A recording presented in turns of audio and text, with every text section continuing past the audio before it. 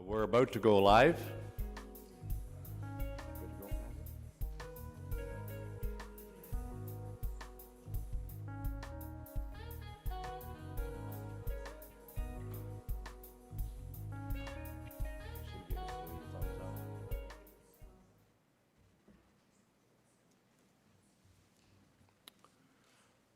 Okay, thanks, Joel. I'd like to call this meeting to order. Mayor Letham isn't in City Hall today. However, he is participating in council meeting electronically through Zoom. Mayor Letham took the workplace COVID-19 screening assessment earlier this week. As he was experiencing some of the listed symptoms, he is not coming into the building so as to be abundantly cautious.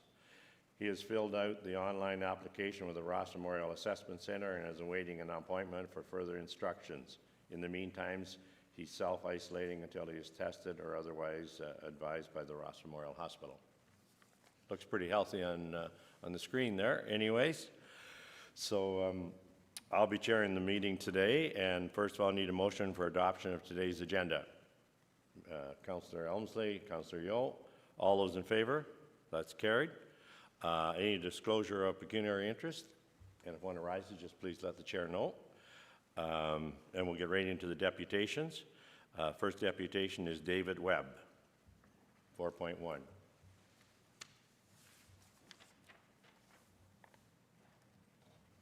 Good afternoon. Everybody hear me?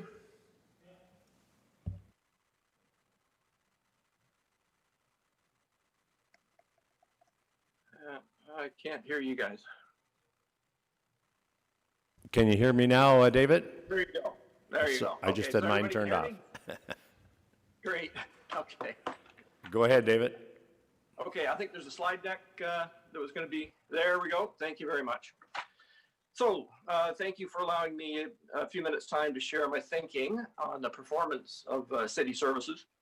Hopefully it can spur some discussion and maybe some action in improving performance. My name is David Webb. I'm a resident of Dunsford, retired from Ontario Public Service after 32 years in information technology and the last 10 years in service management. Next slide.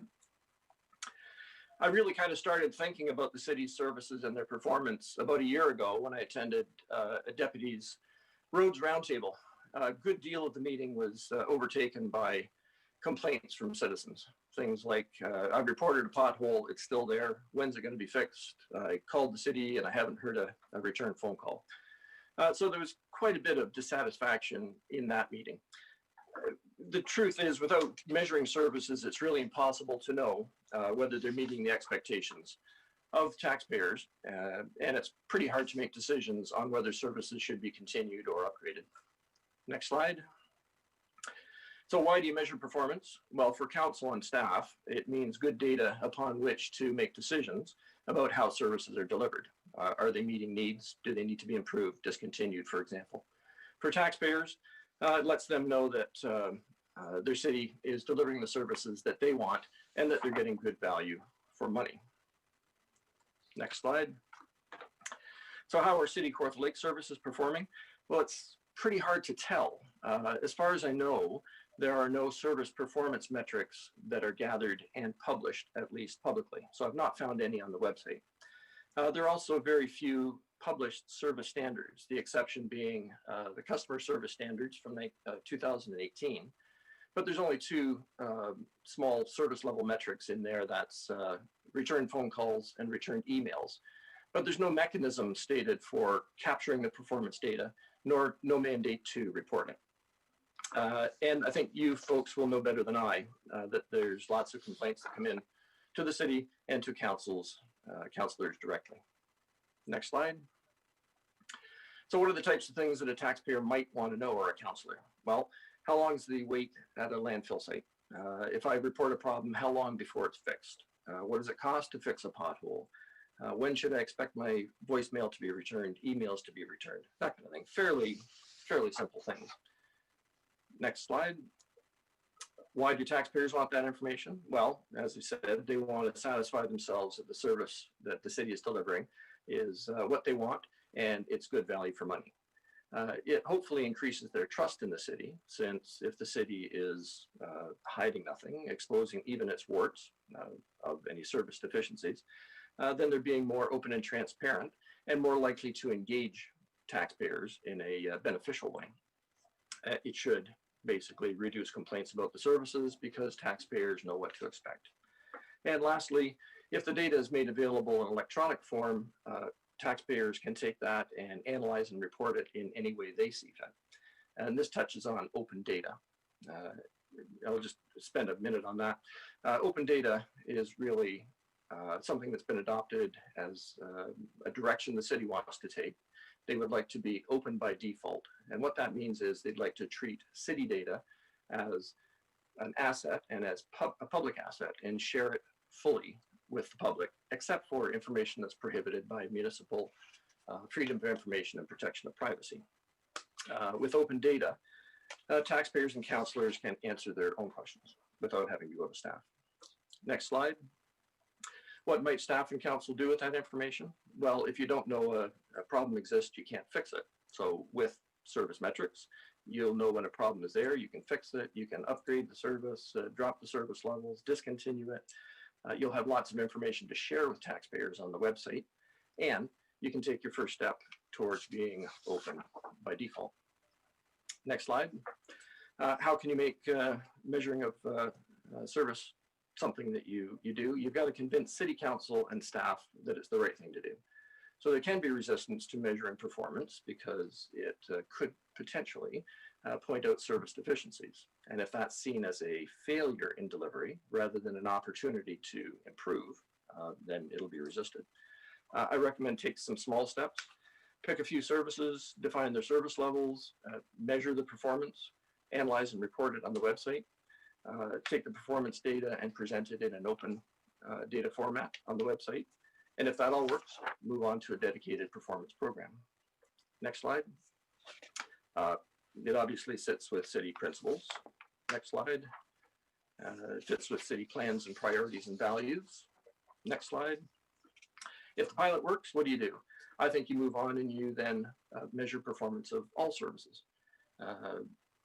Move on to create a dedicated performance program, staffed and operating year-round, and categorize all city data for electronic publication through open data. Next slide. So I've crafted some discussion agenda recommendations that you may want to talk about. The first one is basically a motherhood statement that council agrees that performance measurement is an enabler of city plans and priorities, and all services and activities should be measured. The second point is start a pilot, try it out, see if it provides value. And the third one, if it does provide value, then move on and create a dedicated performance program. So on the second point, I've mentioned in there, council direct staff to work with David Webb to pilot a process, yada, yada, yada. I know with the recovery from the pandemic, there's a lot of work going on in the city, and there may be not stomach for creating a new pilot and staffing it up. If that's true, a lot of that work can be done outside of the city. I could do it. I would do it myself. I would volunteer my time if provided the data. So it could be done in a formal pilot project mode by the city, or there's other ways to do it. The last few slides, I think I'll leave those for you. I think my 5 minutes is probably up. But if you've got any questions or discussion, happy to answer. Thanks very much, David, for your presentation. This time, I'll just get a motion to receive the deputation, moved by Councillor Vail, second by Councillor Richardson. Any members of council Councillor Elmsley? Thank you. Through you, Mr. Chair.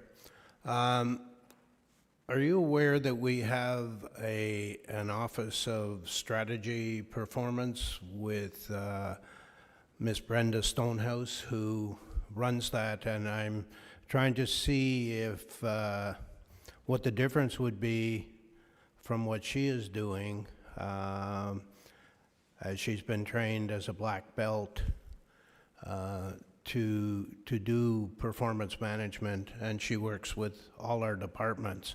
So I'm wondering how your process would differ from that.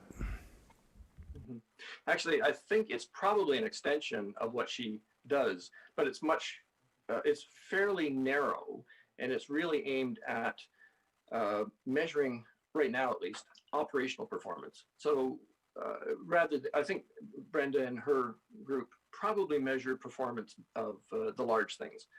So the budget and budget items, planning, each of the items in the plans, that type of thing. But to date, at least, they've not gotten down to the level of actually measuring individual services. So I believe the responsibility may lie there. I don't think we've paid any effort to doing that down to the service level. But I believe it belongs there. Okay, thank you for that. I notice on this agenda item, you talk about funding from the Provincial Service Modernization Fund. Is that something you tap into, or is that something we would have to do? How does that funding work? Right. I believe the city already has an allocation. It's from the provincial government. And I believe its intent is to improve efficiency and enhance services. So I believe the city has some allocation from the province on that. A bunch of it has been allocated to other initiatives. It was just my thinking that, you know what, it seems to tie with service efficiency. If the city needed to look somewhere to get some budget for it, that's probably a pretty good place to start. And do you have any indication on what the cost of doing this might be? No, I have not gotten to that level of detail at all. But I would think for a pilot, you're probably looking at, I'm going to say, 2 months solid work, and including staff from within the city who would have to gather the performance data. But you're probably talking 2 months of dedicated effort. Cost, I can't say. I could take a cut at it if given a little bit of time, though. Thank you. Any other members of council? Councillor Dunn. Yeah, thank you, Mr. Deputy. Through you to the deputant, thank you for your presentation. It's intriguing. I'm trying to wrap my brain around how we would set standards. Like, we do set standards within our organization, but we set our own standards, which may or may not meet the expectation of the public. Right. So I find the idea intriguing, and I think it's something that would have to be done by committee, where we had civilian participation, somewhere similar when we brought citizens onto our planning process, where we get better information and better questions and a quicker process, because we have people that bring their expertise, not as councillors and as politicians, but they bring their expertise as citizens that are involved in the process. So I think the first step would be to have staff, as in the performance management staff, the CEO, prepare some sort of report and some sort of recommendation, because I like the idea, but I just don't know how we get from an idea to where we want to be. I'm going to leave it there for now, and probably as a follow-up motion, ask our CEO to present some sort of report on your recommendation, because it's such a good idea that I just don't know how to get there yet. Yeah. So thank you very much. If I can just add, I think my thinking is do a pilot. Pick 2 services, pick 3, 4 services, and try it out. Figure out how you set the service level. And I agree with you. I think public services have to have their expectations set by the people who are drawing from the services. But yeah, pick 3-4 services, figure out how to set the service level for those, set it, figure out how you're going to capture the metrics, figure out how you're going to analyze and report it, and put it on the website. Well, So I think that's kind of what the pilot is intended to do, is to figure out all those things. yeah, and there's always, like, for me, there's all kinds of expectations, so I want my pothole fixed within 24 hours of my reporting it, and Public Works says, yeah, Pat, we can do that for you, but we need an extra 10 personnel. Yep. So all of a sudden, you know, like that's where I'm struggling, and then we get finance involved in and say, yeah, we can do all those things you now expect from us, but we're going to have to double your taxes. And now I've got a lot more people angry at me because of the taxes than I did about the pothole that didn't get fixed in 24 hours. So, but an intriguing thought, and I think I think it's something that staff has to explore and then bring back a recommendation, because we should be setting standards of performance, and but it's got to be realistic. It's got to cover off what staff is capable of doing in a fiscally responsible manner. So it's a good. So thank you very much for the presentation. Thank you. Thank you. Any further questions? Councillor Ashmore, followed by Councillor Fagan. Yeah, thank you, Mr. Chair. To David, could you explain to me, David, the J.D. Edwards program, software program, and you've looked into this, obviously, and how do you find it's worked for us, and can we improve upon it, and could we have our own system that would be better than what we use right now? Mm-hmm. So the implementation of J.D. Edwards at the city, I'm not hugely familiar with. I do know that you use it for case management. I think you may use it for other purposes as well. It's a pretty expansive suite. But in the interior government, we also used tool suites like that. The nice thing with those is that your service metrics are contained in the case management system. So gathering the information on how long a case has been in the system, how long before it's prioritized or fixed or whatnot, those metrics are already there. They just need to be reported on. The thing with I believe with the J.D. Edwards case management tool, and this is slightly aside from performance, but it does kind of lead into it, is the ability for the public, ideally, to have access to it to kind of check on the status of their cases, but also for councillors to have access to it, to not only report on, to have an understanding of what's happening with their cases, but also to see across the city what the caseload looks like, what the type of cases are, what the prevalence of case types are. So in my experience, in the interior government at least, case management tools were made available to everyone, with the exclusion of prohibited data, to make it a more robust method of service management. J.D. Edwards, for example, I believe you as councillors could be given read-only access to all cases, and I don't think there's any reason from a security perspective or a data privacy perspective that would not be a good thing. Beyond that, councillors could be given create status in J.D. Edwards, create your own cases and update your own cases, which would speed up the process. So that's where the tie to service performance comes in. I don't know if that answers the question, or if there's any. Yeah, that's fine. Further. Thanks. With the case management system, like I log in a case and everybody else, the members of the public or members of council, but we can't access, only our EA can access that number and get the information. That's what would be nice if councillors could at least access that and we wouldn't overwhelm our EA. I just think there could be some way we could tweak that and make it work a little bit better, but we'll talk about that later, I guess. So, but thanks for your presentation.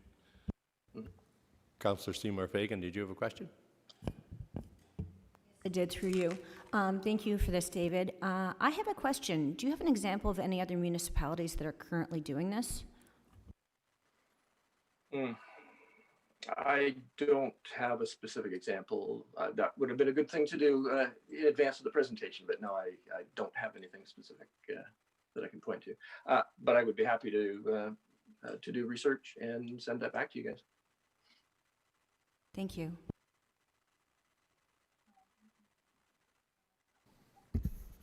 Thank you.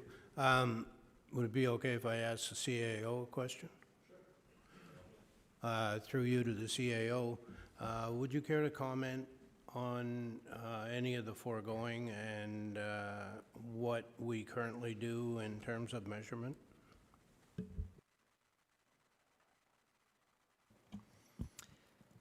Through you, Mr. Chair. Thanks for the question. So I guess I'll start with our strategic planning, and you can only measure what you want to measure. Council, you know, recently launched and approved a strategic plan, and so there's priorities set out in that. In that document, Council actually committed to tracking performance and looking at establishing performance measures for those specific priorities. So to me, that was a great leap forward in terms of how a municipality, us in particular, would actually look at and be accountable to some of the main priorities. So, for example, a priority is healthy environment.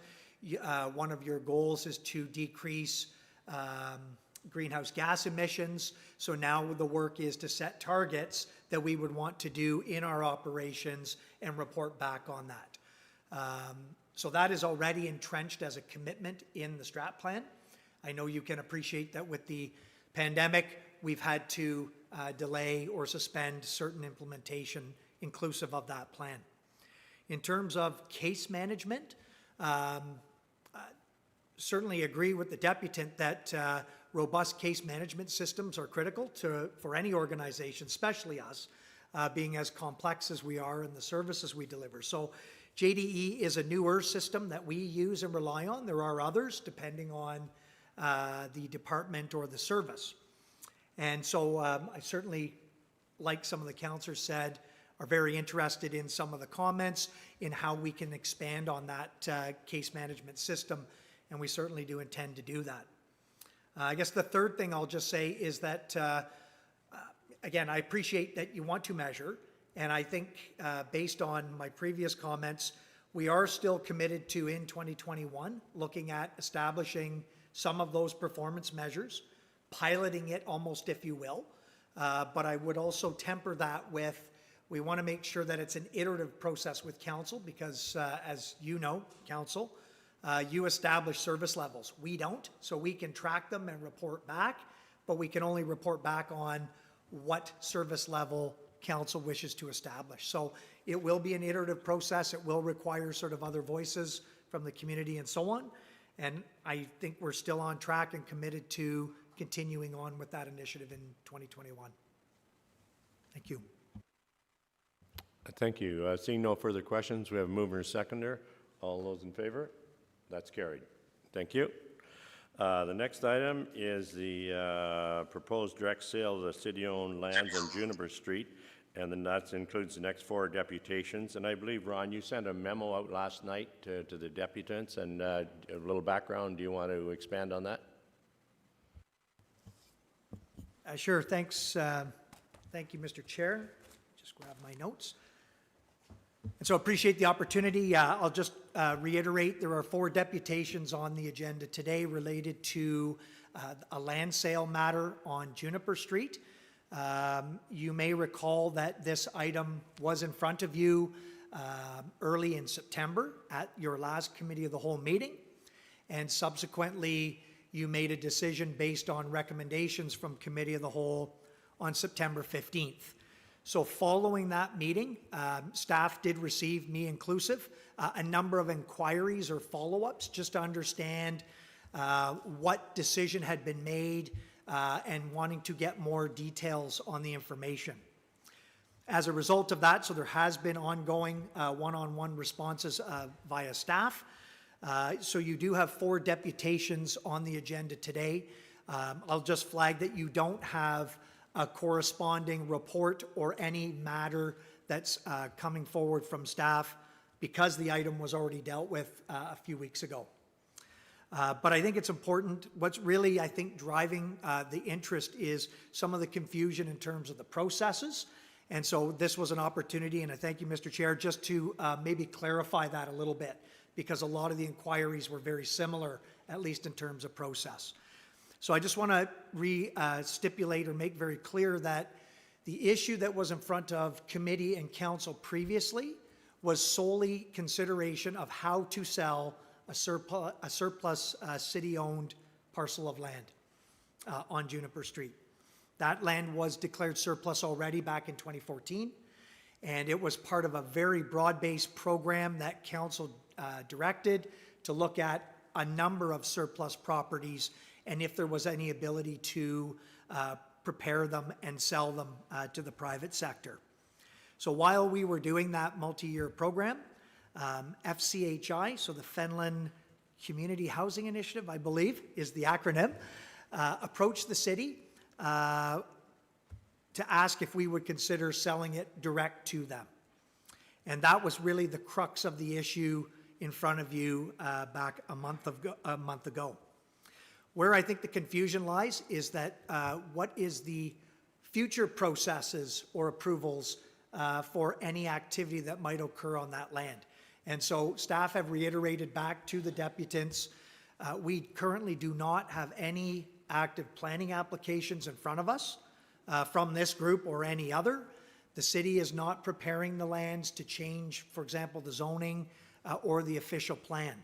The direction from you previously was to sell the land as is, sell it at market value or greater, and recover any costs associated with the transaction. So that's where we're at right now in terms of implementation.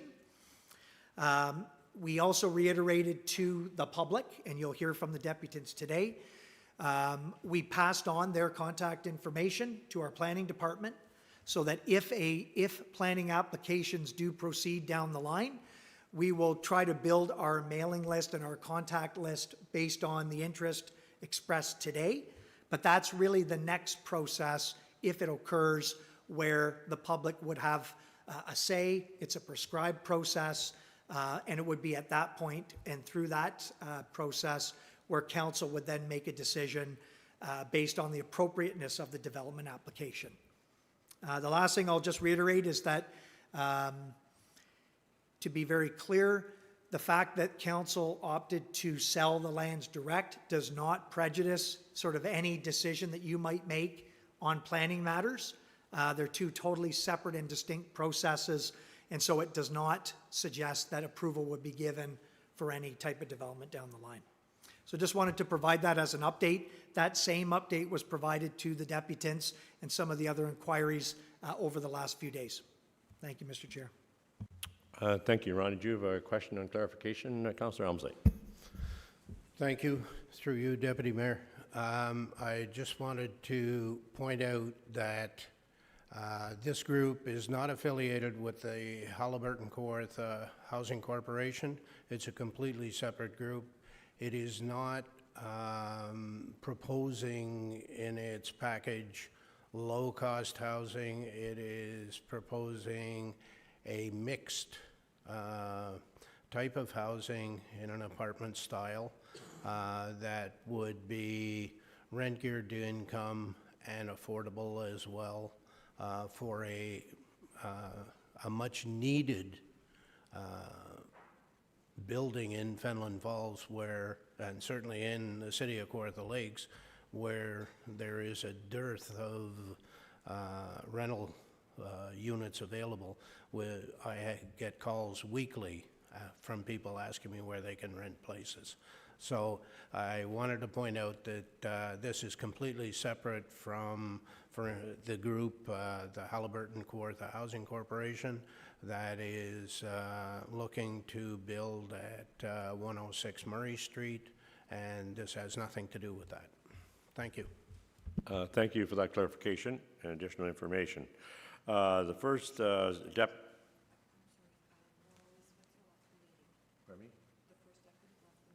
we understand that the first deputant has left the meeting, so we'll move down to the second deputant, Mr. Cartier and Mr. Dickerson. just get a minute maybe and they'll join us.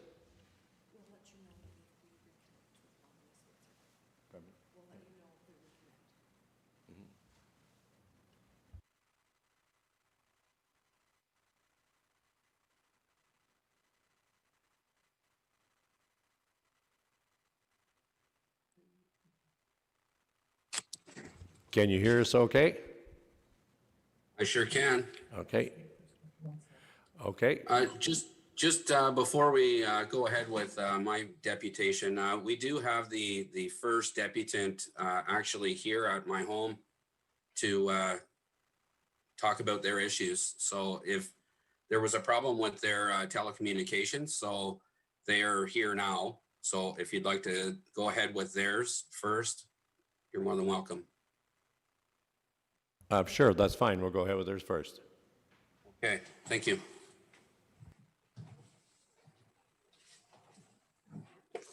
Hello.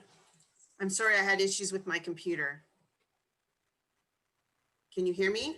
Yes, can you hear us? Yes. Okay, go ahead. Good afternoon, Mayor and Council.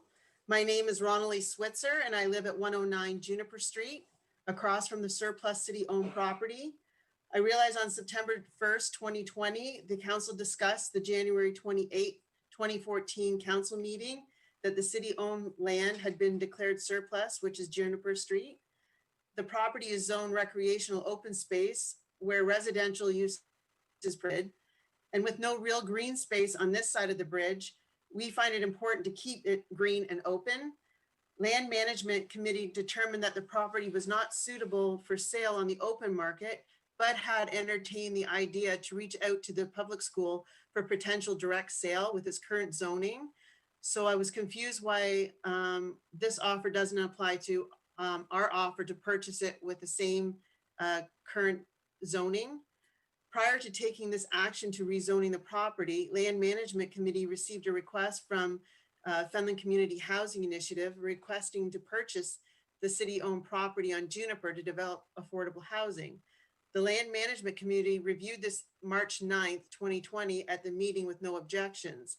I was wondering, how did this FCHI know about this in March when the public notice wasn't until August 13th, 20th, 27th in the newspaper? I realized the purpose of the report was to let the council know that land management could proceed with direct sale instead of general market sale because there were no objections. Your pursuance of the direct sale to FCHI indicates that you did not receive any comments or concern with the proposed sale of Juniper Street. But there were comments and concerns from the residents who contacted the City of Kawartha Lakes.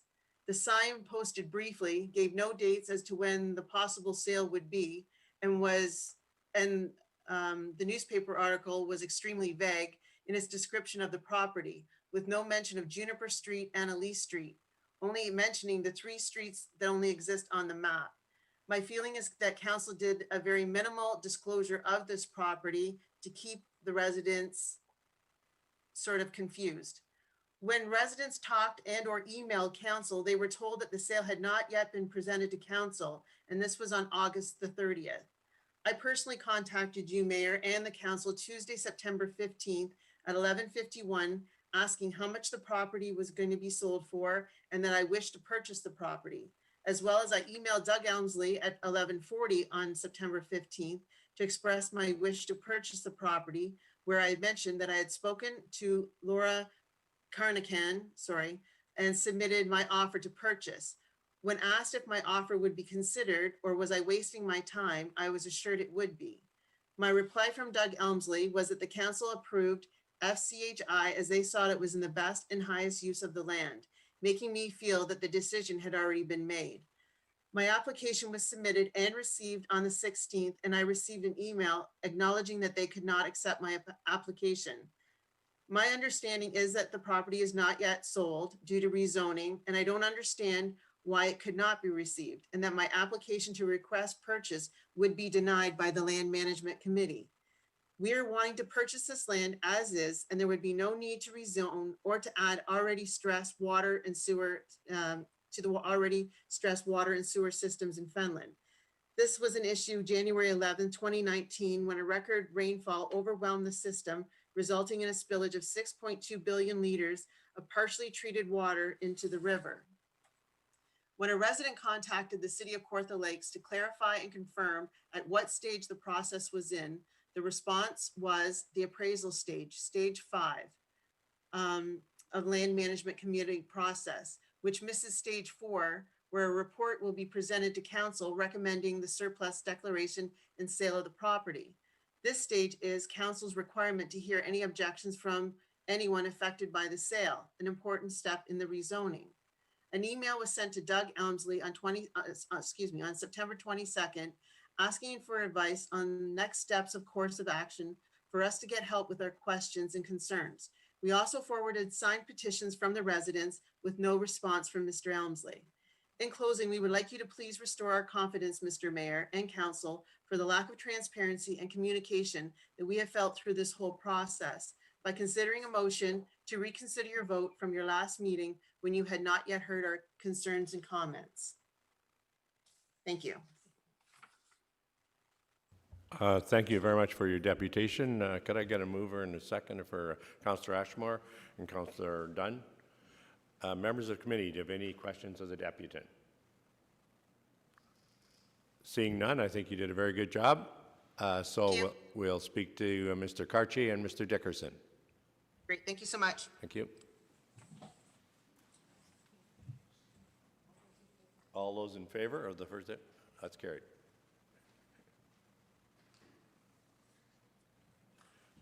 Can you hear us? You're up. Yes, I can. Thank you very much.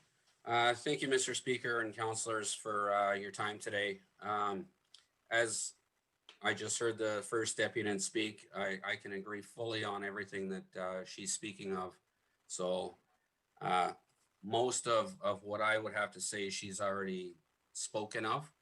But I would like to begin with just saying that I am one of 16 residents along Juniper Street. And what we've learned was on October 11th, there was a City of Kawartha Lakes sign posted at the bottom of a hill, which was very vague and a bizarre placement of the sign. So it was to say, did I not say? Okay, yeah, so that was on August 11th, I'm sorry. And the sign stated potential surplus property for sale to be sold. So after we had spoken to or given a correspondence to Laura Corcan requesting additional information, she had replied that that there was a proposal for a direct sale to an interested party. We never got a chance to even begin a process of purchasing the properties ourselves. So, you know, what we'd like to know, I think there's a little bit of confusion here, because what we'd like to know is, when did FCHI first learn this land was declared surplus and could be bought and sold? And why weren't the tax-paying citizens, the property owners like myself, given any privilege of the same to this land? And then further to that, the public notice in the newspaper, again, it did not contain any publicly known land or publicly known streets with signage and an actual road there. They weren't referencing any of those. They were referencing just what is on a proposal from back. Beyond that, the map that was shown there was very illegible, very blurry. Nobody could actually decipher what was written in there. So with all that said, we've missed our opportunity to speak to council, especially because of the COVID shutdown, to view the maps and so on and so forth. So our window of opportunity, because this does directly affect us, was not heard. So after that, what I'm going to do is I'm just going to hand you over to Doug Dickerson, and he'll discuss a few more issues that we do have. So thank you very much for your time.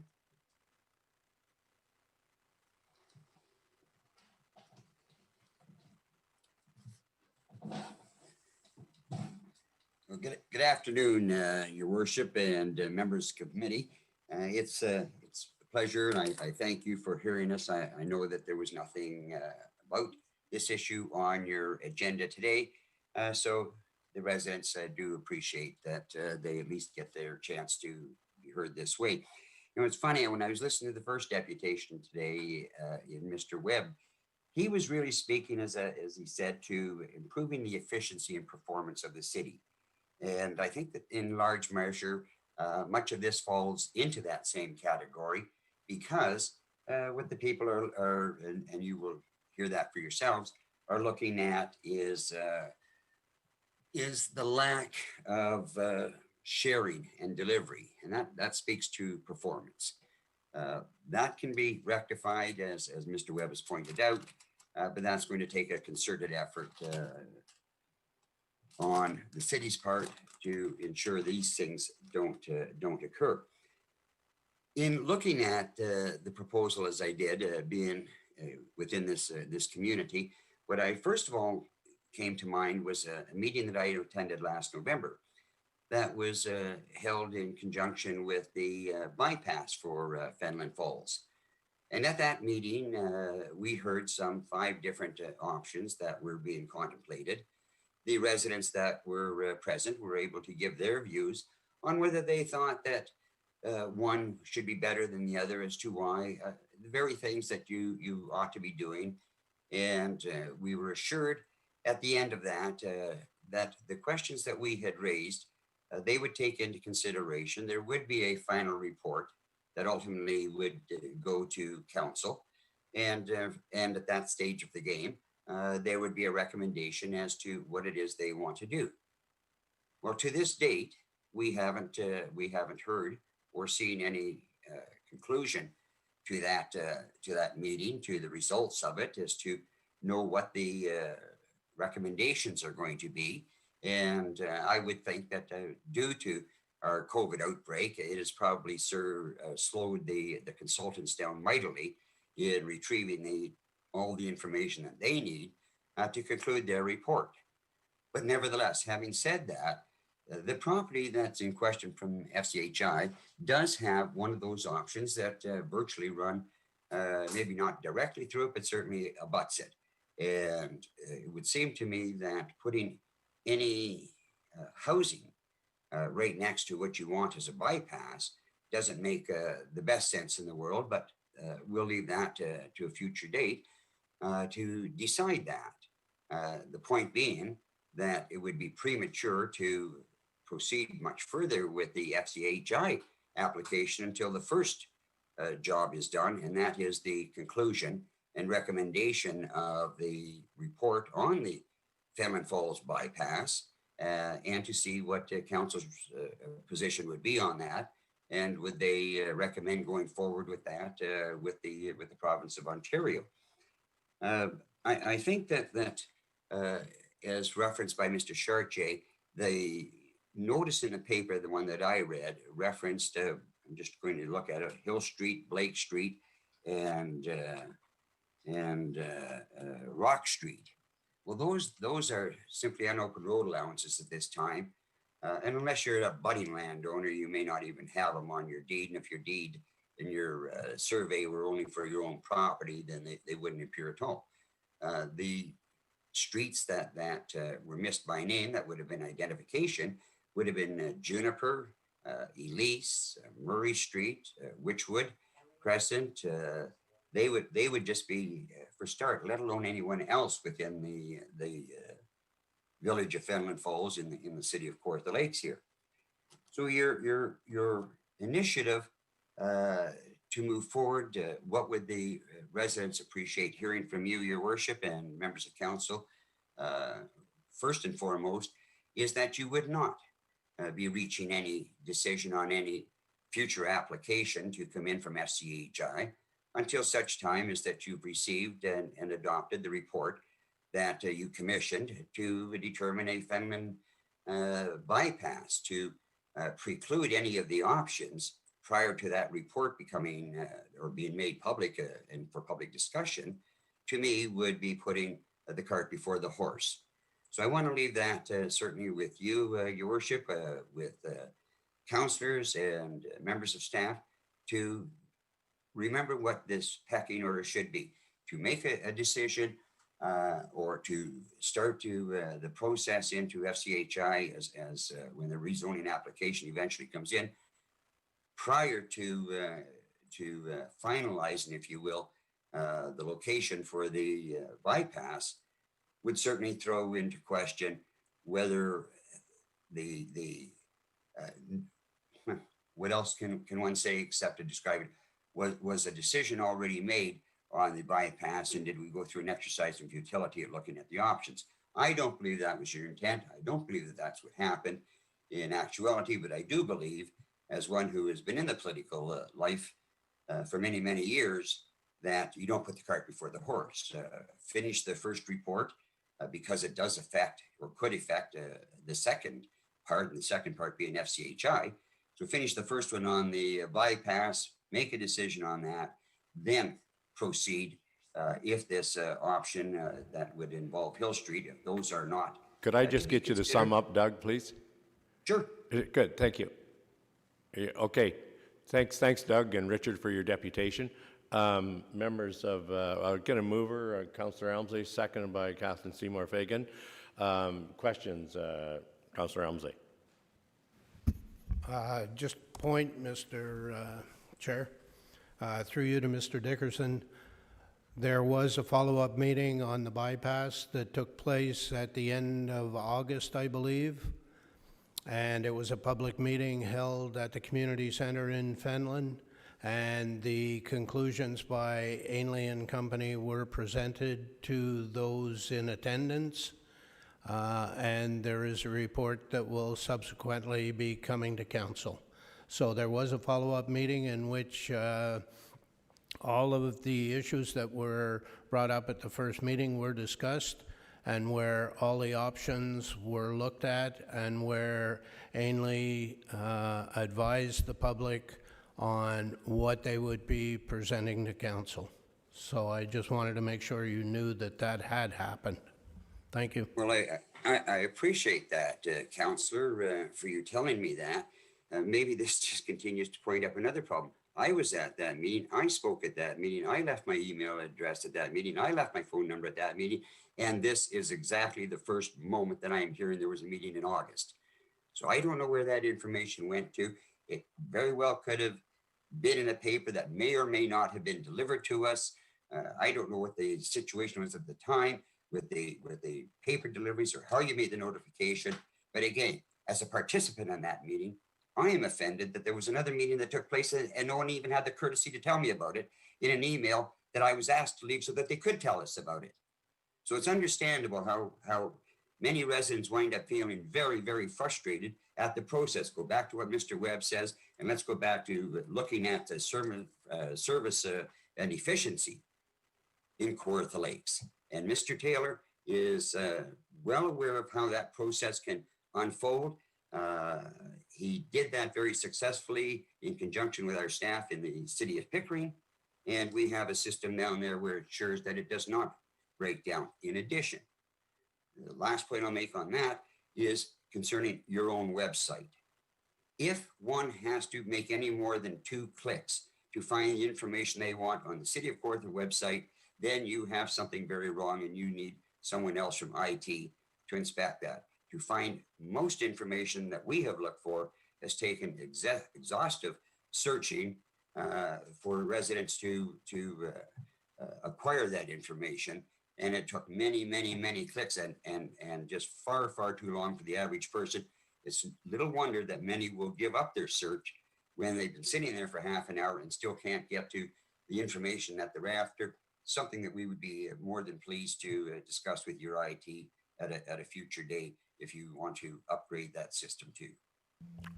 Thanks, Doug, for the information. Any other members of committee have any questions? Seeing none, we have mover and seconder. All those in favor? Thank you. Thanks for your information today.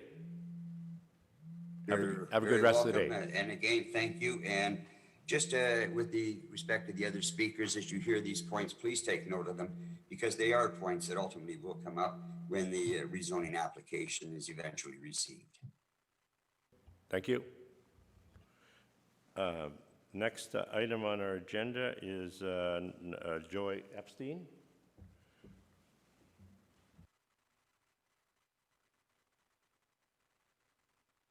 Can you hear us, Joy? Yes, I can. Can you hear me? Yes, go ahead, Joy. Terrific, thank you. Good afternoon, Mr. Chair, Mayor Leatham, and members of council. My name is Joy Epstein, and I live at 93 Juniper Street. I would like to thank you and appreciate your time today to hear my thoughts and feelings. When you look up Fenelon Falls on the internet, the following is written under Wikipedia, the free encyclopedia. Fenelon Falls is a village in Ontario, Canada, part of the city of Kawartha Lakes, nicknamed the Jewel of the Kawarthas. With the beautiful Trent Severn Waterway, our quaint small town, green spaces, and open-hearted residents, Fenelon Falls is a tourist town, a destination point. With visitors from far away as China, the Jewel of the Kawarthas is a diverse community, and our pride flag flies proudly from businesses on our main street and about town. We treat our seasonal residents and visitors from afar with kindness and respect. Our door is always open. And we who call Fenelon Falls home deserve to be treated the same by our seasonal residents, visitors from afar, and most importantly, by our elected officials and peoples who consider themselves to be the movers and shakers in our communities. We who live in the Jewel of the Kawarthas on the banks of the Trent Severn, across the road from the property in question, have waited patiently for city water. As the city has grown, we are still being told that there is no capacity for sanitary sewers. Little infrastructure has been done to keep the jewel shining, as septic tanks and holding tanks waste away, and our roads look like something you'd find in a third world country. Now we are being asked to accept a new build in which the city of CKL will have the right to waive all application fees, land transfer fees, legal fees, sanitary sewer, and municipal water hookup fees. Commenting agencies such as the school board or the conservation authority may need a study which could result in fees and costs to which the city could waive. Every single thing the city waives, we, the taxpayers, pay. Unacceptable. The proponent, if successful in purchasing the said land, should be responsible for all costs. We fully acknowledge that there is a housing crisis, not only locally, but nationwide. We also understand that the city of Kawartha Lakes has housing targets that must be met. I question how much sense it makes to build affordable housing in a tourist destination that has no industry, no jobs. So how affordable is affordable to peoples that can't get work? We have no transit system for the people to get to somewhere else to get work.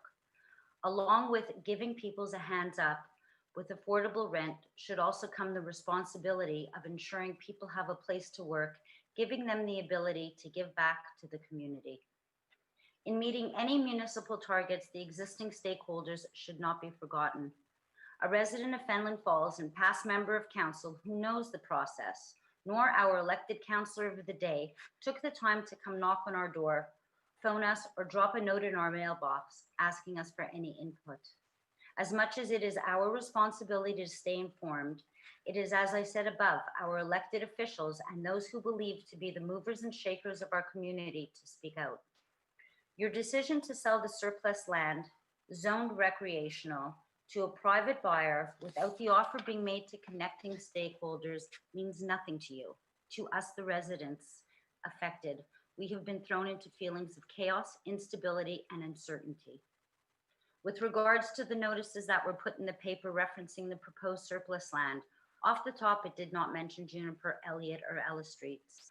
Furthermore, the roads that were mentioned are not even open roads, and it was misleading to say the very least. Low-profile providers seek to attract as little attention to a development as possible by minimizing planning hurdles and community consultation requirements. The result of this makes the community not trust anything they have to say. High-profile providers seek to adopt a high-profile approach in which they purposely engage every host community. They holler out, hey guys, look what I have. Come and have a look. See what we can do and make better together. After hearing all our concerns, I hope that there is an opportunity for you to rescind your decision to sell surplus land to a chosen private buyer and reopen the process that gives all stakeholders a fair opportunity to bid on the said land. In closing, I will leave it up to you to decide what kind of a provider you or the foresters feel we have for and in our community. Thank you. Thank you for your presentation. Could I get a mover and a seconder for the President, Councillor Vail and Councillor Richardson? Any members of council or committee have any questions? Looks like you covered it all. Thank you very much for your presentation. Thank you for your time. All those in favor? That's carried. Next presentation is by Sharon Larman.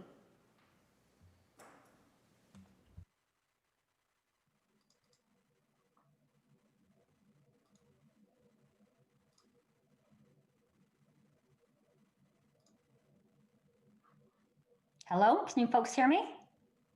Yes, can you hear us? Yes. Thank you. Okay. Go ahead. Well, thank you very much for allowing me the time to speak with you folks on these busy days and trying days and whatnot. So I did submit a letter of disposition, and I'm hoping you folks all had a chance to review my comments that I had in my letter. But I actually at this moment, just want to talk about two particular points that I want to bring up to council that I think are really important. As you know yourselves, we're all experiencing, due to COVID, we're all dealing with new and unique situations here. And this has created ongoing changes in how we conduct businesses today. There's no entity today that is currently able to practice any business interactions as we know prior to COVID.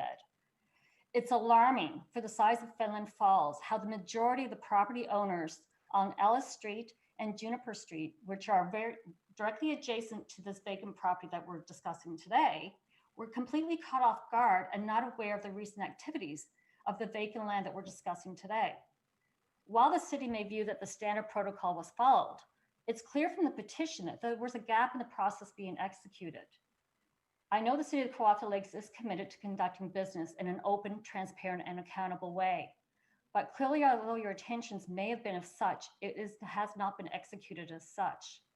I'm actually requesting a review of the process and changes to be made so that people don't experience this again when you're trying to move forward on decisions that are being made.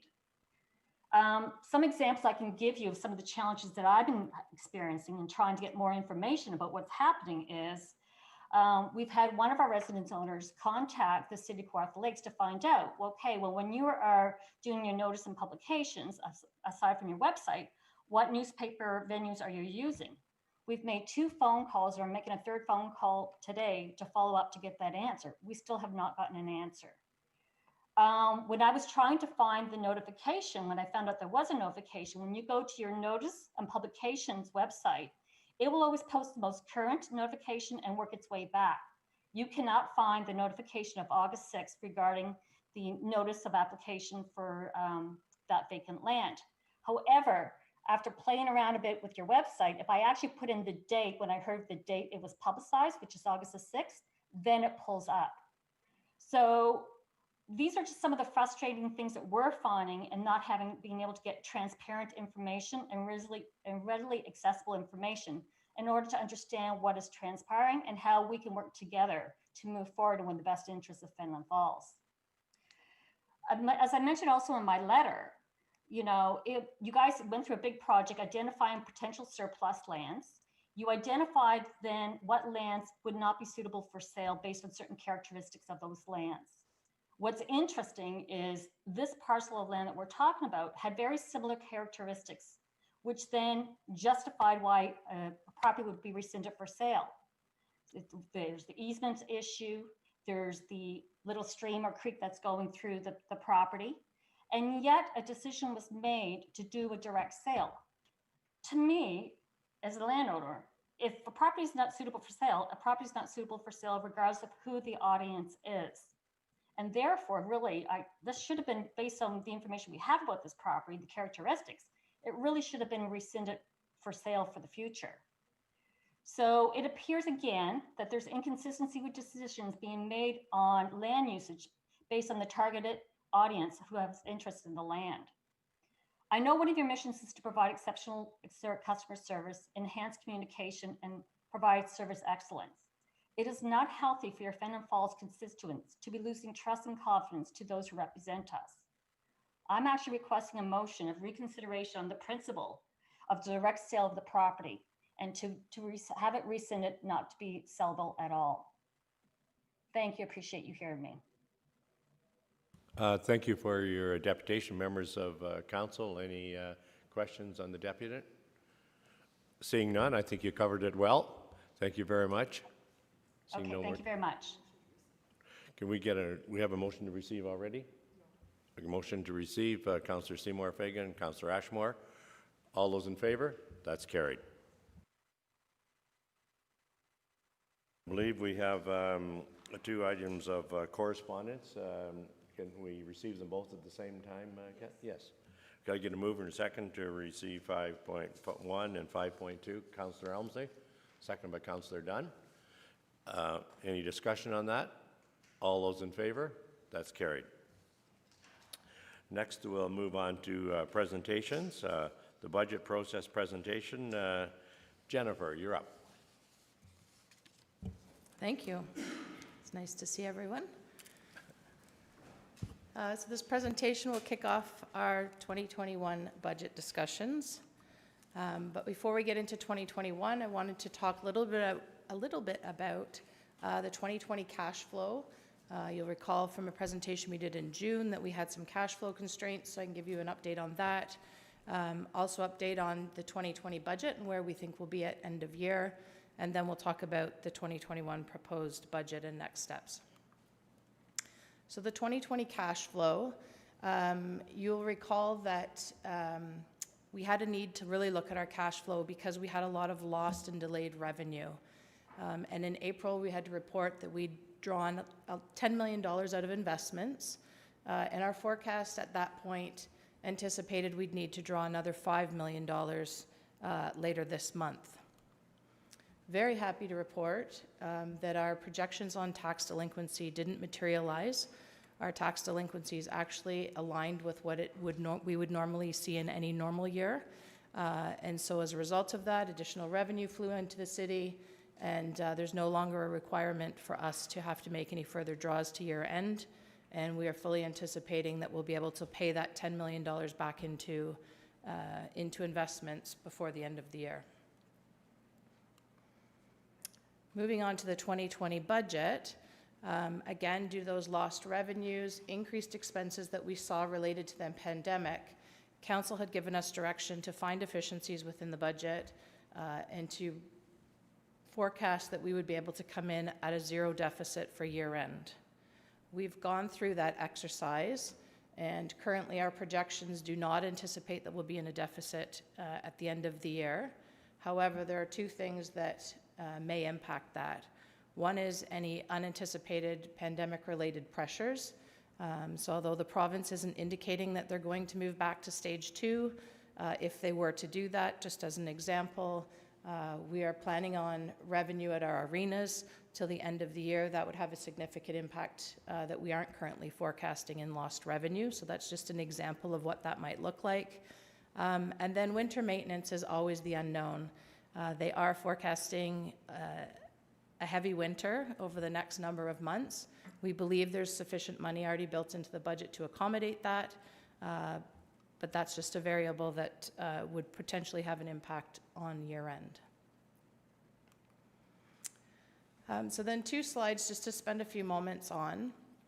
You'll recall we have a 10-year financial plan, and that forecasted out what our tax levy increases would need to look like over the next 10 years, starting with 4 years at 4%, a couple of years at the 3% mark, and then dropping down to 2%.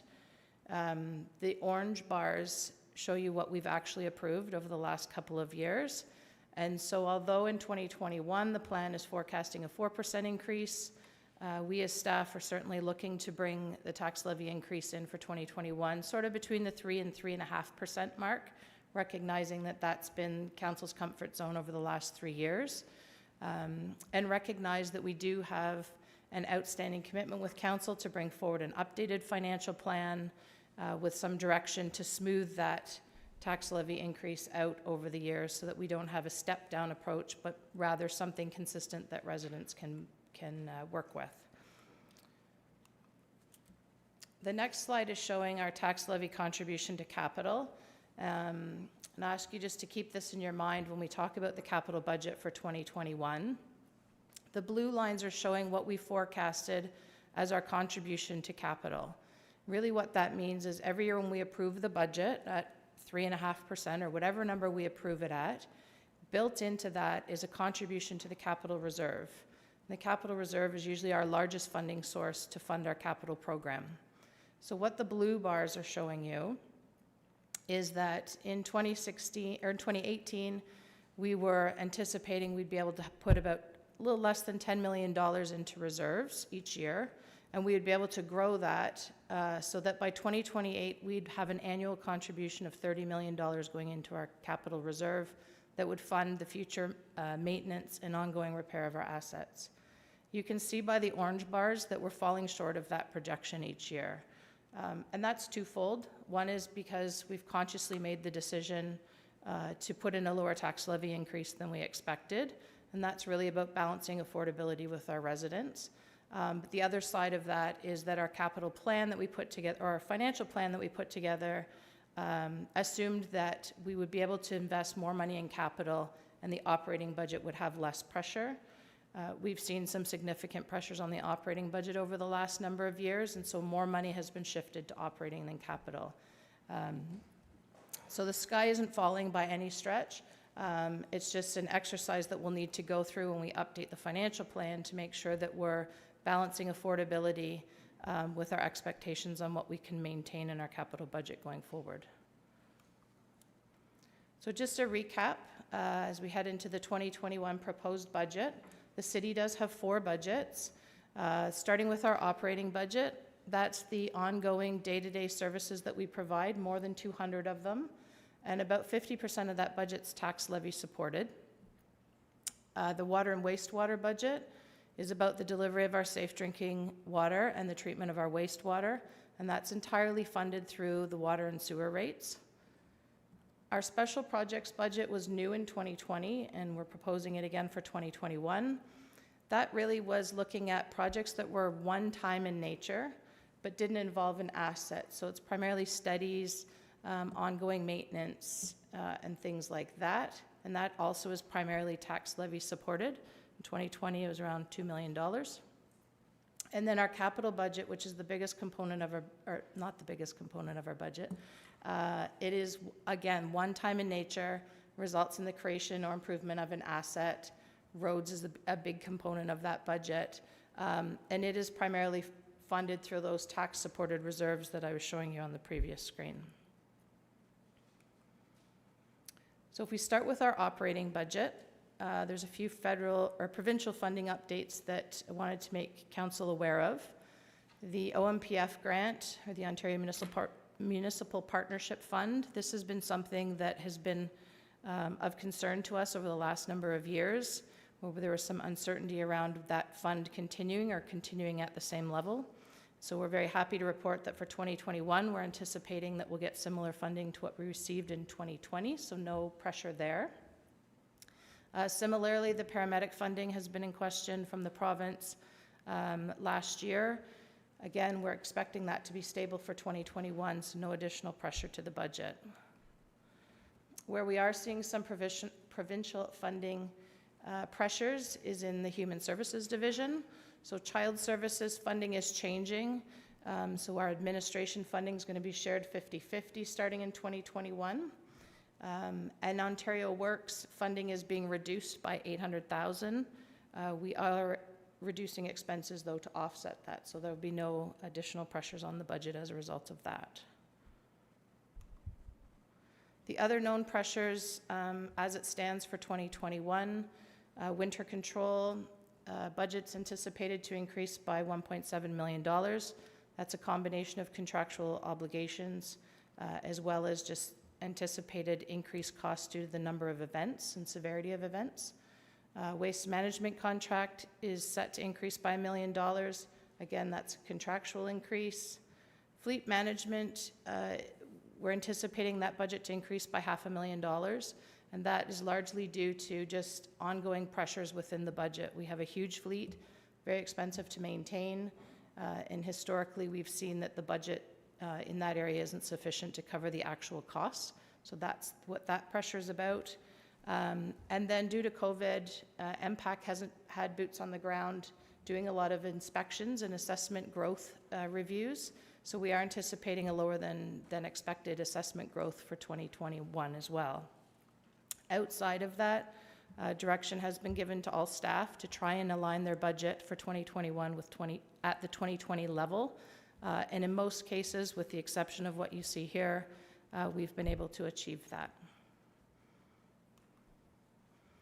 Moving on to the water and wastewater budget, no major updates here other than the city's retained a third-party consultant to prepare a water financial plan that we require as part of our drinking water license. As part of that financial plan, they're also doing a review of our water and wastewater rates. And so we'll be looking to the results of that study to inform the 2021 budget and rates. And I believe that that document's coming forward to committee in November. The special projects budget, again, this was new for 2020. And it really was a great idea on behalf of council to pull that out of the operating budget and make it an individual budget so that it provides greater transparency on what those one-time non-capital budget items are. For 2021, it's expected that the tax levy support for that budget will be about $2 million, and that's consistent with 2020. And really the reason why I think it was a great idea of council's, if you look at the chart above, the blue line shows how the 2020 special projects was spent by department. And you can see in the orange bars where the pressure's coming in for 2021. So there's very little relationship between the 2020 budget and the 2021 budget. And prior to council pulling this budget out, this was sitting in the operating budget. So not to suggest that departments were padding their budget and leaving funds in there, but departments like development services and engineering, where they have ongoing studies that they're doing year over year, those funds were just sitting in their budget. By pulling it out, now council can be informed as to what exactly they're doing with those dollars. And departments that do really have one-time needs, it allows them to get those dollars on the years that they need them without having to put it in their operating budget and pull it back out the next year. So we move on to the capital budget, which is the last of our budgets for 2021. There are some constraints on the capital budget for this year. So first off, you'll recall because of COVID, we had to delay and defer some of our 2020 capital program. So specifically, we delayed 115 projects that totaled about $32 million. We delayed those projects to start in the fall of 2020. Additionally, there were 33 projects valued at about $10 million that were deferred to 2021. So those projects haven't started at all. They'll commence in the new year. We're actually just working with my colleagues to find out sort of the status of those projects so that we can get a good handle on when each of those projects will start and be completed. So that's putting a constraint on the budget because there's only so many staff resources that we can put to the capital program, and we are still dealing with the pandemic, as you know. The second issue is just the uncertainty and duration of the pandemic. So it creates resource constraints, as I mentioned, both internally as we're trying to cope with the constraints that have been put on us, but externally as well. All of the companies that we're trying to hire are also dealing with issues with the pandemic. There's the availability of materials, so we're finding that there's some shortages in the amount of materials that we can get, which could potentially impact our ability to proceed with our capital programs. And then, of course, cost escalations, partially due to materials being unavailable and also because of constraints with resources. So that's an issue that we know we'll be facing for the end of this year and likely at least into part of 2021. And then the final budget constraint for the capital budget is that we have limited funds in the capital reserve. So the capital reserve we spoke about earlier is how we fund the bulk of our capital program. There's only $10 million available in that reserve to spend in 2021. So our first draft of the capital budget that's been submitted to finance by all of the individual departments is $20 million more than what we have in the capital reserve. So again, we've got the program came in with a $30 million draw being required from the capital reserve. We've only got $10 million. That shortfall does not include any of the council requests that we'll talk about in a moment. It doesn't include the additional funding that's been requested for the Cobeconk Wellness Center, and also doesn't include any of the recovery funding that the Community or Economic Recovery Task Force may ask for. So with that in mind, the budget schedule that we currently have in place is suggesting that the capital program would be approved in the new year. We are working as staff to look at putting together a limited capital program to be presented to council in late November, early December. And the rationale for that is typically in a year, we would spend between $40 and $50 million would be our total capital program.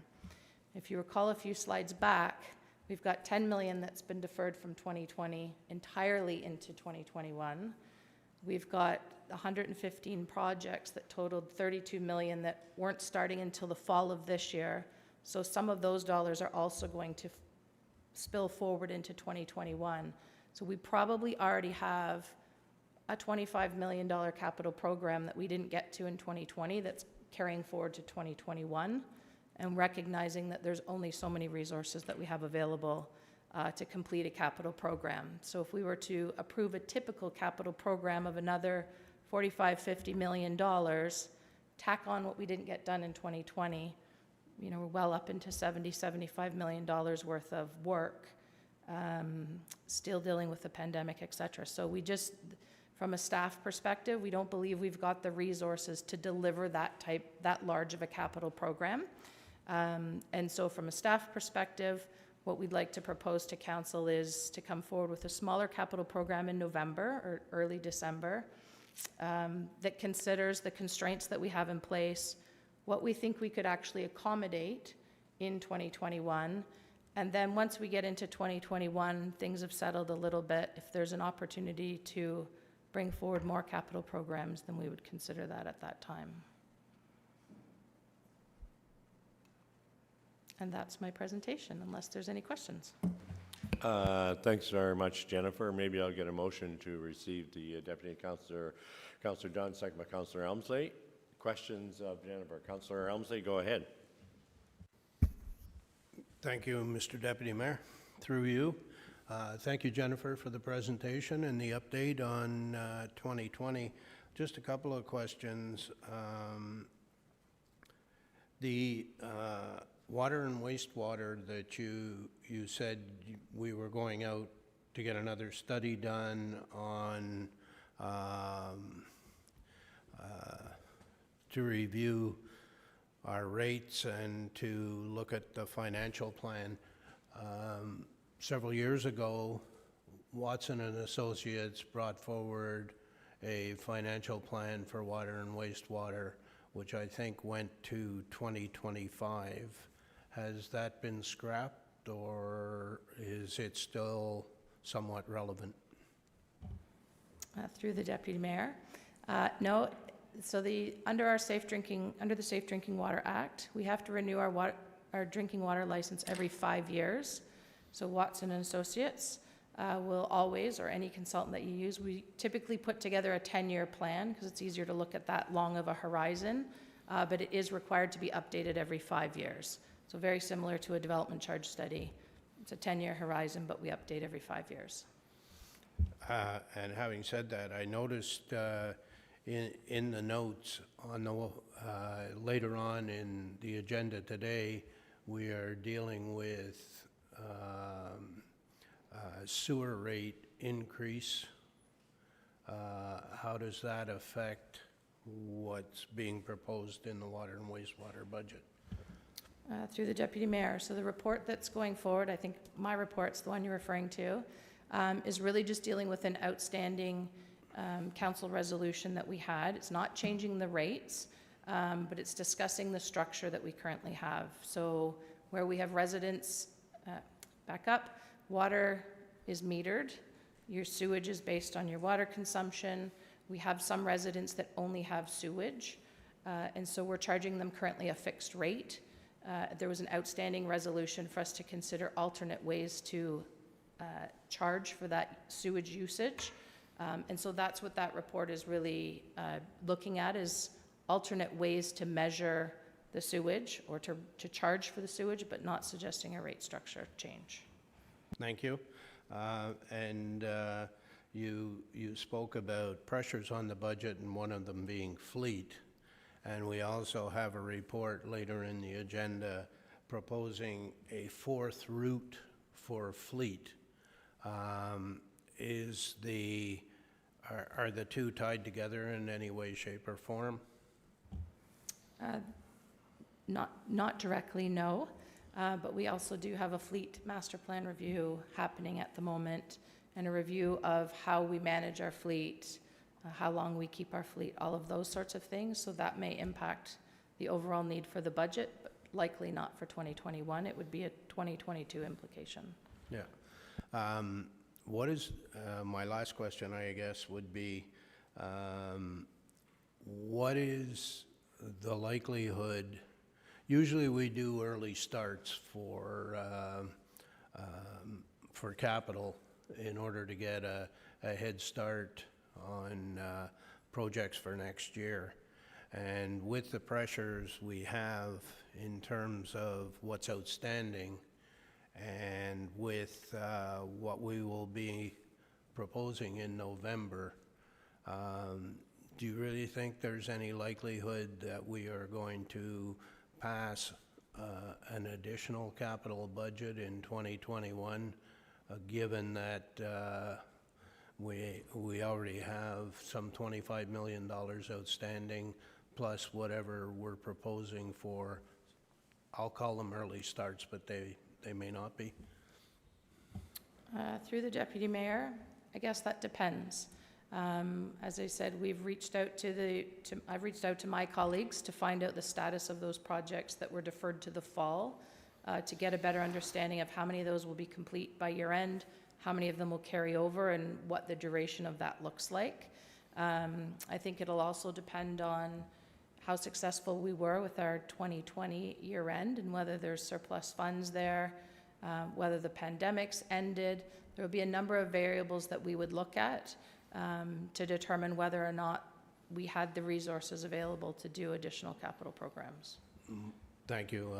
I'll editorialize here. My personal preference would be to do a capital budget in November and just stick with that through 2021, but that's a personal preference. Thank you. Councillor Dunn, followed by Councillor Ashmore. Yeah, thank you, Deputy.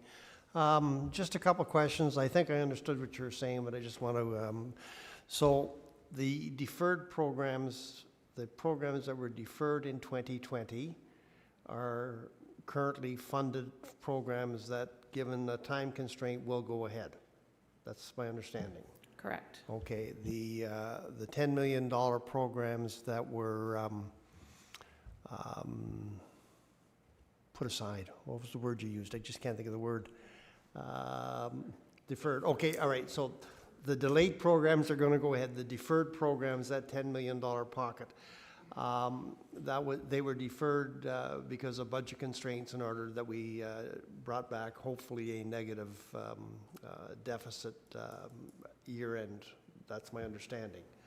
When we go into the 2021 budget, that $10 million pocket of programs are automatically in the 2021 budget, or do they have to once again go through the budget process even though they were approved in 2020? You understand what I'm trying to, I'm sort of beating around, but I'm trying to find the right way to ask the question. No, yeah, I absolutely understand what you're saying. So the entire 2020 capital budget was approved and funded. So all we did was, because of cash flow constraints, there was that great uncertainty about what was going to happen with our property tax revenue and the residents' ability to pay, created a cash flow shortage. So it wasn't, we knew we'd get the money one day, it was a matter of when we were going to get that money. So that, combined with the fact that there was a pandemic happening, we were struggling to get the resources, internal and external, to complete our capital programs, we deferred some of them to the fall, and we said some of them can wait entirely until 2021. But those projects are fully funded. They don't impact 2021 from a budget perspective, only from the perspective of our ability to complete the work. Okay, so the question coming up in the 2021 budget, and I'll use Coburn Street as an example. We have a full-time engineering staff member that's been tied up pretty much for the season, overseeing and the same thing down on Kent Street. So when you talk about constraints, you're talking about that staff being available to do a further project in 2021. Is that what I'm hearing? Correct. Okay, I got no further questions. Thank you. Councillor Ashmore? Thank you, Mr. Deputy Mayor, through you to Director Stover. Just a couple of questions. The first one was about, you used the word delays, and this year, I believe it was, some of the departments were delayed like 2 months to get tenders out, and that really pushed things back a lot. I know engineering experienced that, and it was pretty frustrating.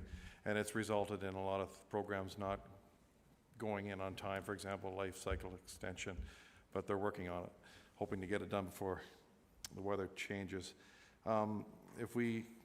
Is this going to be something that the departments are going to run into again? They're going to have issues with trying to get tenders out, or can we kind of help them out and expedite that and get things moving quicker? So through the Deputy Mayor, the delay in getting the tenders out was simply as a result of the fact that we as an organization decided to delay and defer some of our capital programs in order to help with cash flow. So it wasn't an issue that we had a backlog in a certain department trying to get tenders out. It was organizationally, we made the decision to delay starting those projects entirely. Okay, and the final question, the Office of Strategy Management, the last time they did a presentation, I think there was, if I get the figure right, around $3 million that they've saved in cash and other types of savings. Are those savings going to be translated into the budget, like offsetting the budget, offsetting the deficits, or are you tapping into that fund or those savings right now that they've done the work to achieve, and now's the time to use them? And are we tapping into that? So I will attempt to answer that, and if I get it wrong, I'll defer to the CAO. So the $3 million that has been saved in the Office of Strategy Management has been done over time. And so it's really finding efficiencies that have enabled us not to incur additional costs. So it's not that there's a pot of money sitting there waiting for us to use for a different occasion. It's really, as an example, if we needed, I can use an example in my own department, rather than hiring an additional staff member to get work done, we found efficiencies within our department to avoid having to incur that cost. So I think the majority of the savings found were in that sort of vein and not actual money sitting out waiting to be used for another purpose.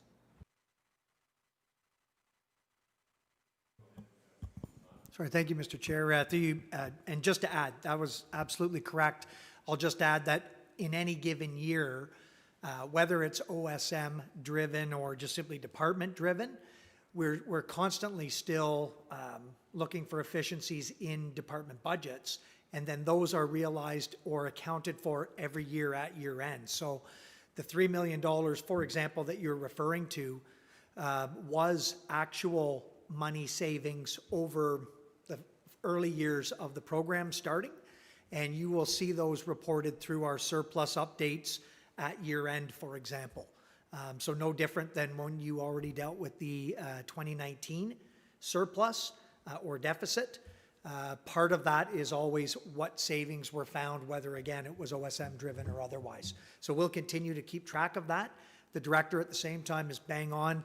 There's a lot of cost avoidance that exceeds that $3 million significantly, and that's really just to inform future budgets to make sure that we're not incurring additional expenses. Just one more question, please. Yeah, the last one is, there was an announcement prior to the last announcement from the provincial government that was to do with transit. But this was a big one. I think there was several $1 million that was allocated to provinces to be trickled down to the municipalities. Like, are we going to be getting any of that? Do you have a figure on what that amount might be for us? Because it was quite a significant amount of money and we were to get that as soon as possible. Yeah, so through the deputy mayor, the city is going to receive, I want to say $4.8 million in pandemic relief. There's a process that we have to go through to justify that we actually incurred those costs in order to be able to keep that money. And those dollars are not just for 2020, they're intended to cover us through to the end of the pandemic. Thanks for that, Jennifer. Are other members of Councillor Seymour Fagan and Councillor Yeo? Thank you. Through you. Thank you, Jennifer, for the presentation. I just have a couple of questions. You say that there's lost revenue. Do you know where we lost the revenue and how much revenue we did lose so far in 2020? So the exact amount of revenue we've lost, I don't have on the top of my head, but close to most of the $5 million expenditures and lost revenues that we've seen as a result of the pandemic comes from lost revenue. And it's primarily in Parks and Recreation. So due to the facilities being closed down and not being able to collect that revenue. Okay, thank you. Then our services were reduced as well then, right? But were our expenses still the same? Through the deputy mayor, yes, our expenses were similar. Obviously, the facilities were shut down. Our costs of maintaining those facilities would also decrease. But we had our full-time staff were on staff throughout the duration of that and were redeployed to other areas that were fully operational, like landfill, public works, things like that. Okay, thank you very much. Thank you, and through you, Mr. Chair. So I'm trying to put this all together in my wee little head. And so how do we maintain a capital budget if we're going to pass a smaller portion of a budget? And so how are we going to maintain our tax increase at 3% by only passing a smaller capital budget? So through the deputy mayor, the majority of our tax levy increase that we put in each year covers our operating costs, doesn't go actually directly to capital. So we have built into the capital budget $9.5 million roughly that gets contributed to into the capital reserve each year. So that amount stays there. We try to grow that each year, but it depends on how much room there is after we've balanced the operating budget. So that's why I'm suggesting that there's limited funds going into the capital reserve this year of about $10 million. That's all there is to spend. We've exhausted that reserve in previous years. So in order to grow that capital budget, we need a higher tax levy increase, essentially, is what that's suggesting. So that's suggesting that. But if we go in with a smaller capital program because we have so much capital deferred right now, then this might be an opportunity to actually grow that reserve? So through the deputy mayor, we're suggesting that we would bring a capital program in that would likely consume all or most of that $10 million that will be available in 2021. But you are correct, to the extent that we don't spend that money, it sits in the reserves and it becomes available in 2022 for us to then bring the capital program up to what we would normally see it at. Thank you. Okay, I think I have it now. And Councillor Ashmore raised a point of the emergency funding or pandemic funding from the province. And so if I understand that correctly, then next year perhaps we'll be able to use some of that funding by opening up again and use it for putting bathrooms back in our parks and to increase the cleaning capability of our staff so we can have bathrooms for the public. Because so my first question is that something that funding is for opening up again and giving the public a chance to use a park, but also not go in the bathroom in the bushes? Through the Deputy Mayor, the very specifics of what that money can be used for, we're still waiting to get from the province, but our understanding is that it can be used for any of our operating costs that we're incurring relating to the pandemic. So if that was increased staffing to maintain our parks better, as an example, would likely be an appropriate use for those funds. Thank you. I look forward to those answers from the province. Thank you. Thanks very much. Any other questions from members of council? Seeing none, we're going to move in seconder. All those in favor? That's carried. Next item is the budget process and requests, and Jen's going to give her an overview of this as well too. And I believe Mayor Latham, if he was in the chair, he was going to speak to it. So maybe we'll just let him speak to it at this point, if you wish to, Mayor Latham. Thank you, Mr. Chair. I would suggest, if it's okay, that you let Jennifer give a quick overview and then maybe receive the report first. And then once it's received, we can, I'd be happy to put forward a bit of a discussion if that works. If that's okay with council? Okay, Jennifer, you can go ahead, and then we'll hear from Mayor Latham after that. Thank you. So the report itself is fairly straightforward, but attached to the report is Appendix A, and that's really the list of submissions that I received from members of council on capital projects, operating pressures, or special projects that council wish to have considered in the 2021 budget. And you'll recall that we've done this for a couple of years now, where we give council the opportunity to inform each of the budgets if there's issues that they would like to see included. So as in previous years, we would expect to walk through this list. We've got staff comments on these items. We would look for council direction whether they wish to proceed with having these items included in the 2021 budget as a decision unit. That would then give staff direction to go back and investigate these a little bit further, identify the funding amount and a potential funding source. So not sure if Mayor Latham wanted me to walk through this Appendix A in detail right now, or if he wanted to make a comment first. What was your wishes, Mayor Latham?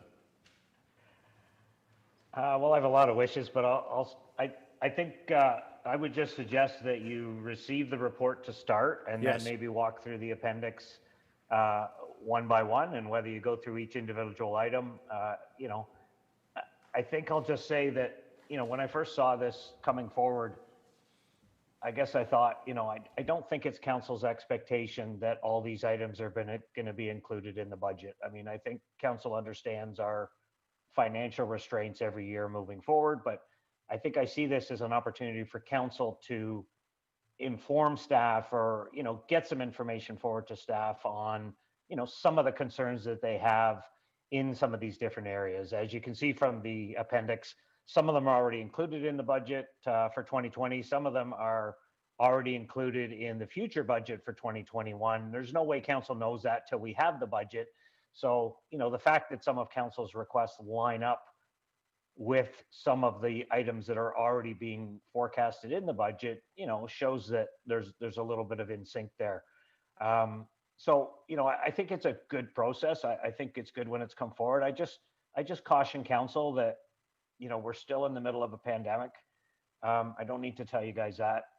The slow and steady approach, although not everybody's in favor of it, has worked. We do have some money coming from the province for pandemic-related expense that will certainly give us some revenue on the back end by working hard to balance our budget. That will give us some options going into 2021 moving forward. But to me, if we start utilizing that funding and spending that funding before we know what the rest of this year or the beginning of next year is going to bring, would not be for lack of a better word, a responsible direction going forward.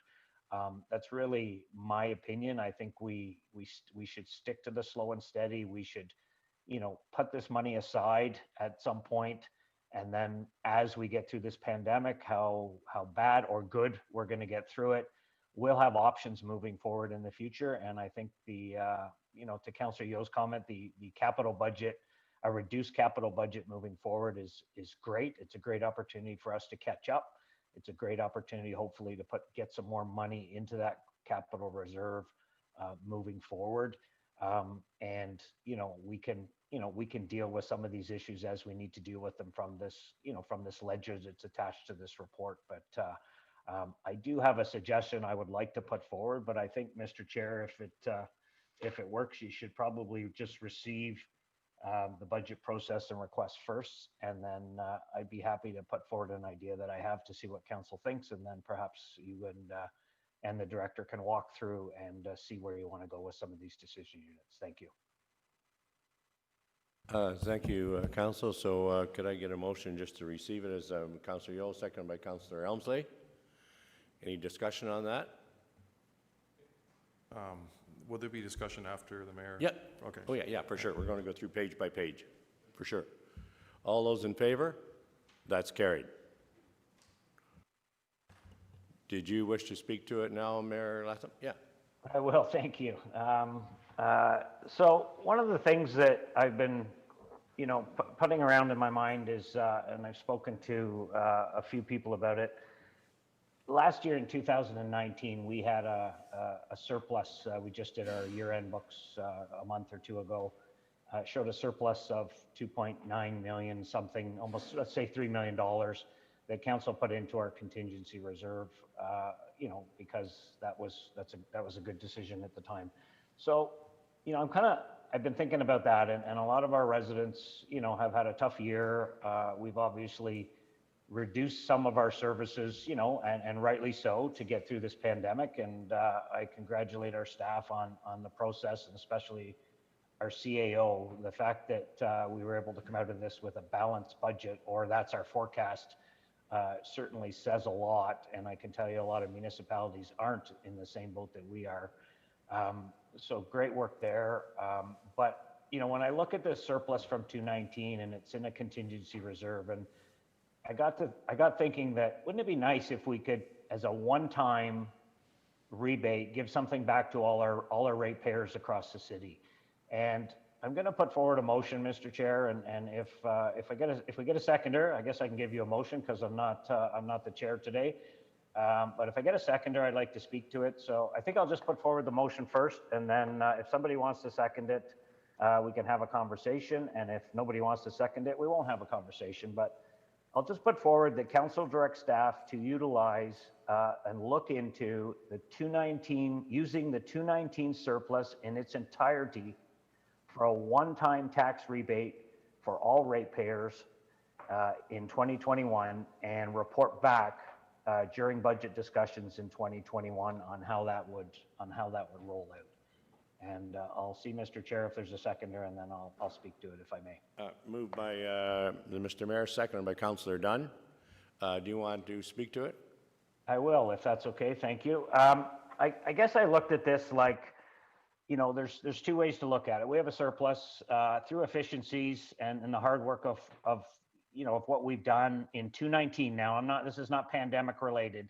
We were able to come back with, and this goes back to Councillor Ashmore's comments about our program with our staff who are always looking for efficiencies. We were able to come in with a $3 million surplus. So, what an opportunity we have to give that back to our ratepayers. And I know there's going to be people thinking we can use that, to top up something else. We can use that to, put into a reserve or do some roads.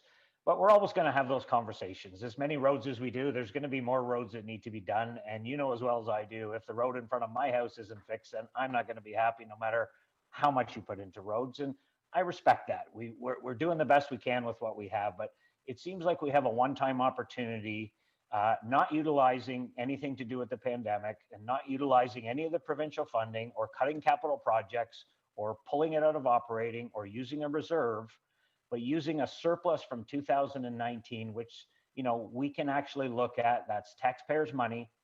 And we're in a position on a one-time, without affecting our financial plan in the long run, of taking that surplus and rebating it back to our taxpayers on their tax bill in 2021, and just sort of saying to them, we know we've all had a tough year. We've done the best we can. We have had a reduction in some services. This is a one-time rebate that we're in a position to offer you because of some good decisions that we made in 2019. And, moving forward, we certainly can't make that promise every year, but I just, at this point, I really, really feel it's a responsible thing to do, and staff can bring back a report. And, I sort of foresee it as, your 2021 tax levy increase on your tax bill is, X amount of dollars. And right below that, there's a line that says your 2021 tax rebate, COVID pandemic related, whatever you want to call it, is a line right below that sort of offsets partially that increase. And that's going to depend on the amount of the surplus, and it's going to depend on the amount of the tax increase, obviously, that council puts through. Assessment has nothing to do with that, because obviously things are going to be assessed, and a change in the assessment value will increase that tax rate, and we can't control that, but we can certainly offset a rebate against the actual tax levy portion of it. So I would ask council to consider this moving forward. We'll get a report back on how that will look, and then we can make a final decision. But I just think at this time and place, it's the right thing to do. So that's all I have. Thank you, Mr. Chair. Thank you. I'll just get Councillor Seconder to speak to it first, then Councillor Elmsley. Thank you, Deputy. I support the motion. We're maintaining our tax base because where we've struggled before is when we've had an opportunity not to raise taxes. We've taken that opportunity, and as a result, our base keeps on sliding down. And council made a pretty serious decision, it's got to be 7 or 8 years ago now, that we were going to grow the tax base slowly as possible, but continue to grow it so that we wouldn't have these years where one year it was 2% tax increase and the next year it was an 8 or 9, and then back down to a 4 and then up to a 7, so that we could have stability so that people could plan. And it seems to be working out for us. It's as steady as we go. So what the mayor's proposal does is it allows us to continue the growth in our tax base. But on this particular year, where the vast majority of our citizens have been hit hard either by they haven't been able to work, they haven't had work, their shops have been closed down because of COVID. It gives them that opportunity to just catch their breath, and I think it's a good, solid plan. I support bringing the report forward to see exactly how it would shape up. Councillor Elmsley, followed by Councillor Yeo. I guess a couple of questions before, just to try and get the process clear. Is what we're voting on asking staff to bring a report back on what it would look like if we gave a tax rebate in 2021? Or are we saying we are going to give a tax rebate in 2021 and staff will bring back a report and say what it looks like? I'm unclear on the motion. Do you wish to speak to that, Mayor Latham? Well, thank you. I worded the motion that council direct staff to utilize looking into using the 219 surplus in its entirety for a one-time tax rebate for all ratepayers. So I do support bringing back the report until we know what it's going to look like, what the amounts are going to look like. I think we're premature, but I just wanted to put it out there to see if council would, let's look at what some of the options are coming forward, and see if we can get our head around that this is a good plan coming forward. Chance to hear from the public. I can't believe too many in the public would be opposed to a tax rebate, but There is a big financial picture. I think if the report comes back, we're a little farther into this pandemic, so we'll have a little bit more information on where we're going. So yes, to answer your question, Councillor, at this point, I'm just looking for a report back to look into the process, the direction, what we're looking into, and then we can make a final decision when that comes back during our budget discussions. Thank you. Certainly, I would support a report coming back. I do have some concerns with the tax rebate in that I see complications, and the complications I see are related to things like area rating. Do we give an equal dollar to everybody? Is it going to shake out? And I guess the report will say exactly that. I also worry, and Councillor Dunn alluded to it, that we get back to these peaks and valleys in our in what we're doing with our tax base. And I think my gut feel tells me that we would be better off using the money on infrastructure, that our residents would appreciate that a lot more than they would to see a few dollars rebated on their tax bill. But I'll wait for the report to come back before I make those kinds of arguments. Thank you. Councillor Yeo. Thank you, and through you, Mr. Chair. I too think it's a good idea.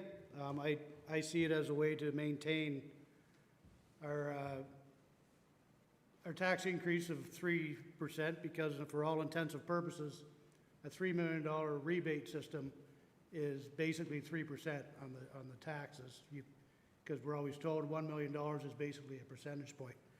So it lets us raise taxes like we have been for 3%, and then, like the mayor says in the next line, give them the rebate that in essence takes that tax increase away one time. So it gives them a 0% while maintaining our 3% increase, if you can follow the way I'm going. So I think it's a good idea. It's a proper way to use it.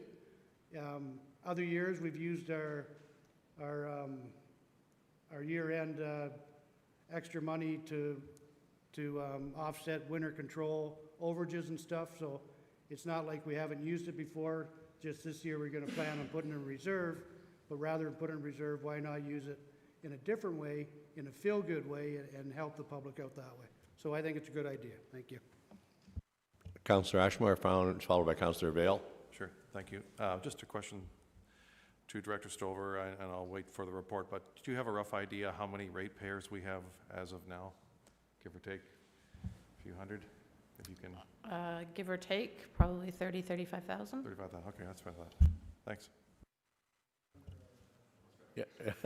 Councillor Vail, do you wish to speak to it for a second? Just want to speak in favor of it. I agree with the other speakers. I think getting a report back and looking at how it would all shake out, and if we can do it, I think based on the year that everybody's had, it's a nice thing and a good thing to do. And by getting the report back, you know, not only do we see the information, and if something does change, we've got an opportunity to change with it, but it also gives us a chance for residents to send in some feedback or speak to each one of us about what they think about it too. So I think it's a good plan. Thank you. Anyone else wish to speak to this at this time? So we have a motion on the... Oh, Councillor Richardson, did you? I'm sorry, I didn't see it. I'm like Mayor Latham. I didn't see you over there. No, that's fine. I'm used to that. I'm supporting having the study come back too. I think it's a responsible decision. It gives us an opportunity to see how we are spending our, you know, how we can spend this money and how we can help our communities as well. So I look forward to seeing that report come back. Thank you. So I want to speak to support it as well. Echo many of the same words. I think it's been a tough year for a lot of people in our community, but we will certainly see it when the report comes back and what the options are and where we are with our finances at that point. Did you have another one, Councillor Elmsley? I just wondered what the timing was on the report coming back. Director Stover, would you have a best guess, the same as the other guesses? I would anticipate we'd probably bring the report forward in early Q1 of 2020 so that we have enough time to get it implemented for the final tax bills of 2021. So you're saying it's not really going to be a Christmas present? A late one, maybe paying the MasterCard off. Anyways, so we have a motion on the floor. All those in favor? That's carried unanimously. Okay, thank you. So I think what we'll do is we'll get into, pardon me? Maybe we should recess because I think we have a timed appointment at 3 o'clock. So maybe we'll take a break and then we have I think, for the fire master plan. So just have a recess and we'll see you back in a few minutes.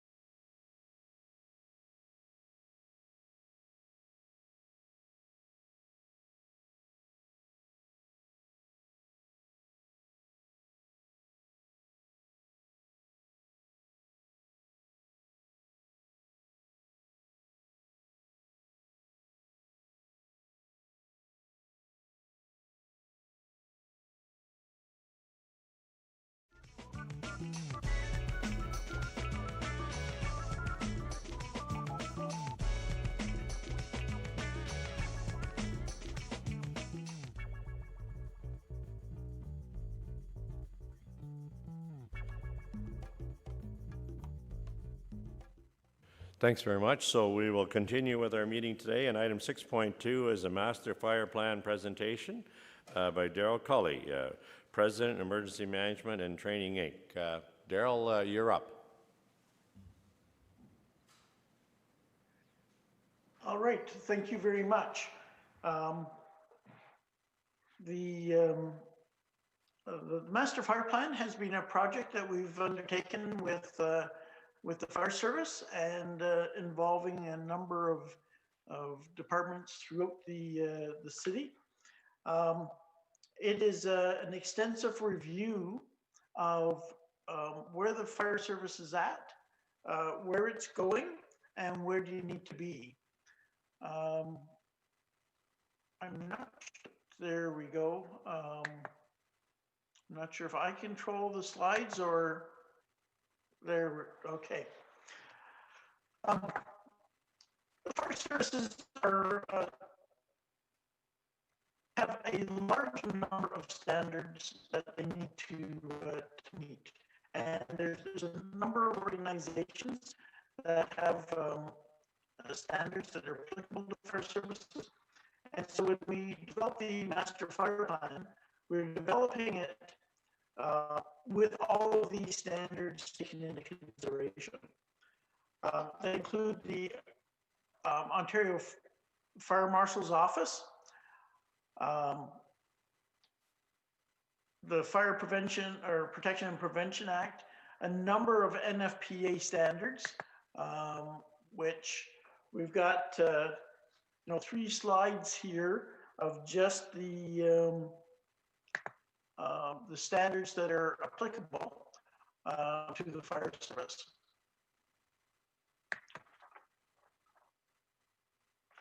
So when we take a look at how a fire service is operating, we measure it against a number of these standards, and one of the ones that's really vital in today's fire service, of course, is health and safety.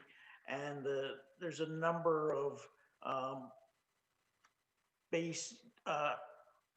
provincial health and safety standards, as well as what we call Section 21 guidelines, which are specific to the fire service. When we take a look at the fire service, the Ontario Fire Marshal's Office uses what we call the 3 lines of defense in protecting your communities. That first line of defense is public education. So the fire prevention division of the fire service is really where fire protection to your community starts. It's about educating people on fire prevention techniques, safe cooking, home evacuation routes. It's about educating for the importance of carbon monoxide and smoke detectors and that sort of thing. Because the best fire that you can have is the one that never occurs. We want to prevent them in the first place. So the Ontario Fire Marshal's Office starts at that point. We want to educate the community. The second level is the inspections and enforcement level. Also falls under the fire prevention division of the fire department. But if through education there are violations of the fire code, and the fire service targets specific types of buildings depending on whether or not it's been mandated by the fire marshal's office, such as vulnerable residences. So whether that's a retirement home, a long-term care facility, a group home, there's a mandates for the fire department to provide inspections and enforcement of the fire code of those types of occupancies. And then there's those other occupancies where the fire service will take a look at the community and prioritize the types of buildings for inspection and enforcement. So that might be multi-residential buildings. So a building that's being converted, so it might be a residence that's had a basement or a secondary occupancy added to it. It might be a specifically designed multi-occupancy building, like an apartment building or a group home, that type of thing. So this is the second tool that the fire department's got in order to protect the community.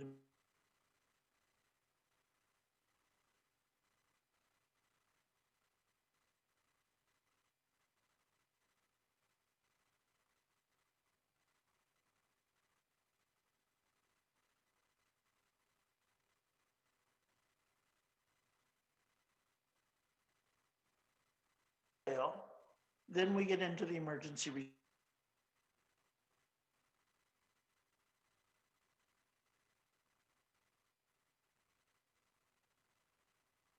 We're having technically difficulties there. Can you hear us okay?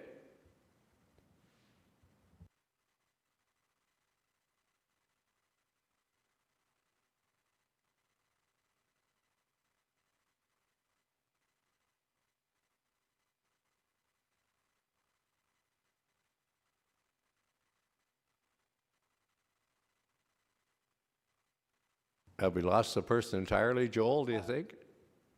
I guess I'm back. Something happened to the internet connection here. My apologies. So once we get past the preventing a fire, we need to be able to have the capability to respond to the fire or the emergency situation that the fire department responds to. As you're aware, the fire department responds to multiple types of calls, whether it be motor vehicle collisions, medical calls, explosions, rescues, in addition to fires themselves.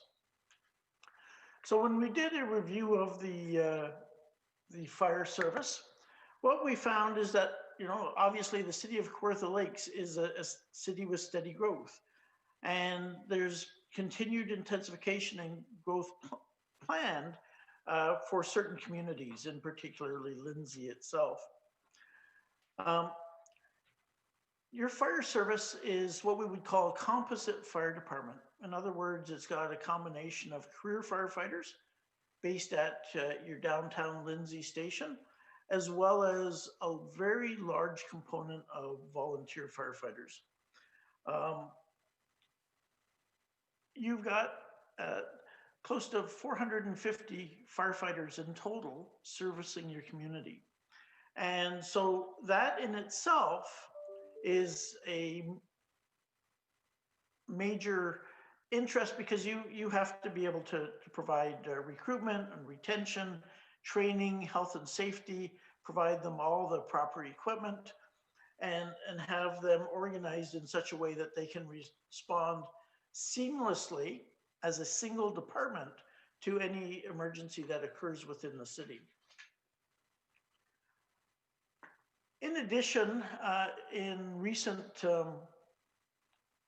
months, years, in the past few years, there's been increased legislative requirements and demands on the fire department. The Office of the Fire Marshal is always expecting more reporting. They, in their endeavors to try to create a safer province, is putting a lot of onus on the fire services.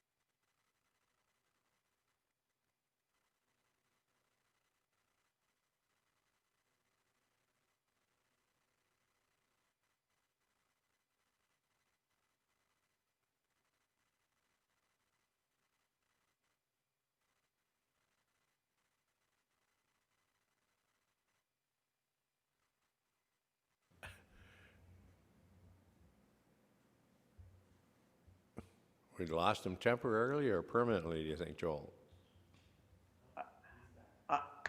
I'm back online. I'm going to call in so that this doesn't happen again. My apologies, not sure what is happening with the internet connection.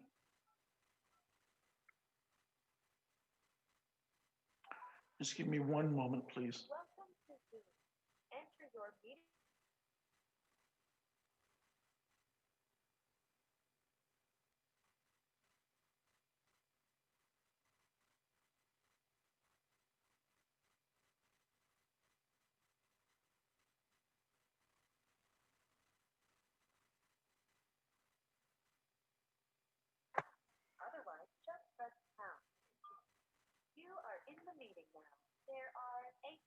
Participants in the meeting, you are muted. You can mute or unmute yourself by pressing *6.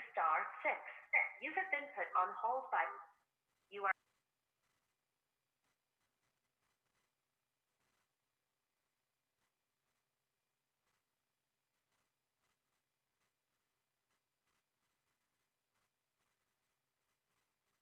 Can you hear us, Daryl?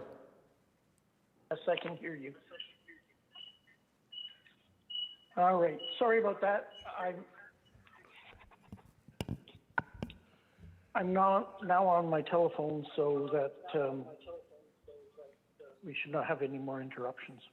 Okay, and Daryl, could you just indicate to us when you want us to change the slide so we're on the same page? That would be great, thank you. Thank you. All right. So we were talking about the municipal boundaries and the new requirement of the province to have a community risk assessment done. The community risk assessment is a very labor-intensive process, and it will put increased demands on your fire service. The deadline has been extended to July 1st, 2024 because of COVID, but it is still a extensive process that the fire service has to go through in order to accomplish. And the other item, I'm not sure if it was cut off or not. I was just talking about the station locations in the past were based on municipal boundaries that have been amalgamated into the new city. All right, to the next slide, please. One of the things that has been very impressive during our conducting of the master fire plan is that the fire chief and the fire service have not waited until the end of the plan in order to start implementing and work towards the future of the fire service. So as recommendations have come up in our discussions and as we've talked about things, the chief and the fire service has gone ahead and started moving forward on many of the recommendations that we've put forward. And so therefore, as you see the master fire plan recommendations, many of them are already in progress to be completed, if not already. Ongoing growth, of course, puts pressure on fire prevention. You know, every new building, you know, fire prevention has a review of subdivision plans and building plans. The growth, increased number of people in a high density area puts additional pressure on the fire prevention for education. And in the rural communities, we can say that fire prevention is even more important, where volunteer firefighters can take longer to respond, not much longer, but we are talking minutes longer. So fire prevention in the rural communities assists people who are a little bit further out with things like fire safety plans, self-extrication in the event of an emergency and that sort of thing. And increasing call demand puts increased pressure on your paid on-call firefighters, your volunteer firefighters. They have lives, you know, they're working, they may be going to school, they've got families, they've got a lot of activities in the community and at home. And then we also expect them to put in a significant amount of time in training and be available 24/7 when they're at home to respond to emergencies. And so the more calls that we have, the increasing demand that they also face.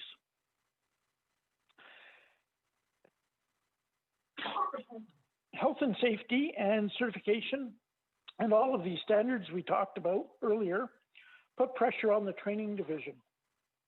Firefighters have a large number of competencies that they need to be trained for, and your part-time on-call firefighters must meet all the same minimum competencies as your career firefighters. So they're doing this on a part-time basis. And so your training division has well over 400 firefighters to provide training for. So next slide, please. So our moving forward slides are the recommendations that have come out of the report. And the report is a couple hundred pages long, and it's backed up by another couple hundred pages of data that's been gathered and analyzed and used to put these together. So on a very high level, first of all, the first recommendation is to update the establishing and regulating bylaw to ensure that bylaw is consistent with the requirements that the fire marshal's office has on the fire service, and that council sets the level of service for the fire service through that bylaw. So council is fully responsible for the level of service in the community and making decisions as to what that should be. And that's spelled out in the bylaw, which then the fire chief implements. There needs to be a succession plan developed for key positions, particularly senior positions in the fire service, both at the headquarters and at the volunteer stations or part-time stations.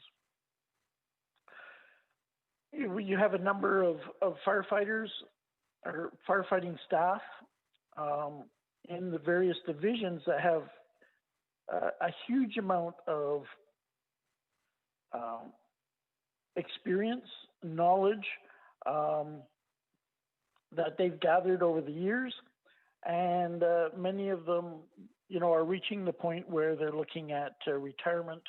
And so, how do we put people into those positions and prepare them so that we do not lose that knowledge base that your current staff have? When we talk about the large number of firefighters, we have a very small number of non-union staff in the leadership staff in the fire department. And so our third recommendation is to add another district chief or platoon chief, depending where the chief feels it's required. And that's based on your 5-year staffing plan, which the city has already planned for. So that is just building on what is already there. And next slide, please. The next slide is on suppression. One of the challenges with a part-time on-call or volunteer fire service is that they have jobs and they're working and they're going to school. And so Monday to Friday, day shifts tends to be a challenge. So there's a recommendation to focus on those who can be available either through working shift work or other types of employment, home employment now, are going to school at home now, that can work and be part of your firefighting force. The next recommendation in suppression is that you maintain a minimum of 4 firefighters on the apparatus based in Lindsay.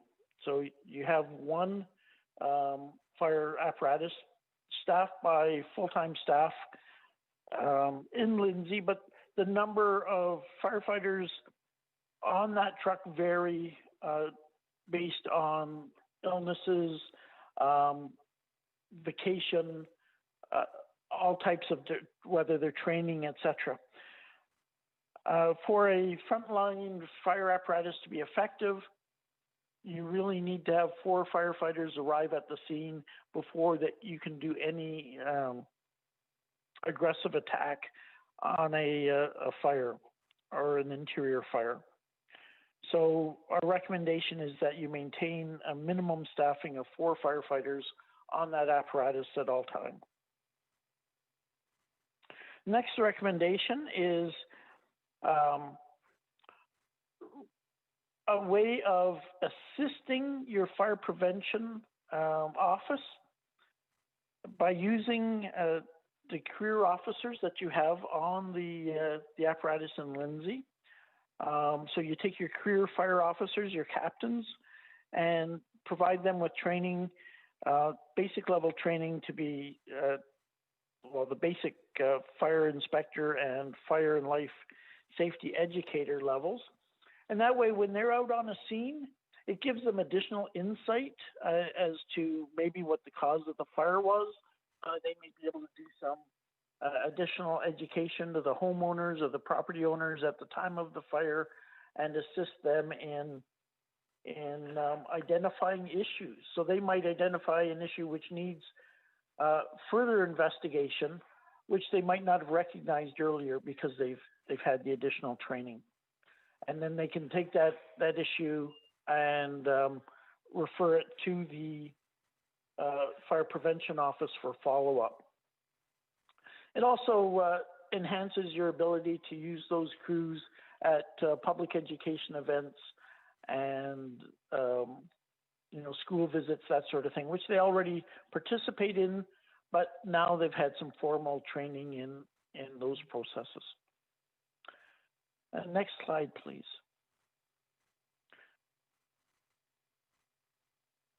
Recommendations regarding fire prevention. And again, this is where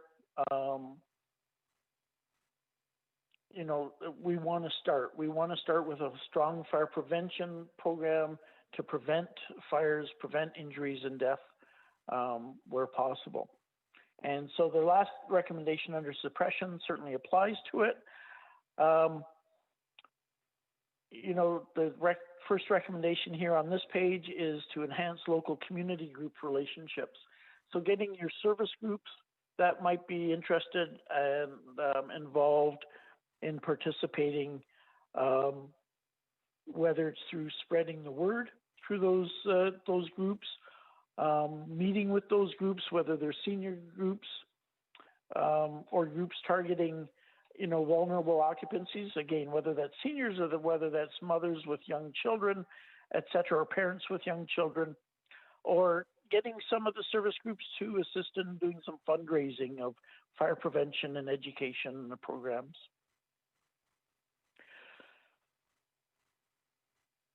One of the things is that at the moment, your fire prevention staff have so many things to do, they really haven't had a chance to formalize an annual plan. So the recommendation is to formalize a fire prevention plan. It should be done annually, presented to the fire chief. And one of the things of that plan is to identify, for example, how many vulnerable occupancies do you need to inspect? How many other buildings are on your target to inspect? What are your current fire risks? And those are often based will be based on your community risk assessment. And fire prevention is typically the division where that community risk assessment also starts. And so it's your fire prevention staff that build that on that. And they're very tight on resources. And so with all of these duties, what we're recommending is that an annual plan be developed, and then that plan look at what resources do we need to actually implement this. So that may require additional staff. And keep in mind that the master fire plan is also a 10-year strategic plan. And so all of these recommendations that we're talking about are not things that need to be done this year, but are, phased in the document over a period of 10 years. Next slide, please. So next slide is regarding dispatch.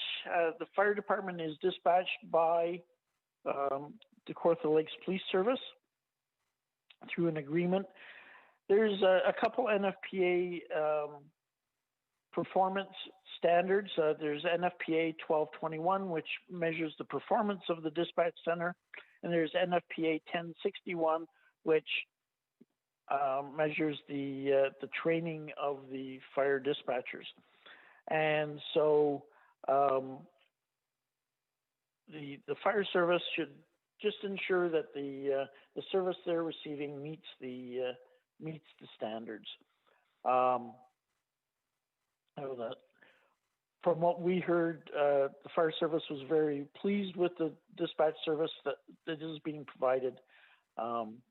So it's just monitoring that performance to the standards. Next slide, please. We have the next slide is regarding stations. Throughout the document, there are specific stations recommendations. Most of those are things like ensuring showers, adequate showers for decontamination, checking the wiring at some of the stations to ensure GFI plugs in the apparatus bays where they may be sprayed with water and that sort of thing. So those are not a lot of major recommendations, but specific to each station throughout the document. Your current fire headquarters, your station downtown, is well past its capacity. You have many people, particularly fire prevention, almost working, well, you've got 3 or 4 working in one office, very tight space. The firefighters have to navigate from the crew quarters upstairs through renovated stairwells to reach the apparatus floor. There's just a lot of space constraints. It has not kept up with the growth of the community or the fire service itself. And so we're suggesting that the fire service take a look at either expanding the headquarters, which can be problematic because you're already working on a building that's being expanded and renovated numerous times already. So it's probably not the best way to move forward, which we would suggest would be a new station, a new headquarters station that would be adequately sized to hold all of the divisions and be prepared for future growth in the future. As you're aware, I mean, your station has lasted many, many decades. And so your new station, you would design to also have an extended lifespan where you built in the ability to grow. And some of the other things that you can do when you're building a new station is look at green initiatives, reducing utilities. You can actually reduce firefighter response times by putting crew quarters right next to the apparatus, as opposed to having, to maneuver from where they are. Adequate space for apparatus and even the maintenance of apparatus. The third recommendation under the stations is in the event of a major emergency, whether that's an ice storm or other cause of power failure, people tend to require assistance now, particularly with an aging population. We have more people on home oxygen generators and other types of medical equipment that are electrically driven, provide heat, that sort of thing. By providing generators at each station, it gives a community hub where, one, it assists the fire department in their ability to serve the community, but it also assists the community in some of their health requirements. Next slide, please. All right. So we only have, you've got a very well-structured, and Kawartha Lakes we use as an example of a fire department on how to standardize equipment and create service where firefighters, regardless of where the fire truck arrives from, knows the equipment because everything's standardized on board in the equipment that's on the fire truck. So the only real recommendation that we have here is to replace the retired elevated device with an aerial truck or a telesquirt, so that you maintain two elevated devices, ladder trucks or platform trucks within the community. You've got a very large geographical area, and these types of apparatus serve well, both by providing firefighting capability from a level, rescue capability, and they can also be used on, whether it's shore rescue or that sort of thing. There's a number of opportunities that aerial devices assist with. Next slide, please. Training. Again, we talked about training over 400 firefighters and maintaining minimum competencies. And more, we're finding the Ministry of Labor, as well as the Fire Marshal's Office, really focused on proper training competencies, record documentation, etc. So the first recommendation is similar to the Fire Prevention Department, and that is formalize an annual training plan. Identify what training is required for each firefighter, the amount of time that it takes to provide that at various locations and stations, and create a formalized annual training plan. Certainly, with the number of firefighters in the community, adding a training officer position is, at this point, we see as a critical position. If a firefighter becomes injured, the very first thing that happens is they go back, the Ministry of Labor will go back and take a look at training records and want to see how that's being maintained. So with such a large firefighting force, as well as the increasing demands and competencies, that training officer's position would be very valuable. The third recommendation is to, investigate the purchase of a mobile live fire training unit. and we put this on a longer term plan. Live fire training and being able to put firefighters through various scenarios is critical to their ability to be able to respond under pressure. Right now, they have to travel outside of the city in order to get some of this training. By providing that a mobile unit that could be moved from station to station or kept in a couple different geographical areas within the city would certainly enhance the ability of the fire service to provide the training locally and not take the resources out of the community when it was required.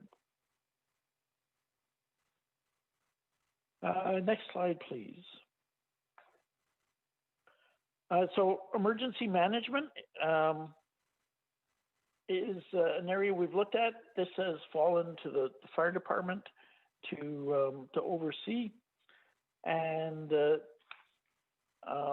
so there's two components to this. There's the emergency management component and that community risk assessment. By creating a manager of emergency management to oversee the emergency preparedness program and the community risk assessment, of course, you build your preparedness plans based on the risk assessment. It'll assist the city in being better prepared. And COVID's just an example of, taking a look at where pandemic plans were and what, municipalities had to learn very quickly and put various plans in place in dealing with a pandemic. And having someone dedicated to that role would certainly further those plans in the future. Next slide, please. So that's a high-level overview of the master fire plan. Are there, Mr. Mayor, any questions that you may have? Well, thanks very much, Daryl, for the presentation. And first of all, could I get a motion to receive the presentation? Second, moved by Councillor Elmsley, second by Councillor Ashmore. Any questions on the presentation? Councillor Elmsley.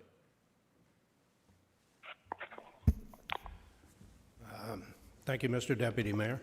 And through you, in your recommendations, there are a number of things that you're recommending that are fairly large ticket items. Do you have any idea how much all of these recommendations would cost?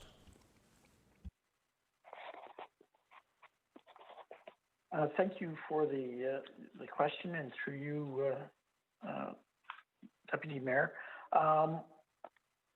At the top of my head, I do not. Throughout the actual master fire plan, and I do have it in front of me, we do have put pricing to each recommendation. I could go through and total that up. But keep in mind that this is a 10-year plan as well, so it's not expected that, all of these recommendations would be required initially. The large capital items obviously are the headquarters and a mobile training center. The operational costs, we have recommended a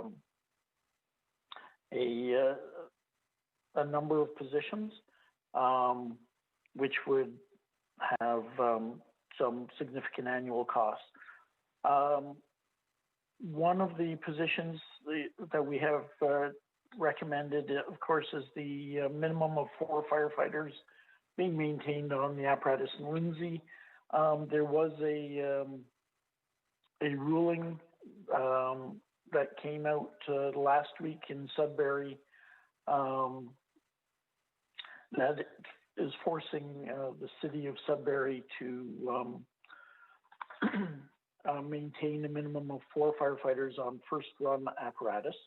And, that in itself will probably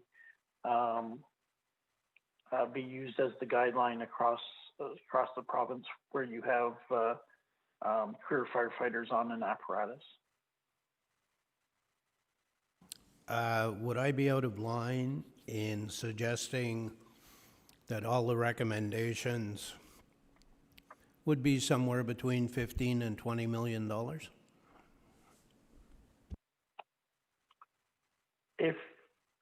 If you included capital costs, obviously a new headquarters would be a very expensive item and would probably be close to half of that cost. And so, over a 10-year period, that would not be out of line. Thank you. Thank you. Any, Councillor Ashmore? Thank you, Mr. Deputy Mayor. Just a question through you to Mr. Cully.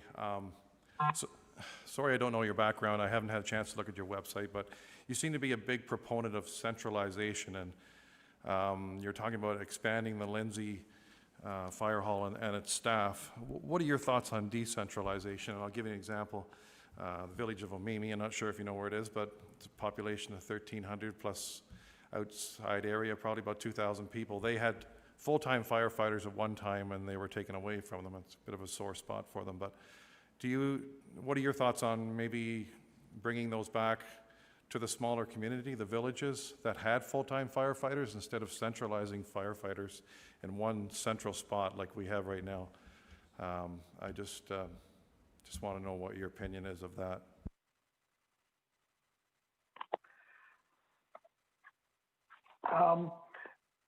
Well, the recommendation for the 4 firefighters at the Lindsay station is based on,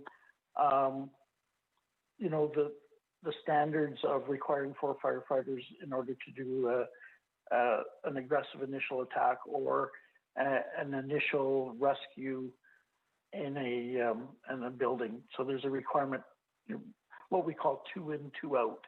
So when you send 2 firefighters in, you need to have 2 firefighters ready to go in to relieve them or to assist them or rescue them if something happens. So that's where that recommendation comes from. As far as placing firefighters in the various communities outside, first of all, you have to take a look at the call demand and the workload in those communities and the availability of volunteers to respond in a timely manner. The second thing that you'll need to take a close look at is the ruling that came out last week that's saying, and it is municipally specific, but may be used as groundworks in the future, that where you have career firefighters in a community, you need to have a minimum of 4 staffed in order to provide those services and to ensure that those firefighters are safe. So it may not be quite as easy as saying, well, we'll put 2 back in Omemee when, we've had this arbitration ruling, which may say that that's no longer adequate. So that may inflate the cost. So that would take a whole more in-depth review. Okay, and just one more comment, please. And I agree with you on the last thing about training.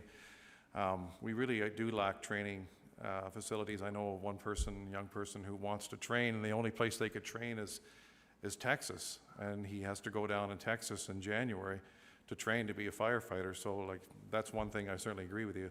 We need more training facilities because we just don't have them here. We don't have enough of them, and they have to go to the US to get trained, a lot of them. Thank you for that. Mayor Letham, have you a question? I do, thank you. Mainly just on process, if I can. Maybe it's a question for the CAO, if that's all right. I know the consultant's come forward with his overview of the presentation and what some of the needs are. I guess I'm just trying to figure out, when does the actual master plan come forward to council where we can have, I've got a bunch of questions, but I'm not sure they're consultant-related questions or more for the chief. So when does this report come to council so that we can have a discussion with some of these concerns and parameters around this master plan going forward? If I could get an answer on that, it'd be appreciated. Go ahead, Ron. Thank you, Mr. Chair, through you. So the intent was to bring it forward as, I'll say, an education piece today. It's a large document, and we wanted to get it out in the public realm as well. So it was an opportunity for some initial questions. We wanted to sort of gauge the level, if you will, of questions, or if there is a need for a follow-up sort of education step. But what we see as a next step is staff will bring forward a more formal report accompanying the master plan. And it would be another opportunity for you, council, to ask specific questions. And then what we would be looking for is some guidance with respect to activating this plan over the 10-year period. And we would be bringing back recommendations to you annually through budget processes on any of the items that are generally outlined in the recommendations. Okay, if I can, Mr. Chair, just to follow up. So that makes more sense to me. I mean, you're not looking for direction from council. If there's another touch point that, a report will come forward with the chief and staff, and we can ask some questions, because, there's, in my opinion, there's a few concerns in here that I would like to dig into a little bit. And these are some of our master plans where council gets itself in trouble. We endorse these master plans, and all of a sudden these costs get built into our DC charges. Everything becomes unaffordable moving forward. Budgets, asset management plans get adjusted because we adopt a master plan. So I think it would be very good for council to have a good discussion about this with our staff, so that council can give some good direction going forward in a master plan, rather than just endorsing, a long-term vision and then hoping we can afford it when the time comes. So that's all I wanted to add. Thank you. And thank you to the consultant for bringing that forward. I appreciate it. So through to you, to run, the motion is just to receive. Do we need anything else in it, or staff will bring an appropriate report forward as a result of this? Through you, Mr. Mayor, yeah, we're not asking for anything other than receive it today. And if you wanted to provide any further direction to consider, fine. But really our intent was a first touch point. We'll bring back more formal recommendations and a venue through a committee of the whole meeting so that you can talk and ask additional questions to staff. Councillor Yule? Yeah, and on that note, can we make sure maybe we get the plan prior to the Friday before the meeting? Because by the sound of it, it's going to be something to read that I'm not going to do over one weekend probably. So if we could get it at least a month prior to the meeting we're going to talk about, that'd be great. I think so noted. Yeah. Any further other recommendations? If not, we have a motion to receive. All those in favor? That's carried. Thank you very much. Thanks, Darrell, for the presentation. Thank you. Jennifer, you're back. We didn't. Anyway, so we'll go back to the budget process and requests. So I think what we'll do is we'll go through a page by page, and Jennifer will go through the items, and then we'll ask any questions at the end of each page. So I guess, do you want to start with the capital? Do you? Sure. So I think everybody had in their yellow folders a bigger version of the capital requests, a little easier to read than the version that's attached in the agenda. So on the first page, these are capital requests that were brought forward by council. And so I've numbered them to try and make it easier for everybody to follow along or ask questions about specific items. So the first four, starting with CAP 01 to 04, these four projects are already included in the 2020 capital budget. So I don't know if there's any comments, questions, concerns on those. They're fairly straightforward, I think. There's notes there from staff. Members of committee have any questions on the first page? Seeing none, you're up. Page 2. Okay, so page 2. These are projects that are already being contemplated for inclusion in the 2021 budget by staff. So they've included them. They'd either be covered under the life cycle program, or they're specifically identified as capital programs in 2021 already. Members of council, is there any, they're numbered here 1 through 17 on the page. Is there any one that members of council would like discussion on or extract or talk about?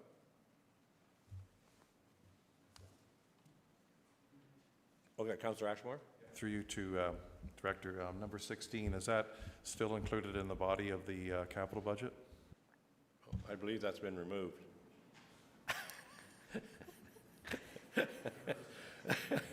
Yes, the bridge is included in the 2021 budget that's been brought forward by staff that we're reviewing now. I believe that was in the base budget. Yes. Correct. Seeing nothing on that page, we'll go through the next page, Jennifer. Okay, so moving on to page 3, starting with CAP 18 down to CAP 31. These are all projects that members of council have asked to be included in the 2021 budget, and they're currently not being proposed. So we would be looking for, if council desires, direction on any of these to be brought forward as decision units for the 2021 budget. That would mean we would, as staff, investigate them a little further, figure out the costs associated with them, and identify a funding source and bring them back to council for further debate and consideration. Thanks, Jennifer. So that's items CB 18 through to 31. Members of council, start with Councillor Elmsley. Councillor Yeo, second.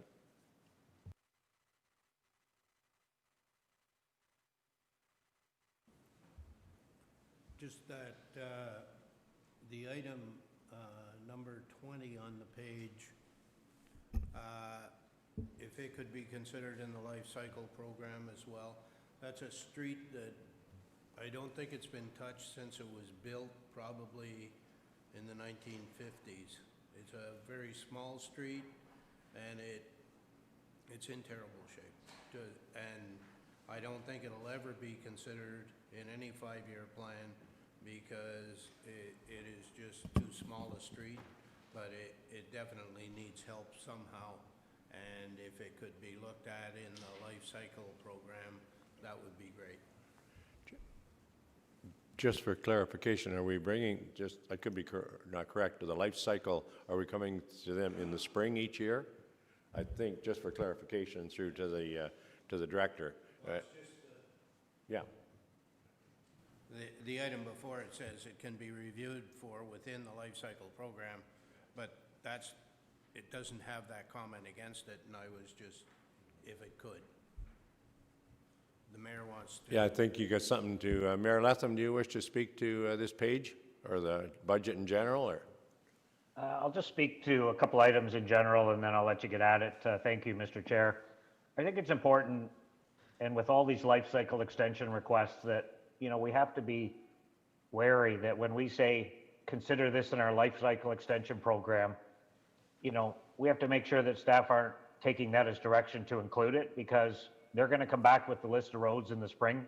Traditionally, we put $1 million in this budget, and staff public works works with engineering, and they came back with a list in the spring of the roads that haven't fared well over the winter, and we trying to buy some time until they're being resurfaced, and they come forward with a list within that budget that we put forward and approve. It's a very successful program, and over the last couple of years, council has asked for that list to come back in the spring, and also asked for any additional roads that that were being considered that didn't make the list. And at that time, council looks at where we are, what our financial situation is, what do we have in reserves, and should we choose to fund more of these roads based on the workload and the timing to get them done.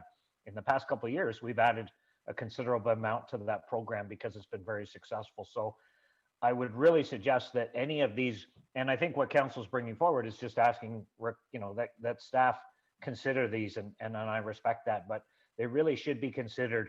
They might already be coming forward in the spring as part of the initial program, and if not, that I would recommend they be considered for the phase 2 or whatever you want to call it in the spring when they come forward. So if they don't make the first cut, lump them in with the second cut and come forward to council when we know where we stand, and then council could decide whether you want to fund more of these, because we just keep putting forward these requests to be considered in the life cycle extension program, and we have to make sure that we're not adding roads, and therefore other roads that we're not aware of that might be in worse shape are being cut out of the program to meet the budget requirements. So all I wanted to say was I think it's important that we stick to that initial budget that council puts forward.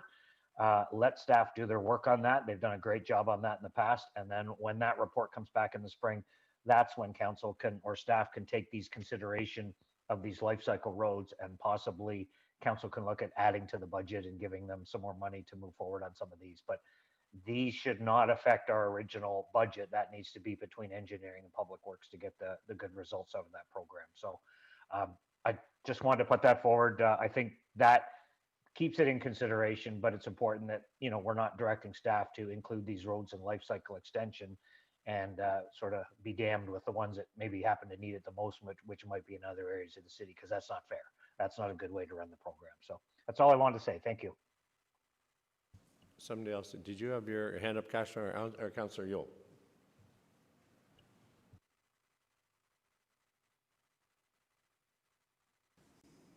Okay, I have a couple on this page, actually. First one is the Coboconk Wellness Center, and I know we have a report coming up later on in the meeting. So I would like this project to be considered, coming up in the budget as considered to create a reserve this year for it. I know the amount here says $6 million. I'm not expecting to have a reserve set up for $6 million. I'd love it, but I don't expect it. But I would like to see, given the good staff report, favorable staff report, that the decision unit be included in the budget for the creation of at least the first year of a reserve in the amount of $500,000. So I'd like that as a decision unit coming up. Do I need a motion for that? Probably. I think that'd be the proper way to do it, through motion. We don't do motions at committee. No, I guess consideration, So I guess maybe we'll let Jennifer take it under consideration. Consideration for the council meeting coming up. I don't know why we're doing it here if we're not making motions, but. Okay. And then number 29, I'd like some information back other than we'll propose it in 2022. And I don't know if staff's going to be available later to answer questions. But the streets of Coboconk were in the 5-year plan. When the streets of Norland were done, Coboconk was the next year. And then poof, they were gone. The streets are still there and they're in horrible shape. So I need a little more cement, concrete answer than we'll look at it in 2022. So I just would like some information back on that. And that can be just to me in an email. I don't really care, but I need more information than just that line and this piece of paper. That's all I have on this page. Thank you. Thank you. Councillor Seymour Fagan? Yes, thank you, through you. I have 22 to 25. These were part of the initial beach park program that we were told that was actually to be included in the building of the beach park. Then we were told that we needed another $2 million to add these things and other things. So I would like to know, because some of these are infrastructure, I would like to know the costs of these 4 items, and then possibly have them come forward as a decision unit, especially when we're talking docking and soft plantings. If they're planting, they should be planting everything at once. Thank you. CO, Ron, do you wish to speak to that? Sure. Thank you, Mr. Chair. Through you. So we would need to get a resolution to direct that they be included as decision units moving forward. So there's language in the report that just sort of outlines generally what that wording should be. Part of bringing those forward would be costing them, and then council would make that determination if you wanted to add that budget, and it would include at least options for a funding source if it's available. I will note that our plan, because of the timing and the pandemic and the and the project proceeding, we were preparing, I'll call it a staff-initiated decision unit anyways, to bring back information on that project in particular, simply because in the summer, you had to make a decision to pare back on the overall project. So the comment from staff basically suggests that we want to proceed with what was already directed. Starting in 2022 was what we were contemplating, doing additional phases to get to the full park concept, if you will. But certainly we would be, based on the comments here, and if we get the direction, we would just bring it in the new year in the 2021 budget process for your consideration. Okay, thank you, because this project was supposed to be started last year and completed this year. Then it was supposed to be started earlier this summer, and now I understand there's a pandemic, but there wasn't a pandemic last year, and now it's supposed to be started this actually August, and it's now October. So I don't know how long this is going to take, and if we are doing infrastructure, it should all just be done at once, so it's done. So thank you, I appreciate it. I think as go ahead, Ron. So I just would confirm you should, at this point, introduce a resolution to include it in the 2021 decision units. You wish to do that? Okay, do we have a seconder for that? Councillor Yeo. Discussion. Discussion, Councillor Yeo? Yeah, as a seconder, I'd like to offer friendly to the mover that we include CAP 22, 23, 24, 25, and 26 as decision units. Now that I found out we are making motions. I guess if we're making motions and you want that as a decision unit, 26, right? That's what you asked it the first time? Yeah, that's fine. That's something we do. To just make a comment. Go ahead, Andy. Thank you, Mr. Chair. Well, we're making decision units. I'm going to speak against the motion. I think, you know what, we've approved a $6 million budget for Beach Park, and yes, we didn't get everything we wanted, but we're going to build a $6 million park, and we need to get on with it. And I agree that staff have worked hard to put this together. It's not everything we wanted it to be. Let's do what we can do in the $6 million within the project that we've approved. And then next year, when we know what we have and what's still lacking, then coming forward in 2022, we can start making some decisions. I mean, you're asking for decision units on something like docking, and we don't even know how much docking is going to be there in the first place. So I'm not sure why we're getting way ahead of this. Why don't we just proceed? And I know we're going to get more information and we'll make a decision at budget. But at the end of the day, we need to move forward. We just talked about a scope down capital project and trying to keep things within parameters. And then next year, when we're in better financial shape, let's start picking up some of the pieces. And so I'm going to speak against those decision units. Councillor Yeo, I need clarification because I'm not going to approve a decision unit for $6 million. It just doesn't make any sense. I'm a big fan of the Wellness Cobequid Centre, and you know that. And I think we've got a report that is a very positive report. I agree with you that suggests that council, exactly what the community's asked for, contribute their quarter, commit to contributing their quarter to this project moving forward. And I'm in. I'll absolutely support that 100%, give them a chance to get other levels of government, do some fundraising, exactly what they've been talking about all along. We're in. And once they know they have our committed funding, they can get on with the rest of their program. I think it's exactly what they asked for. So I'm not sure why we're having a discussion about a $6 million decision unit or even a $500,000 in a reserve. Why don't we pass the report as printed and let them get to work and come back and we'll go from there. I think we're looking at these decision units. We're just going to have this conversation again. And honestly, I'm not seeing the point in taking them forward as decision units at this point. I think we need to scale it back, and I'm not going to support these. So I just wanted to add my 2 cents worth. Thanks. Yeah, thank you, and I appreciate that through you, Chair, Mr. Chair. And so why are we going through this process of futility if we're not going to look at these pages and bring forward what we think. If we're just going to say, well, we did this and that, and so let's just crumple these up, put them away, and move on. So I'm going to make a motion right now that we forego the rest of these pages and we move on, because obviously it's going to be a waste of time. Can I get a seconder? No? Okay, then I guess we're moving. I guess we're going to go through these, and we're going to get a chance to talk to them and put them forward as decision units. Thank you. Did we have a seconder for Councillor Yo's? He going once, going twice, or do you still want to go through the rest of the items and just Ron and then Councillor Dunn? Well, let's maybe do CAO first. Pat, Councillor Dunn.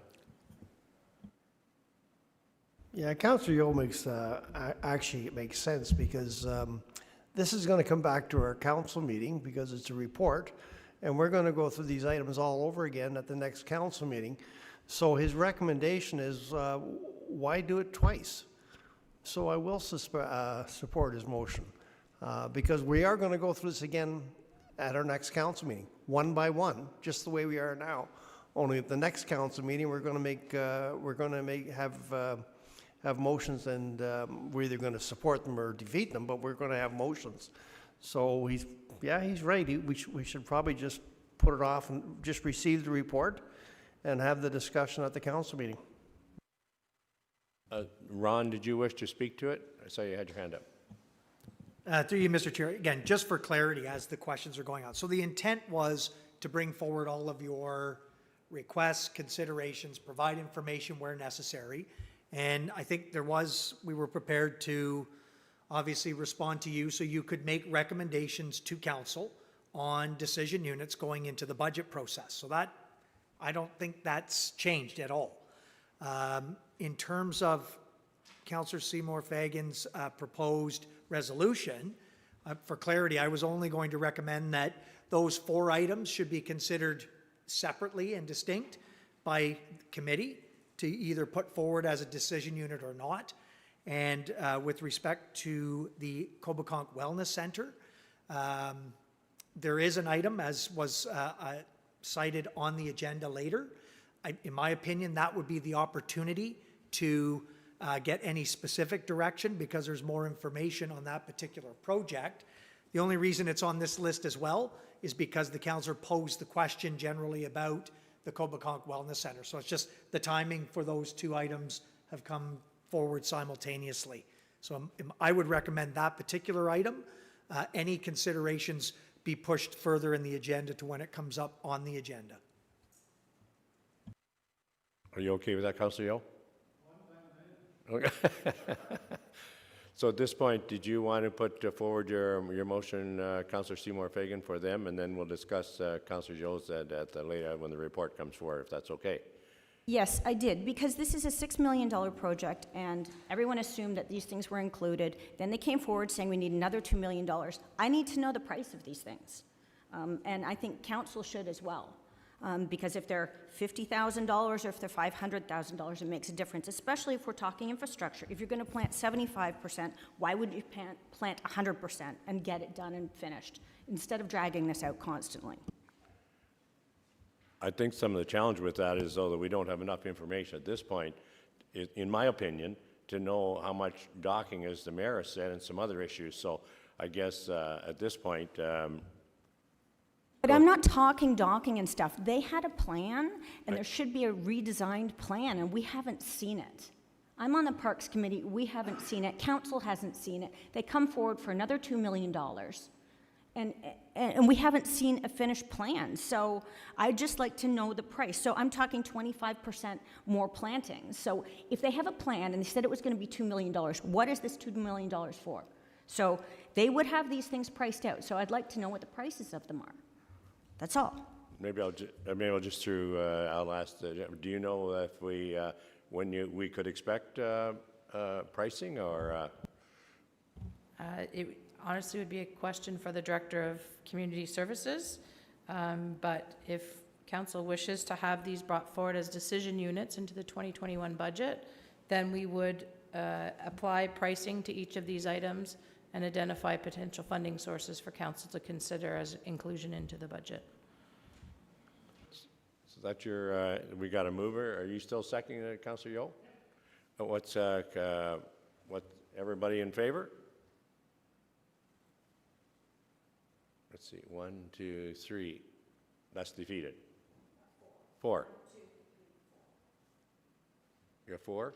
1, 2, 3, 4. 1, 2, 3, 4. So that's the tie. So the motion is defeated.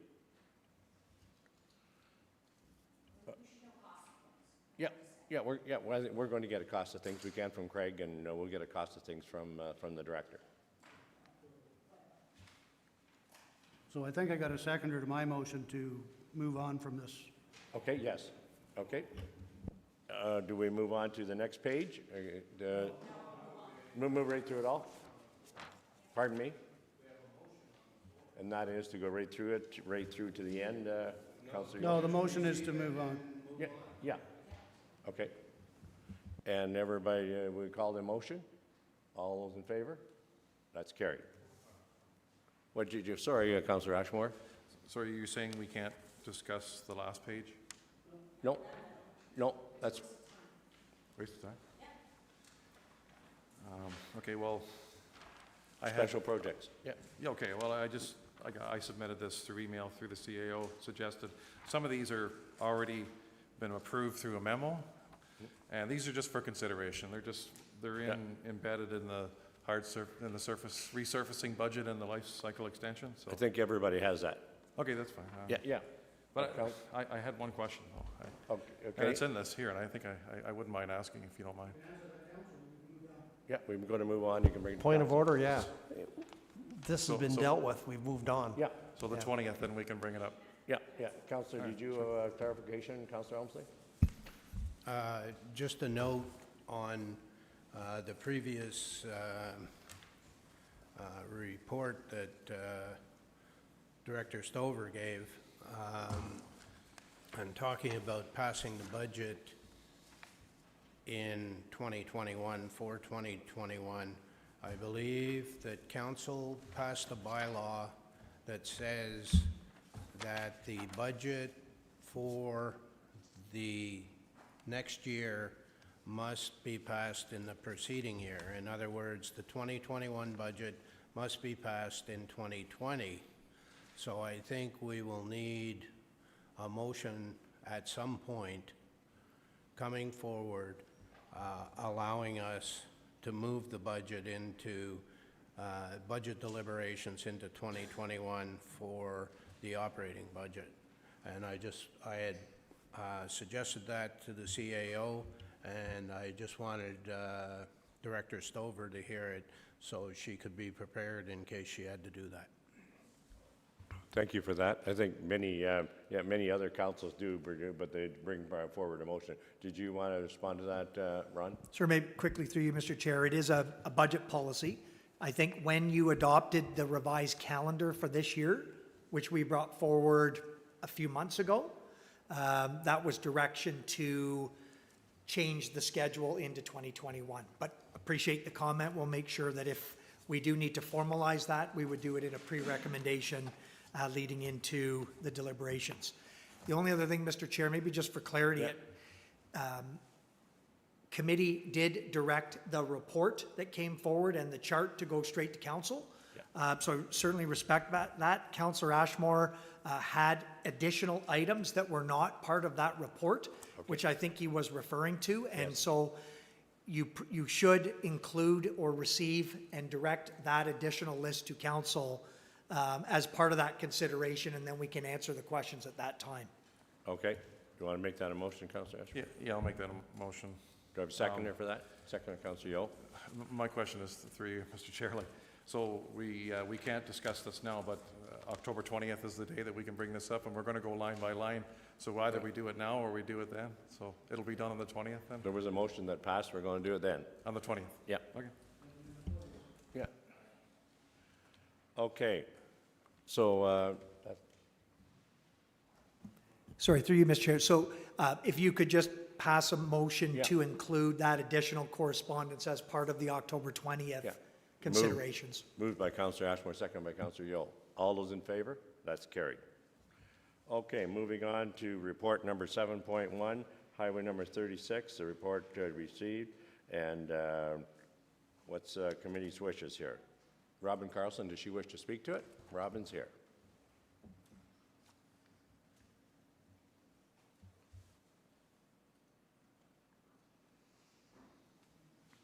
Can you hear us, Robin? You can press star 6 to unmute. Can everyone hear me? Yep.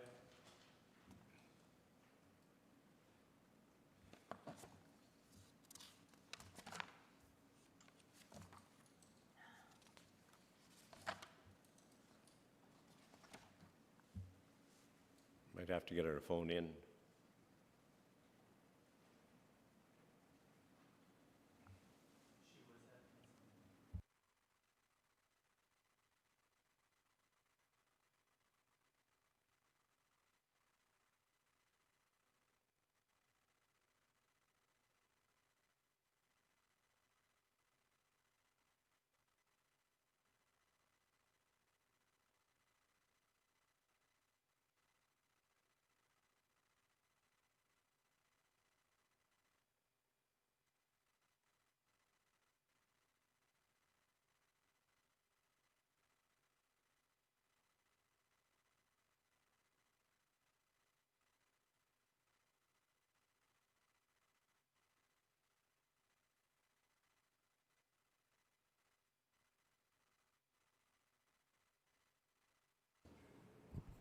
Yeah, Mr. Deputy, if it'll help you out, it's just to receive report. I would make a motion that we receive the report without recommendations, and and then deal with it at council, because, yeah, and I'll explain my recommendation, so I'm moving a straight receive if you read the report all the way through. And we have a seconder for that? Councillor Ashmore, you want to Yeah, speak to it, Councillor? there's an implied value that we have a study coming forward over the next 2 years about using that land ourselves.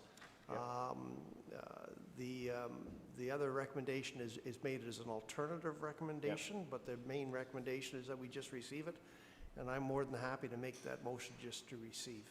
Okay, we have a second, any discussion? Yes. So then we can deal with it at council, because I have a lot of questions. Sure, yeah. Okay, any further discussion on that? All those in favor? That's carried. Item 7.2, the charitable road tolls.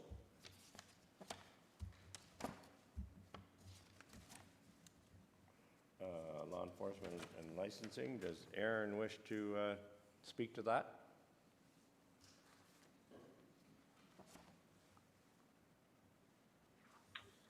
Through you, Deputy Mayor, to Council. Just happy to take any questions the Council may have for me. Okay. Councillor Yost, followed by Councillor Elmsley. Questions?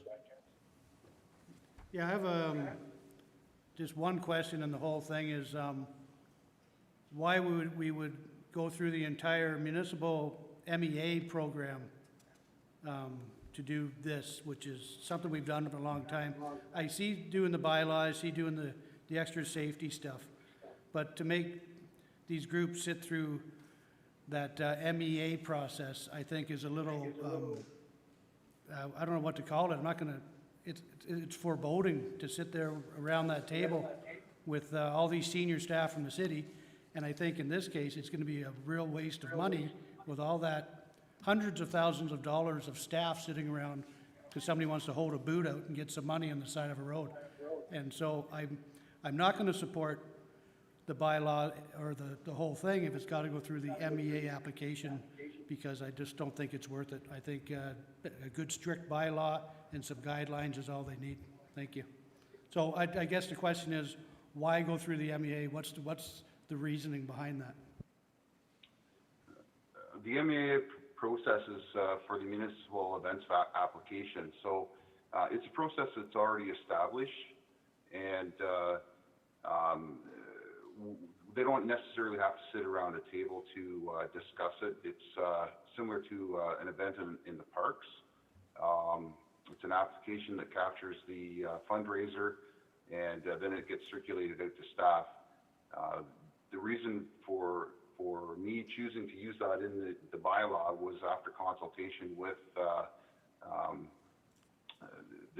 Parks to look at that process, because we didn't want to invent something new, but the primary use for it is to get the application in, know who's holding the event, because it's technically a municipal event because it's occurring on our roadway with some oversight of the municipality, and then we want to hear any concerns from any of the people that we circulated to, and then we can capture that back out and make the organizers aware. So we're really looking at a simpler version than probably what you're thinking of.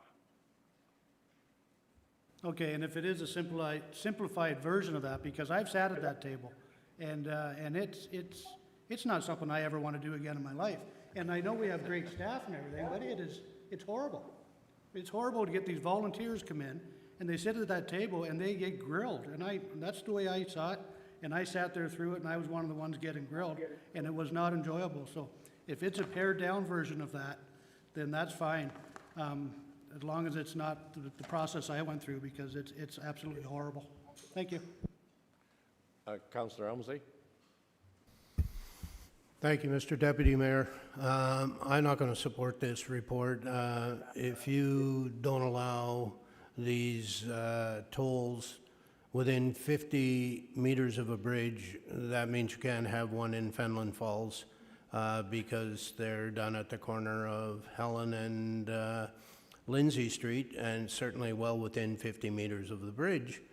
So for that reason, I wouldn't support it. Also, I don't understand why volunteers who belong to organizations such as service clubs and our local firefighters who generally do these fundraisers are going to have to submit a financial report to the city to justify what they've done. I think it's invasive on our part and not required and shouldn't be done. And I also think that we're trying to find a solution to a problem that doesn't exist. There are very few of these that I know of that go on in the city. So, Mr. Deputy Mayor, I would give you a motion to receive this report. Did you want Aaron to respond to the fact of why they're wanting to come? No. Okay, thank you. Well, I'm going to ask him. Obviously, you made a statement that you wanted them to be explain where the money comes from and where it goes to and all that kind of stuff. And what was the rationale for that, Aaron? So the rationale for that is we do receive a number of complaints. We do require some of the other charitable organizations through our licensing officer to report back on funds raised, such as charitable events at bingo halls. So because these are municipal events that we are approving, there is a safety aspect, and then there also is the question of what happens to the money.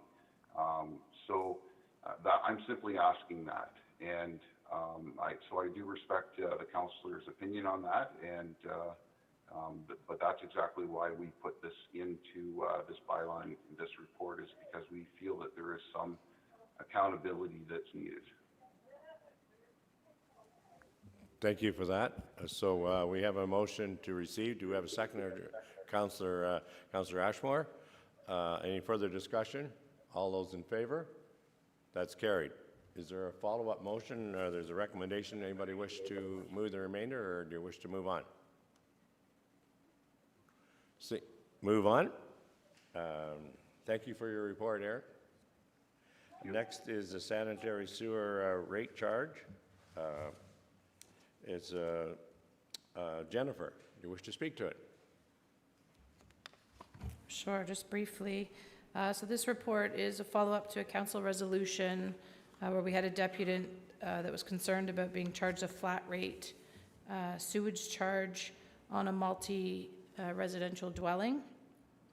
So this report's just giving council some options other than our current process, which is to, because we don't meter sewage, we charge each unit what the average consumption is per home. So this is giving some options if council wished for staff to consider further options. One would be to do it based on an occupancy, which we're not recommending because administratively would be difficult to determine the level of occupancy in each unit. The other option would be to consider sewage meters, but you'll see within the contents of the report, it will likely be cost prohibitive, and also that there's some concerns with the level of accuracy of those meters. Thank you. What's, Councillor Yeo, what's your wishes? Give you the motion as printed. As printed. Seconder, Councillor Seymour Fagan. Discussion? Councillor Dunn? Yeah, I'm just flipping through it again. So what is the as printed part? It says the recommendation. I'm trying to find out what the actual recommendation is. Just a report. Okay, Yeah. so that, yeah, okay, that's fine. I was looking for a Recommendation as such. recommendation. Okay. Okay, I'm good.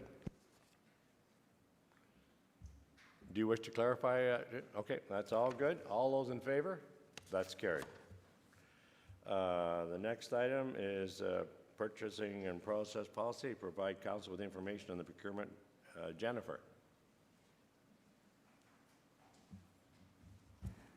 I've got a few reports on the agenda today. Yeah. So the purchasing policy, as you know, council reviews all policies each term of council. The purchasing policy is before you today for a couple of reasons. This one was due to be reviewed.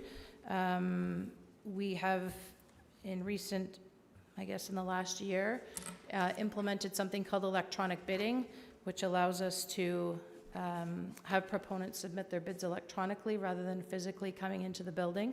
And so one of the main drivers for changing this bylaw or this policy was to eliminate the need for public openings. We've been through COVID.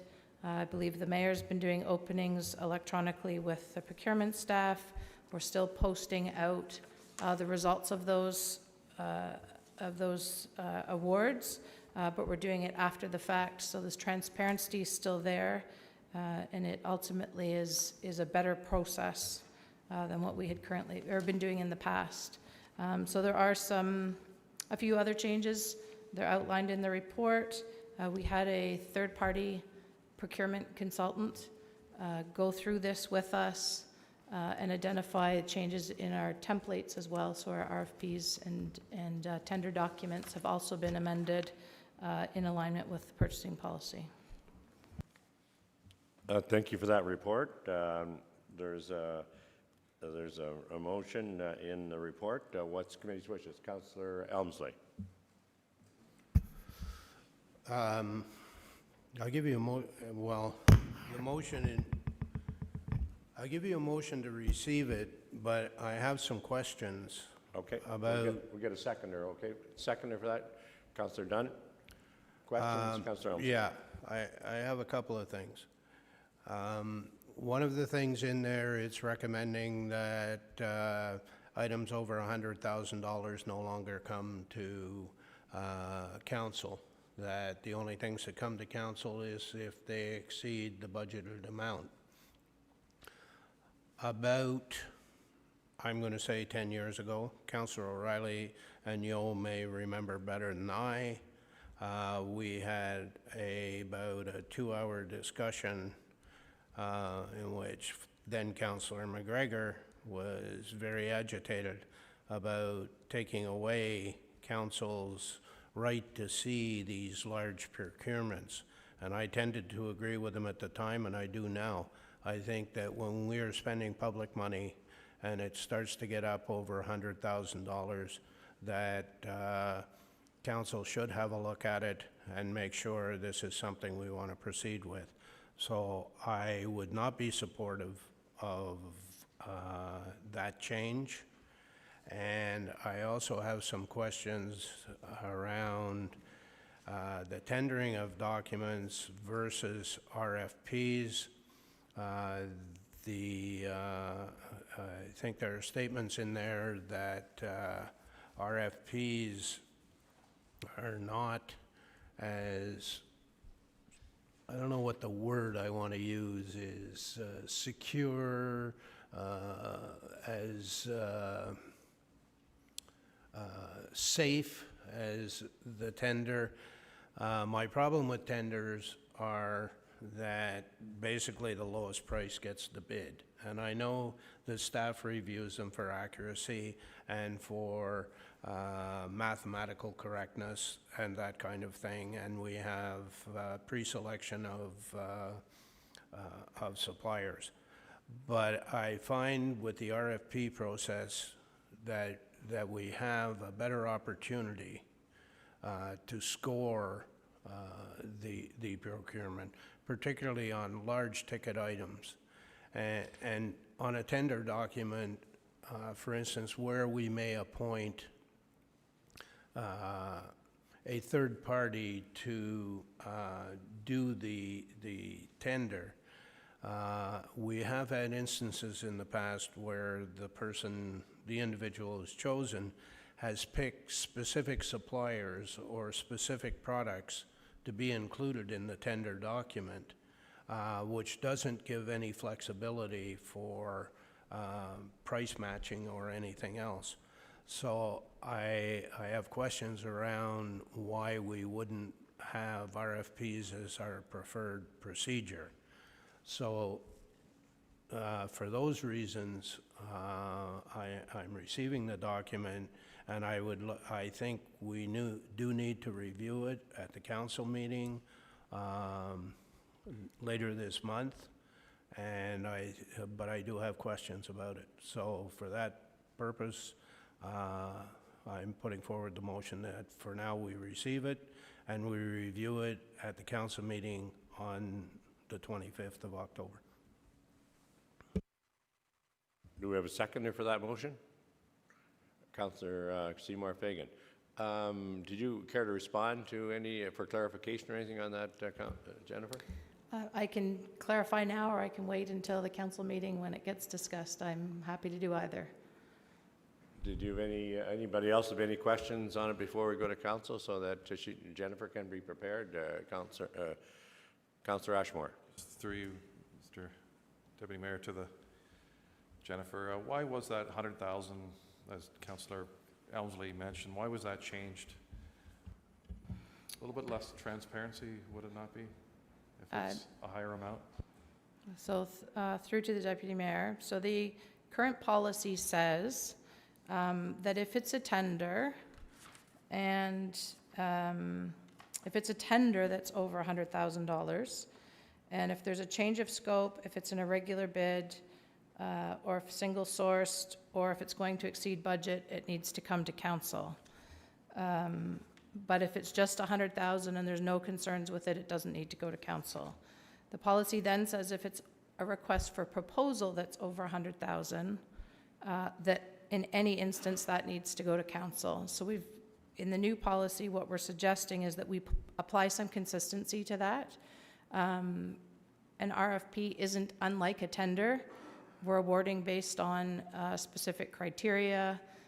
Council doesn't, I think we would legally be challenged if council tried to overturn an RFP because they didn't like the way that staff evaluated the RFP. And so the only opportunity, if it's within budget, then there really isn't an opportunity for council to change the decision on an RFP selection either. So that was really the rationale for why, if it's over 100,000 and there's nothing irregular about it and it's within budget, that it would be approved and we would report back to council as we do with tenders today. So that was really the rationale behind it. Any further questions from members of council? Seeing none, we have a motion. Thanks, Jennifer. All those in favor? That's carried. Next is you again, Jennifer. Procurement policy. I think this is it for me. So again, this, there was a resolution of council for us to look at a green procurement policy or sustainable procurement policy. So this is our draft of that policy for council's consideration. It really just is the framework. The meat and potatoes behind how we would implement it would be part of the management directive, which we have in draft as well.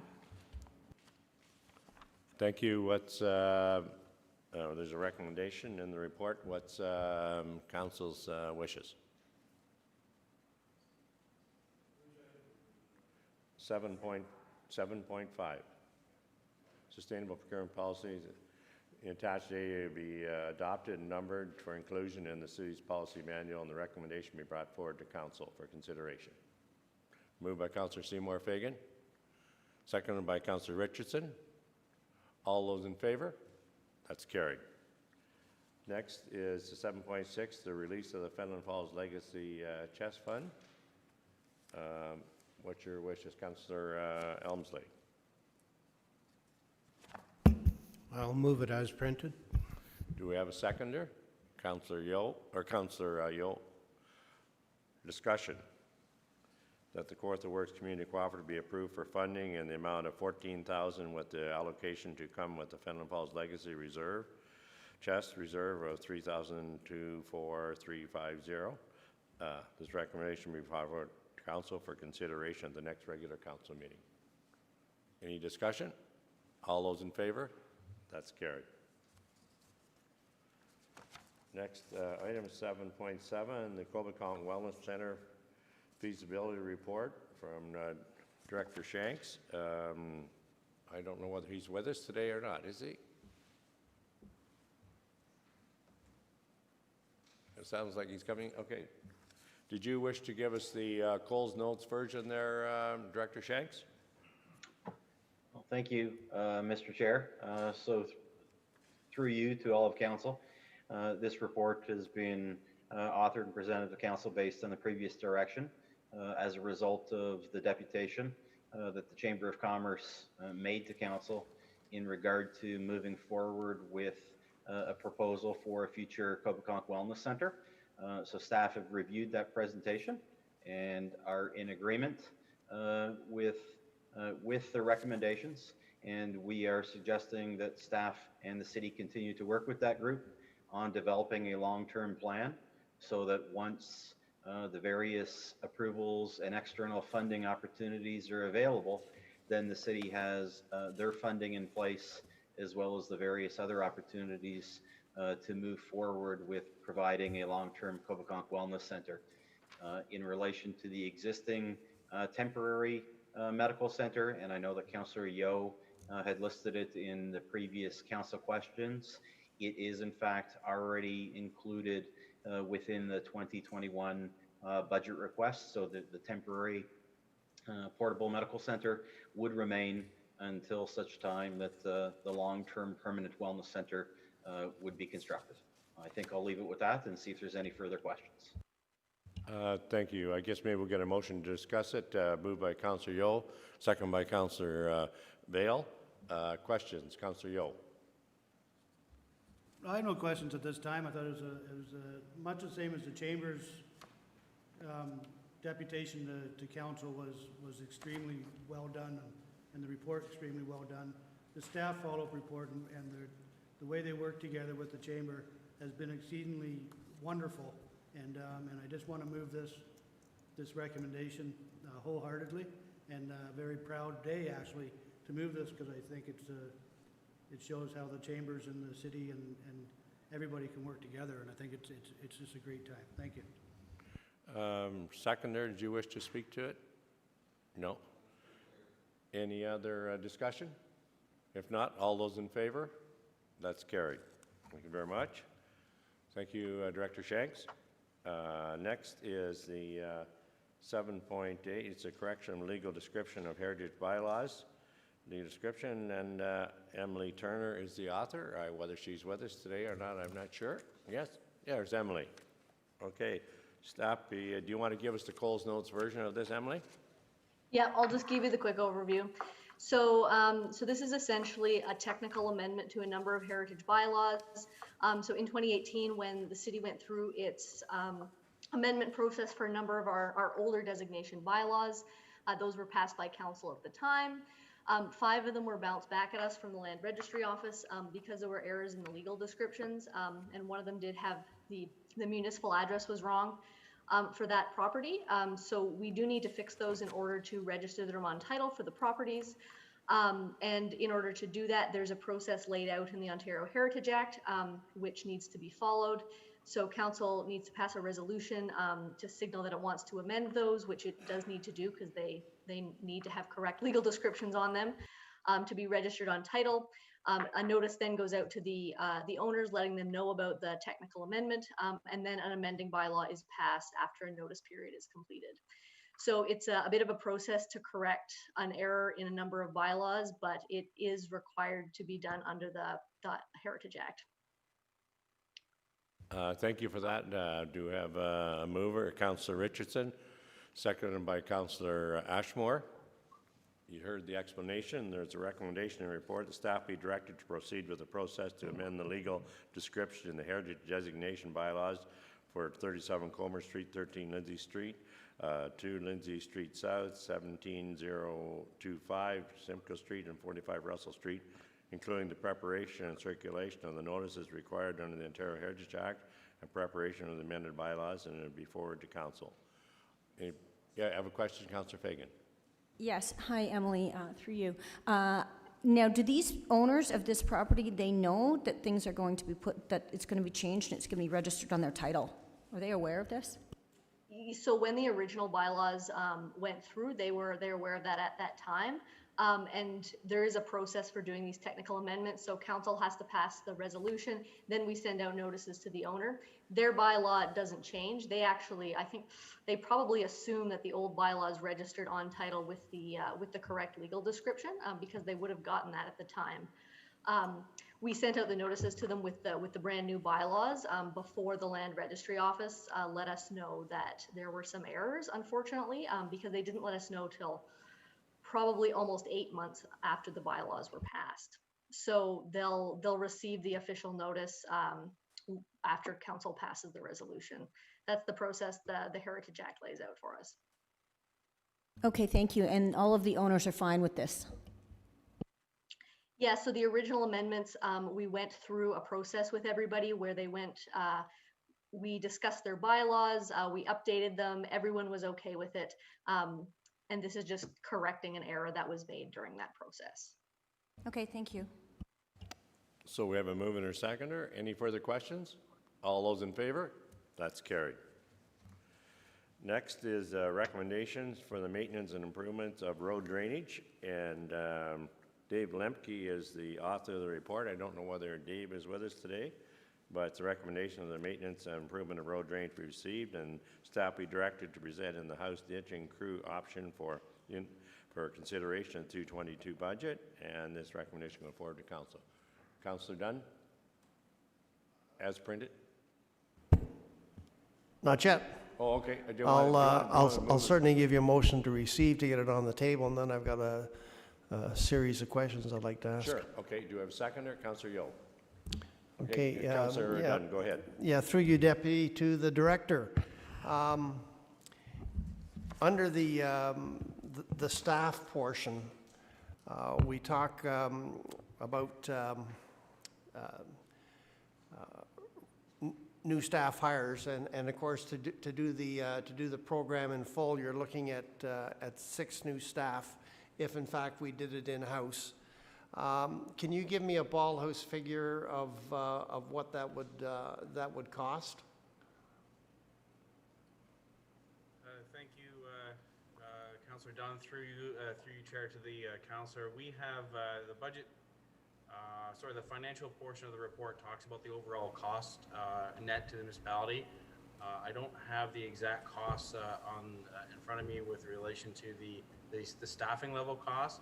What we're proposing is to offset the internal costs related to the equipment and the manpower additions with a reduction in contracted services, which ends up with a net approximate annual budget increase of $70,000. Yeah, I couldn't quite pick up on everything he was saying, maybe because I've got my my speaker button depressed.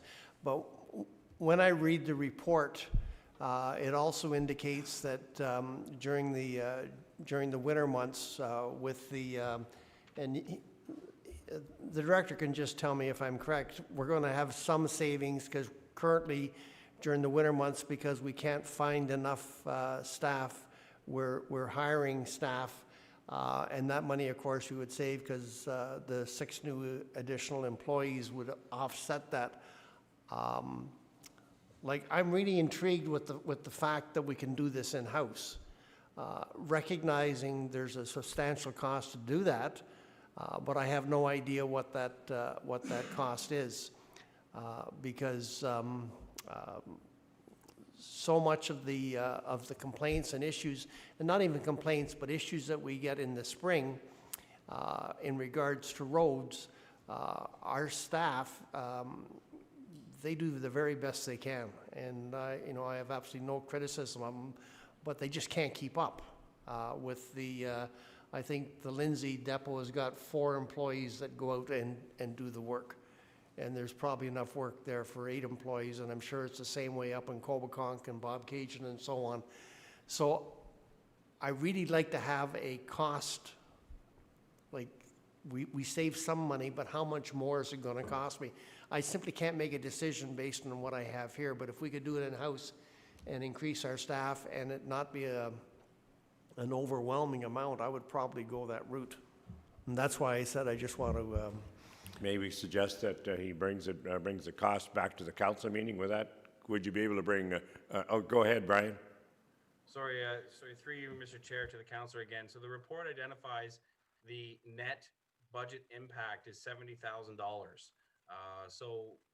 What we're looking at doing is, again, eliminating or reducing some contracted services, and then hiring 2 heavy equipment operators and 4 equipment operators to run 2 separate crews, and then also bringing on board additional equipment needed to operate those in-house ditching crews. And the net operating budget impact is $70,000. So there's obviously numbers in behind that for the ups and downs. To the councillor's comment about the additional offset or benefit to the staffing, that is a net perk outside of the operational cost. So historically, we typically have vacancies or illnesses where we are then forced to contract work out. What this will do is we'll have 6 bodies, 6 staff members that are not assigned to a truck. So if we have someone that's off ill, if we have someone that goes off on long-term leave, we can assign one of those 6 staff members to that truck to negate the requirement to contract that work out. If we are by all means blessed with the full complement and no illness, those staff can continue to work to do brushing activities and do other types of removals through the winter, which we've never had the opportunity to before. Councillor Elmsley, followed by Mayor Latham and Neil. Yeah. Thanks to Dave for the report. And certainly, as Brian knows, at the roads meetings we had, ditching and preservation of roads was front and center to what people were talking about. And I'm glad that Councillor Dunn asked the questions he did, because it clarified a lot about the finances that I read the report a couple of times and I still wasn't sure where we were, and with a net cost of $70,000, I think that's great. If I don't know if you can put a number on what the savings would be in terms of the benefit to our roads. Like, you know, if we do this, we're going to, I think you talk about doing 60 kilometers, being able to do 60 kilometers of ditching a year, which is still a drop in the bucket when you consider how many kilometers of roads we have. But is there any kind of average figure out there that if you do ditching, you will extend the life of a road by 1 year, half a year, whatever it is, that would enhance what we're doing here? Could you address that? So through you, Mr. Chair, to the councillor, there's no defined rule of thumb of if you do ditching, you're going to extend the life of a road by X number of years. Effectively, as noted through the Roads 101 presentations and as discussed with council several times, drainage is a key component to the structural integrity of a road. We have recognized through the numbers in the report and through all the analysis provided in the background that we're significantly deficient on the amount of resource that we're providing to maintain the ditches. So this report will allow us to get closer to where we will be or where we need to be to maintain the roads in an effective manner. And we're going to continue to monitor the progress and the true effectiveness of the program as we move forward. If we need to make continual adjustments, we'll continually recommend adjustments back to council. But right now, again, we're typically, well, last year we were able to get about 100 kilometers done. The year before that was slightly less than that. We anticipate be able to exceed that with dedicated ditching crews that we're able to, to ditch 8 to 10 months out of the year, save and except when the grounds are frozen. Thank you, Mayor Latham, and then Councillor Yeo. Thank you, Mr. Chair. I'll just follow up on Councillor Elmsley's comment. So is there any way, Director, that you're saying with the current program, the city can ditch 100 kilometers a year? I mean, can you get us an estimate, maybe not now, but for council, with this new program, rather than just the cost benefit, what are you looking? Are you looking at 200 kilometers a year we'll be able to do? I mean, is that the benefit to our roads, or is it 150 or 300? I mean, is there some kind of estimate you can give us, just based on this, having this in-house crew, we're going to be more efficient, we're going to be better at what we do and better control? To Councillor Elmsley's comment, what does that relate to as far as not just a life cycle of our roads, but how many more kilometers of ditching will we be able to do annually? I don't know if you know that now, or if you could give us a ballpark for council, but that's my first question. Yeah, sorry, through Mr. Chair to the mayor. Yeah, effectively, that's a difficult answer. Again, last year we were able to get about 100 kilometers done. The year prior, we were significantly less than that with the resources that we were able to deploy. Again, with dedicated crews being able to work a longer period, we anticipate getting additional productivity out of those crews. The challenge being is there's a lot of factors in relation to the effectiveness of those crews, being the distance to haul the material and spoil off the road. If we can, lose the spoil on the shoulder of the road and not have to haul anywhere, it drastically increases efficiencies. If the ditches are smaller in nature rather than big deep ditches that we have to restore, there's a lot of factors in there. But what we hope to do is make this adjustment with the support of council, and then we can continue to monitor and track progress of that efficiency moving forward. And if we're not seeing the efficiencies, we'll make the adjustments. If we do see the efficiency, we can even look to expand the program if it works well. I don't have definitive numbers. We do anticipate an increase in productivity, and hopefully, in my mind, a significant increase. But it's really difficult to put actual numbers on that. Thank you. And if I can, Mr. Chair, just to follow up, when you say in the report, Brian, that each ditching crew would be compromised of, and the required equipment for each crew would be, you're talking 2 crews, right? So it's those numbers times 2.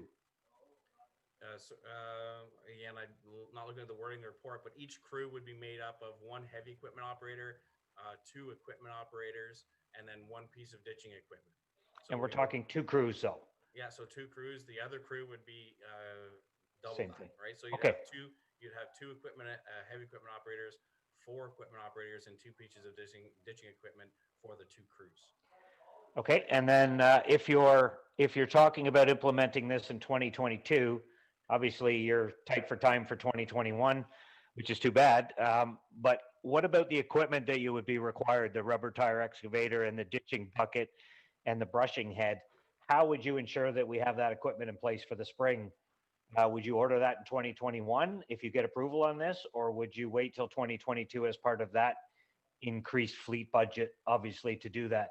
Obviously, the crew wouldn't be enough, the manpower without the equipment to do the job. So how do you coordinate those two? Sorry, through you, Mr. Chair, to the mayor, I've had discussions with staff about when we bring this forward. We would like to see this in place in 2021. We would be comfortable moving forward with staffing and moving forward in 2021. We recognize with the pressures coming from COVID and the overall budget pressures that we're going to see in the operating budget that we recommended deferral and really starting this in 2022. You are right, though, if we're going to have permanent in-house equipment, that is going to require procurement in 2021. So we'll be working towards that with the fleet manager. We can lease equipment. So there's an option there to look at leasing equipment for the first year to get us through until we can budget and plan for appropriately to have equipment in place. Okay, thank you, Mr. Chair. I'll do a follow-up motion for the remainder of the motion as printed if you're looking for one after this motion to receive. Councillor Yule, sorry, we'll get to you. Yeah, and thank you, and through you to Brian. When this comes back to council in a couple of weeks, we have the capital costs of those rubber tire excavators included, or an answer on that, because those things aren't cheap. Those rubber tire excavators for ditching are quite expensive. So I'd like to know the capital outlay. I agree we could lease for a year to see if it works, and I would suggest we lease for a year to see if it works, to see if we get that magic 200 kilometers or the efficiencies we dream of.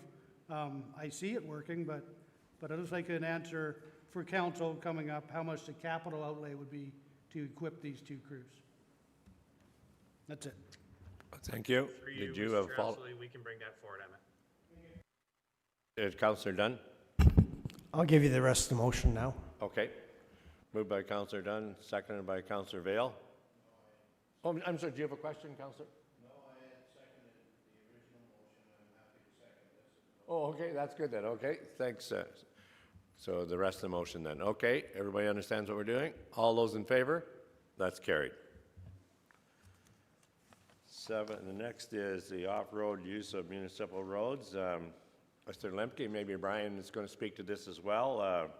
Did you wish to speak to this, Brian? Give us. Sure. Thank you, Mr. Chair, through to council. Just a brief overview. This is a follow-up to the presentation that David Lemke provided to council a month or so ago relating to the report and subsequently some resolutions that were provided to staff to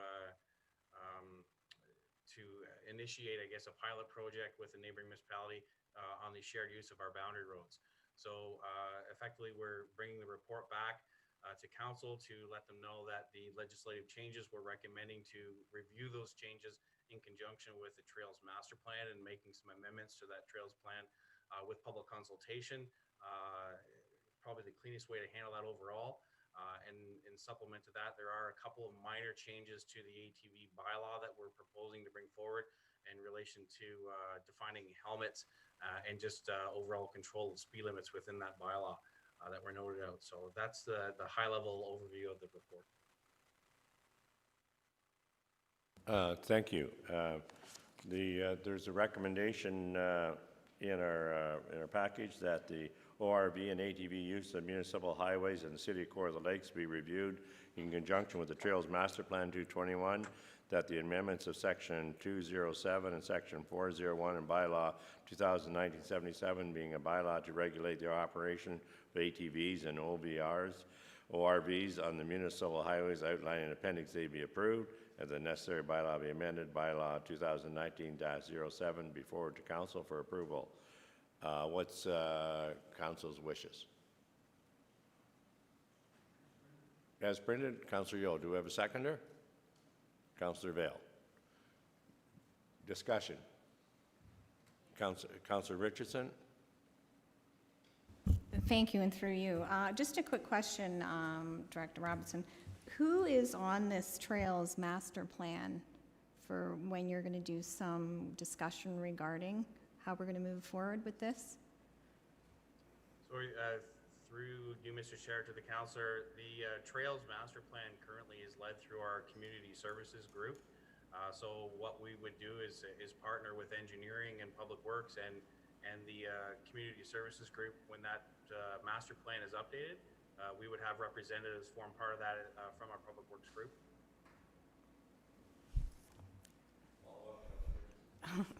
Well, no, I'm struggling with this one just for the fact that there's an opportunity here where the rules are going to change with Bill 107, and I'm concerned that, you know, we need to make those changes, what's happening in our own community, and we have an opportunity right now to continue with the backyard tourism platform where we can start connecting our south to our north and our west to our east. So I just want that to be taken into consideration.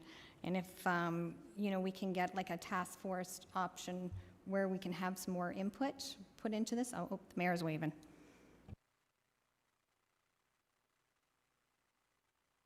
Mayor Letham, do you wish to add something to that? No, I just had a question. When my turn is, I'm just waving so you know I will have a question. So whenever my turn, let me know. Councillor Ashmore, you had a question? Through Mr. Deputy Mayor to Director Robinson. So I just wanted to get clarity on this Bill 107. Like, will that allow us to eventually have ATVs in smaller communities, or they could be used in smaller communities? I'm not 100% sure on what the whole end result's going to be. Are we going to be leading towards that, or that's what the whole idea was? I thought that we would have the ability as a municipality to decide our own fate, that we could decide which roads we could use them on or whatever. So I mean, is that something that's going to be allowed, or could you sort of clarify that? Because it's getting more complicated as time goes on, and I thought it was going to be a clean, crisp and clear bylaw that we were going to be doing, but it seems to be evolving into kind of a, I don't know, it's confusing. But can you sort of clarify if we're going to be is Bill 107 going to actually help us have the ability to allow ATVs on municipal roads? So thank you for the question, Councillor. So through the chair to council, the current legislation with respect to ATV use on roads, the province effectively says that they're all prohibited with the exception of where the municipality enables use on roads, on public roads. The way that the legislation is changing, effectively reversing that, saying that all roads are open to use unless the municipality restricts use. So our current bylaw was written, maybe forethought, maybe luck, in a way that we have a control over the road. So our bylaw already says that all use is prohibited with the exception of defined use as identified in the appendix of that bylaw. So we currently allow use north of Road 8 and certain other areas within the municipality for ATV use. That's what we're recommending as staff right now, is that we don't change that current use. The current use remains status quo. And then we, as part of the Trails Master Plan, review that that usage and potentially expand, potentially retract, whatever the recommendations that come out of that Trails Master Plan review occur. So that's the impact of the legislation as it relates to this report. Again, there was a request from a neighboring municipality to use some of our shared roads. They've subsequently got back, as you can see in the appendix of that report, that they are not going to move forward with their pilot. So right now, we're recommending simply a status quo bylaw, which enables the current use to remain at current use levels. And we will review the potential use or expansion of use of our roads at the time the Trails Master Plan is reviewed. That's what staff are recommending. That's fine. I'll bring it up on the 20th. I'll have another motion on the 20th. What's his name? Mayor Letham, did you have a comment or question? I just have a question, just to the director, and it's along the lines of Councillor Ashmore's comment and Councillor Richardson. So you're suggesting a status quo bylaw until we do the Trails Master Plan. What would be the downside in doing a bylaw to open up the roads to ATVs as per the provincial bill, and then opening them up almost as a pilot project, see how things go, and then when our Trails Master Plan comes forward, we have an opportunity to know what's working and what's not working, and sort of attack it from the other, more aggressive direction rather than just keep it the way it is until we do our Trails Master Plan. I mean, what would be the downside in, sort of going that way and then reviewing it at the Trails Master Plan and then pulling back a little bit? But if there's no issues over the course until the Trails Master Plan is done, and it's a big to-do about nothing, aren't we in a better position at that point to make a more informed decision? So it's just a question. Okay, thank you for the question, Mr. Mayor. So through the chair to the mayor and council, I understand the question for sure. There is a lot of concern, I guess, in opening all municipal roads to use of ORVs and ATVs for a number of reasons, safety being one of them. Nuisance being another one. We're currently right now, if we do open up all roads, it would be all roads. It would be all roads in Lindsay, all roads in Bobcaygeon, all roads in Fenelon Falls, all roads in Omemee and Norland, you name it, where roads would then be permitted to have ATVs to be used on. Again, our recommendation is that we review connecting links, we review proposed use, and we do so on a structured manner with public consultation. I think that's the cleanest way to handle that without opening to all roads and then having a series of complaints and concerns come back over the use.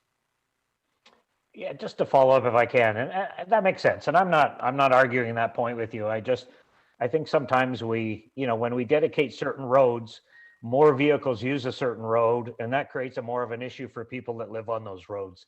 There's this illusion that there's, hundreds of thousands of ATVs out there that are going to be storming up and down every road in Lindsay or any other community. And who the heck would want to drive their ATV through an urban area anyways? So I guess I just, to me, the more you spread it out and allow access to our trails on as many different roads as possible, the less, impediment it's going to be for some of the residents.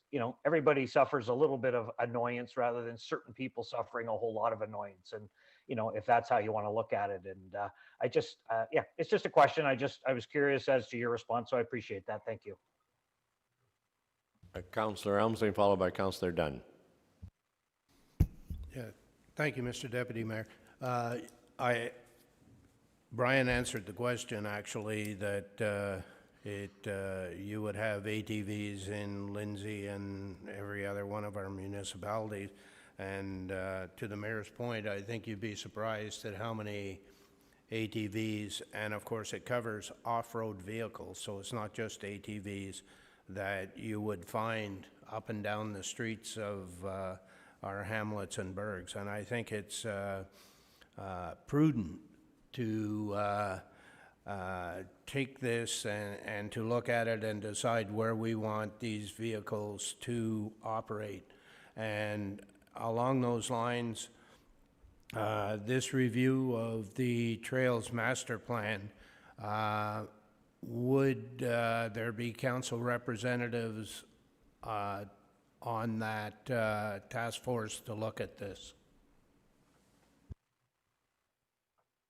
So through you, Mr. Chair, to the council, my understanding is the ATV master plan process is a public consultation. Council will have opportunity to provide input into that plan, as will any member of the public.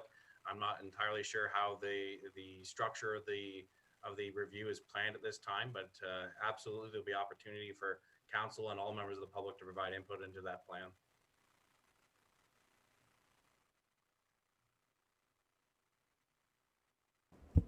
And what's your time turnaround on having this study done?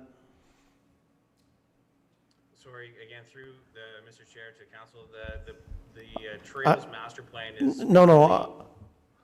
Sorry? Okay, I'm just wondering how long this is supposed to take. Like, will it be done by March? I'm just trying to explain.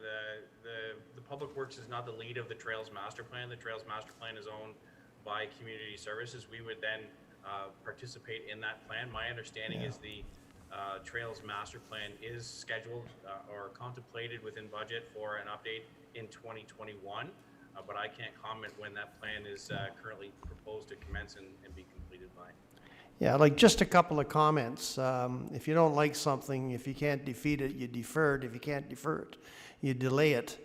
And those are the 3 Ds. I'm afraid that's exactly the road we're going down here. Just for those that don't know, there's ATVs in town all the time. I can sit on my front porch on a Saturday night and I can see 2 or 3 ATVs going up and down William Street. If we have bad laws in place, people will ignore them. And that's what's happening here, is they're just ignoring it. And because we don't have the resources to enforce it, we ignore it too. So I don't buy into the saying that, well, if we allow this, then there's going to be 1,000 ATVs running up and down the streets of Lindsay. All vehicles are still subject to Highway Traffic Act, and if they're doing something wrong, they will be duly charged. People spend a large amount of money on these ATVs. These aren't cheap, and most of them don't want to break them. So, you know, they want to be on the back roads. So I think we have to move forward on this as quickly as possible. I mean, if I could be guaranteed a report was going to be back no later than the end of March, so that we could change the bylaws in order to implement it on the 1st of April, I'd probably go along with this. Yeah, okay, oh, then I can hear from him. No, you can go ahead. Go ahead, Rod. Thank you, Mr. Chair. Through you, so just for clarification, so the intent of referring it to the Trails Master Plan process was recognizing that there was a desire potentially, because some of these vehicles use our off-road trails, that it would be a good process to make those connections. So it was a natural process. It is coming due next year. As the director said, it's community services led, so it's not solely looking at just updating or planning for ATVs and trail use. This is an entire sort of updated master plan process. So to answer the one question, it would not be complete by March.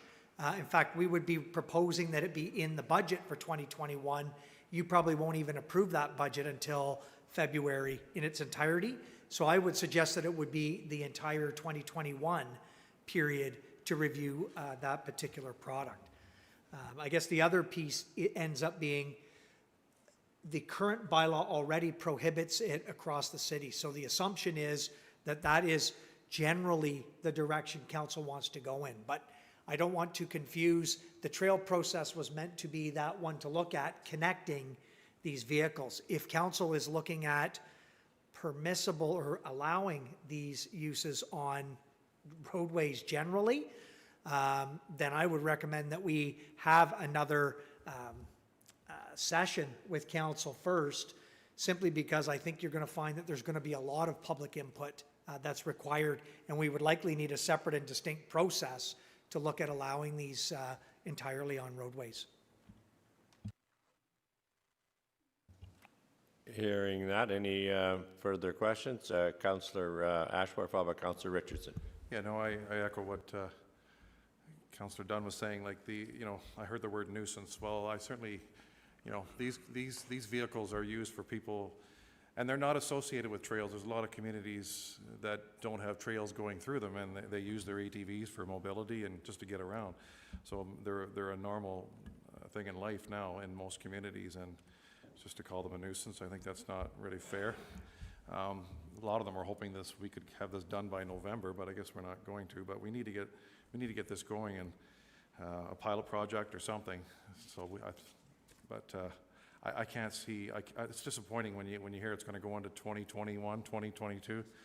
Like, the people were expecting something a little quicker, and this is a big industry, and there's more and more people using ATVs, not just for recreation, but just for day-to-day life, and they need to get around in these communities. So I don't know, hopefully we can get this brought as soon as possible. Councillor Richardson. Thank you, and through you.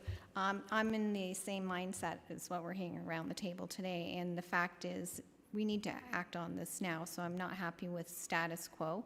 I'm offering up a friendly that perhaps we get an off-road task force put together, just like other municipalities around us are doing right now, and we have a very, very serious discussion about how we move this forward, and I think we need to target the first quarter of 2021.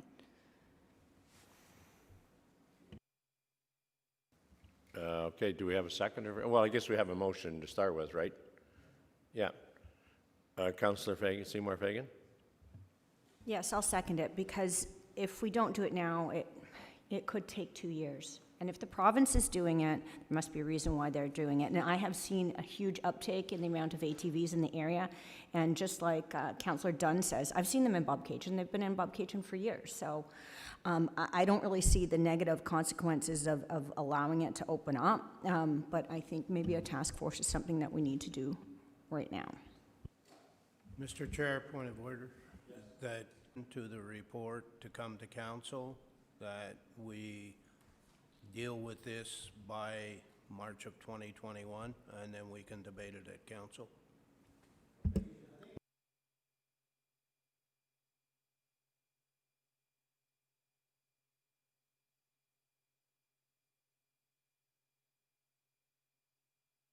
Okay, anybody else wish to speak to this? Okay, okay. In sum up, thank you for the friendly. I was hoping you were going to do something there. The council worked very hard on this, and this report came back, and the county of Peterborough, whatever, the boundary roads, basically they didn't want them, so that kind of puts that to rest right now. And so I think the task force is a great idea. I hope there can be a pilot project coming very quickly. There can be some designated routes that we can add to the bylaw. I hope all kinds of stuff happens, and I hope we get this in gear. No pun intended. Thank you. Everybody understands the resolution? All those in favor? Oh, what, Councillor Ashmore? Could you clarify that? So there's going to be another recommendation after that, or? No, the recommendation, then further that way, there's a task force, The right? task force that Councillor Richardson. Yeah. Okay, yeah, that's fine. Do we have that captured? Okay. As understood, all those in favor? That's carried. Do you want a break? Do you want a break for 5 minutes?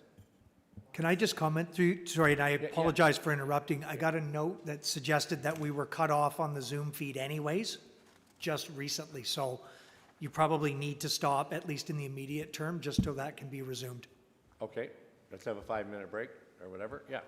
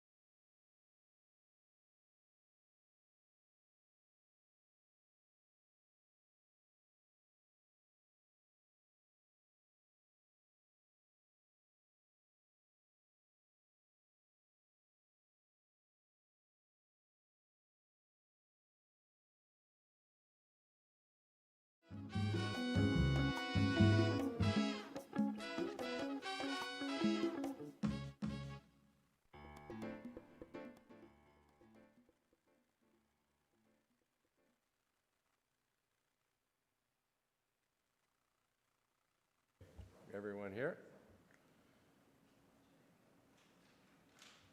Ron? Sorry, just through you, Mr. Chair, just, the item would have cut off midway through the previous item. So I wonder if, just for the record and for the public, just a recap or what happened in the last item, and then moving on, assuming that the connection is good now. The off-road vehicle report? I'll read the recommendation, or do you want Brian to speak to it? Sorry, through you, I think just, what was the recommendation or decision, just for the record? Okay, it was, the recommendation was, as I read before, plus that we're going to have a task force as well too. Basically, the report, the off-road vehicle, that the ORV and the ATV use of the municipal highways in the city of Kawartha Lakes be reviewed in conjunction with the Trails Master Plan 221, the amendments to Section 207 and Section 401 Bylaw 2019-077, being a bylaw to regulate the operation of ATVs and ORVs on municipal highways outlined in appendix be approved, and the necessary bylaw be amended before to council for approval. And that we're going to form a local task force and with members of the public and council can sit on. Is that correct? As well as amended? By the first quarter, by March? By the end of March, was that? That's when the report comes back. Yeah, by the end of March. Okay, all those in favor? That's carried.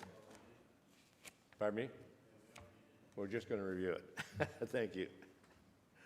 Okay, next, the Bell Canada alternate local agreement be received, and that the mayor and clerk be authorized to execute the alternate location agreement with Bell Canada on behalf of the city of Kawartha Lakes.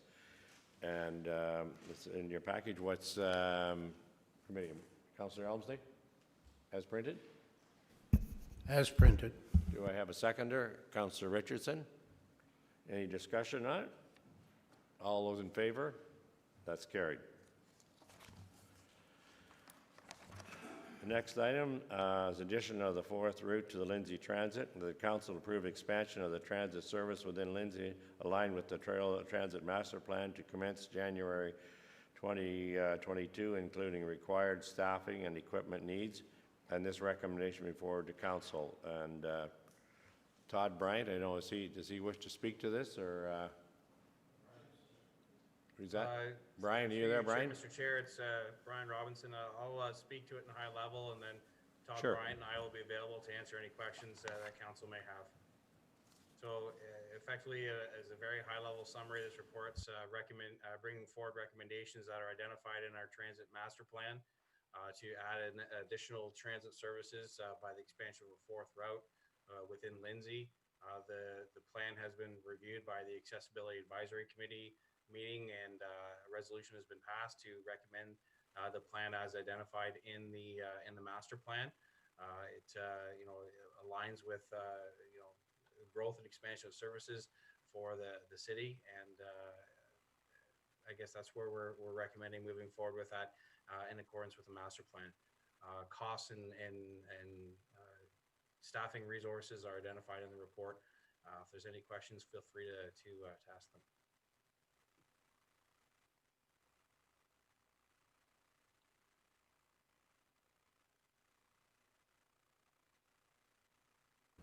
Yeah, I looked at the report. I'm quite satisfied with the report, but it doesn't go far enough.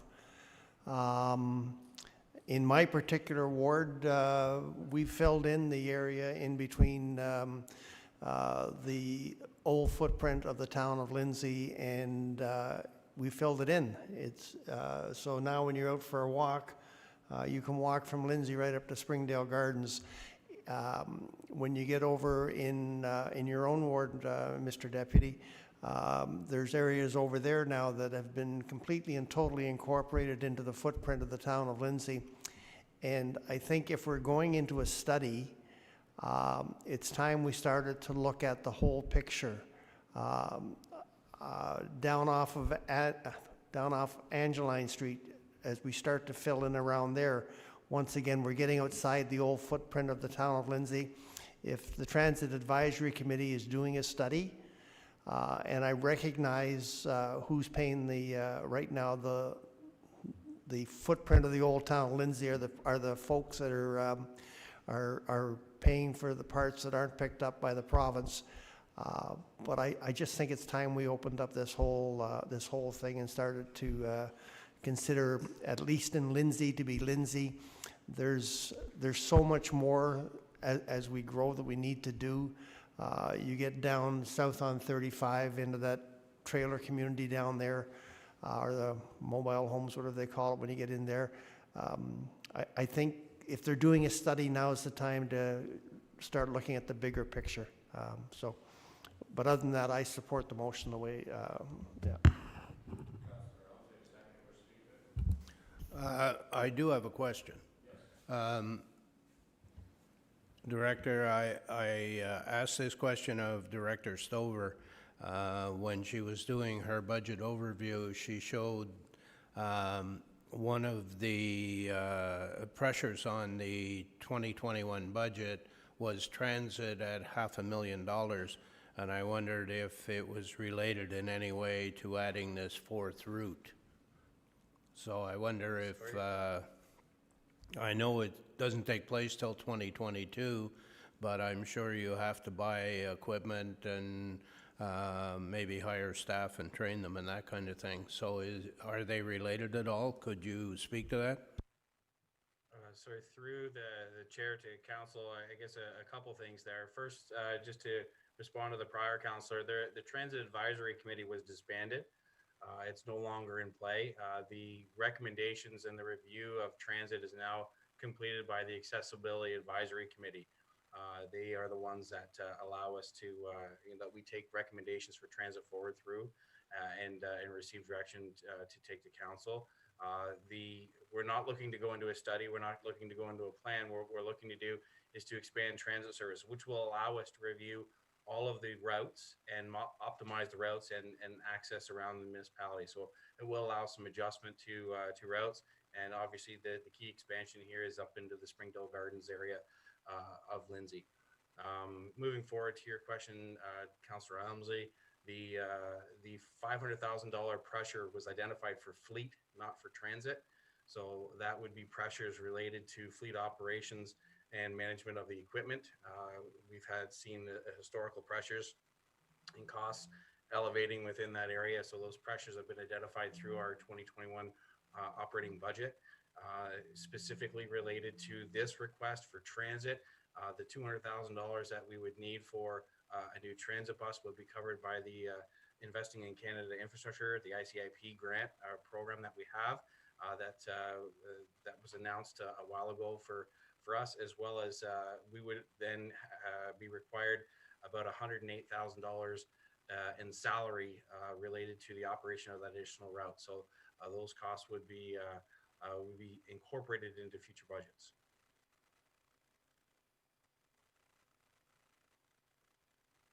Okay, Councillor Ashmore. Yeah, thank you, Mr. Deputy Mayor. Through you to Director Robinson. Just looking at the report, it's just quoting it there, saying the demand for accessible public transportation both within the Lindsay urban area and the adjacent and remote areas, I don't know why they call it remote, but outside of Lindsay will continue to grow. So have you ever looked at, for example, our neighbors, Durham Region? If you go to the corner of Black School Road and Simcoe Street, you'll see a stop there where there's a shelter and people can get on Durham Region Transit. Like Durham Region Transit goes to the smaller communities like Cannington, and as an example. But why can't we just even look at this, some of the smaller, even just thinking about going to Bobcaygeon, Fountain Falls, Bobcaygeon, and do a loop as an alternative? I know it's, you're going to say it's rural transit, but which it is. But I mean, you're saying in the report that it is growing, and are we going to be looking at that in the future? Through you, Mr. Chair, to the councillor, absolutely. The report is accurate. It will continue to grow. The pressures will continue to rise. Again, the Transit Master Plan does identify a need to explore rural transit and other linkages around the municipal to other municipalities and so on as part of the transit master plan. That there's deadlines and timelines identified in the plan to do that. That's not the intent of this report. The intent of this report is to identify specifically a fourth route or expanded services required for the core of Lindsay. Just one more question, please. We had the ministers of infrastructure. They were here a couple of weeks ago. So some of the money that they announced, would that be going towards this project, or are there strings attached to that? I thought that was a big transit announcement that could help us financially. So through you, Mr. Chair, again, the ICPI grant that has been announced previously has funding allocated for this expansion. I believe the current announcement that was recent was more related to triggering and relief related to COVID-related impacts on businesses, on municipalities. So between the grant that was recently announced and the ICPI grant was announced previously, funding will be available for this expanded program. I didn't quite catch that, but maybe my ears aren't as good as they used to be. I believe the province had announced their share earlier, and the federal government just came to the party there a couple of weeks ago to announce their share of it, so for the matching funds. So anyways, we have a mover and we have a seconder. It looks like we're going to have an opportunity to explore transit, not only in the urban areas, but the rural area as well. So any further questions or discussions on this? All those in favor? That's carried. And I think our final report is Response Time Performance Plan by Andrew Rafton.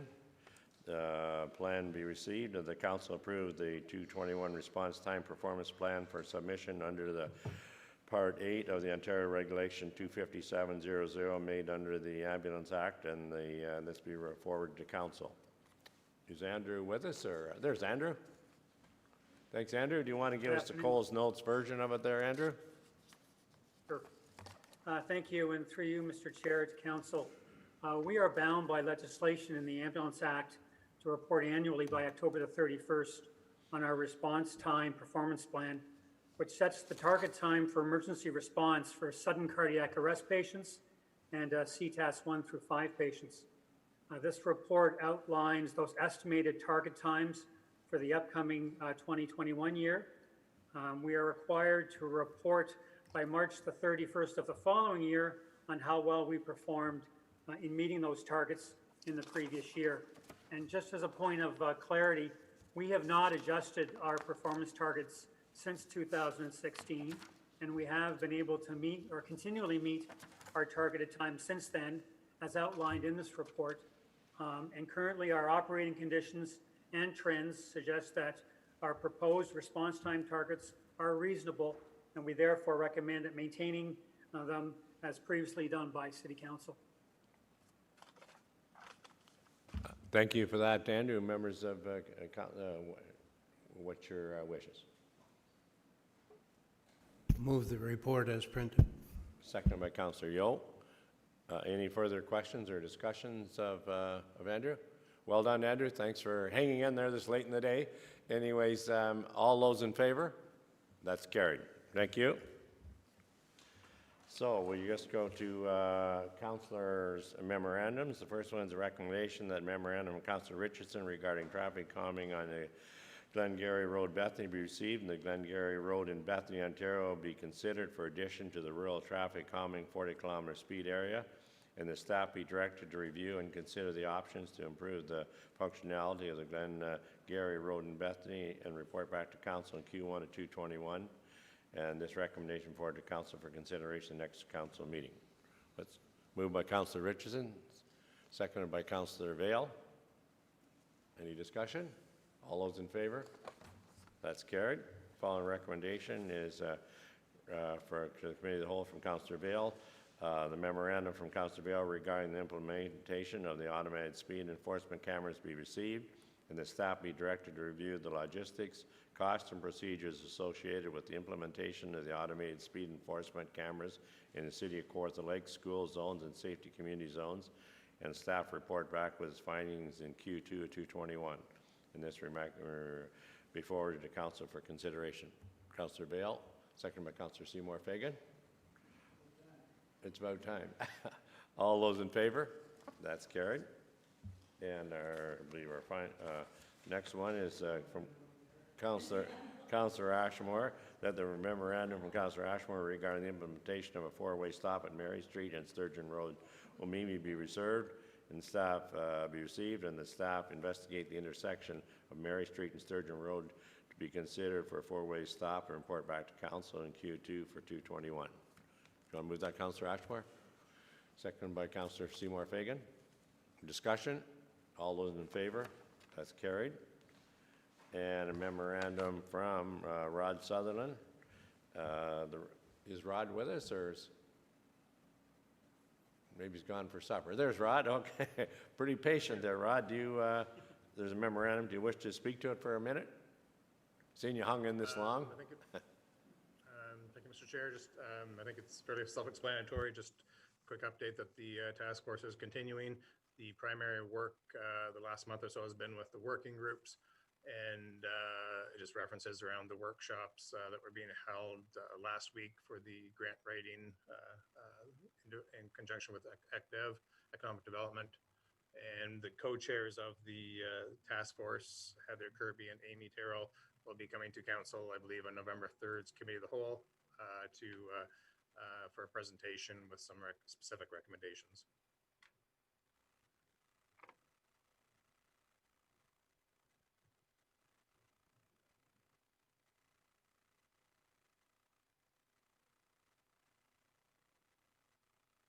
Sorry, I didn't have my microphone on. Sorry about that. That the memorandum from Rod Sutherland, Director of Human Services, update from Community Pandemic Recovery Task Force be received for information purposes, and that the recommendation be brought forward to the next regular council meeting. Moved by Councillor Elmsley, second by Councillor Yeo. Discussion? All those in favor? That's carried. I believe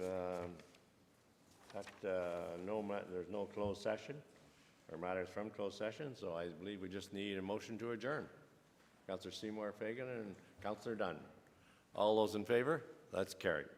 Thank you for a long day.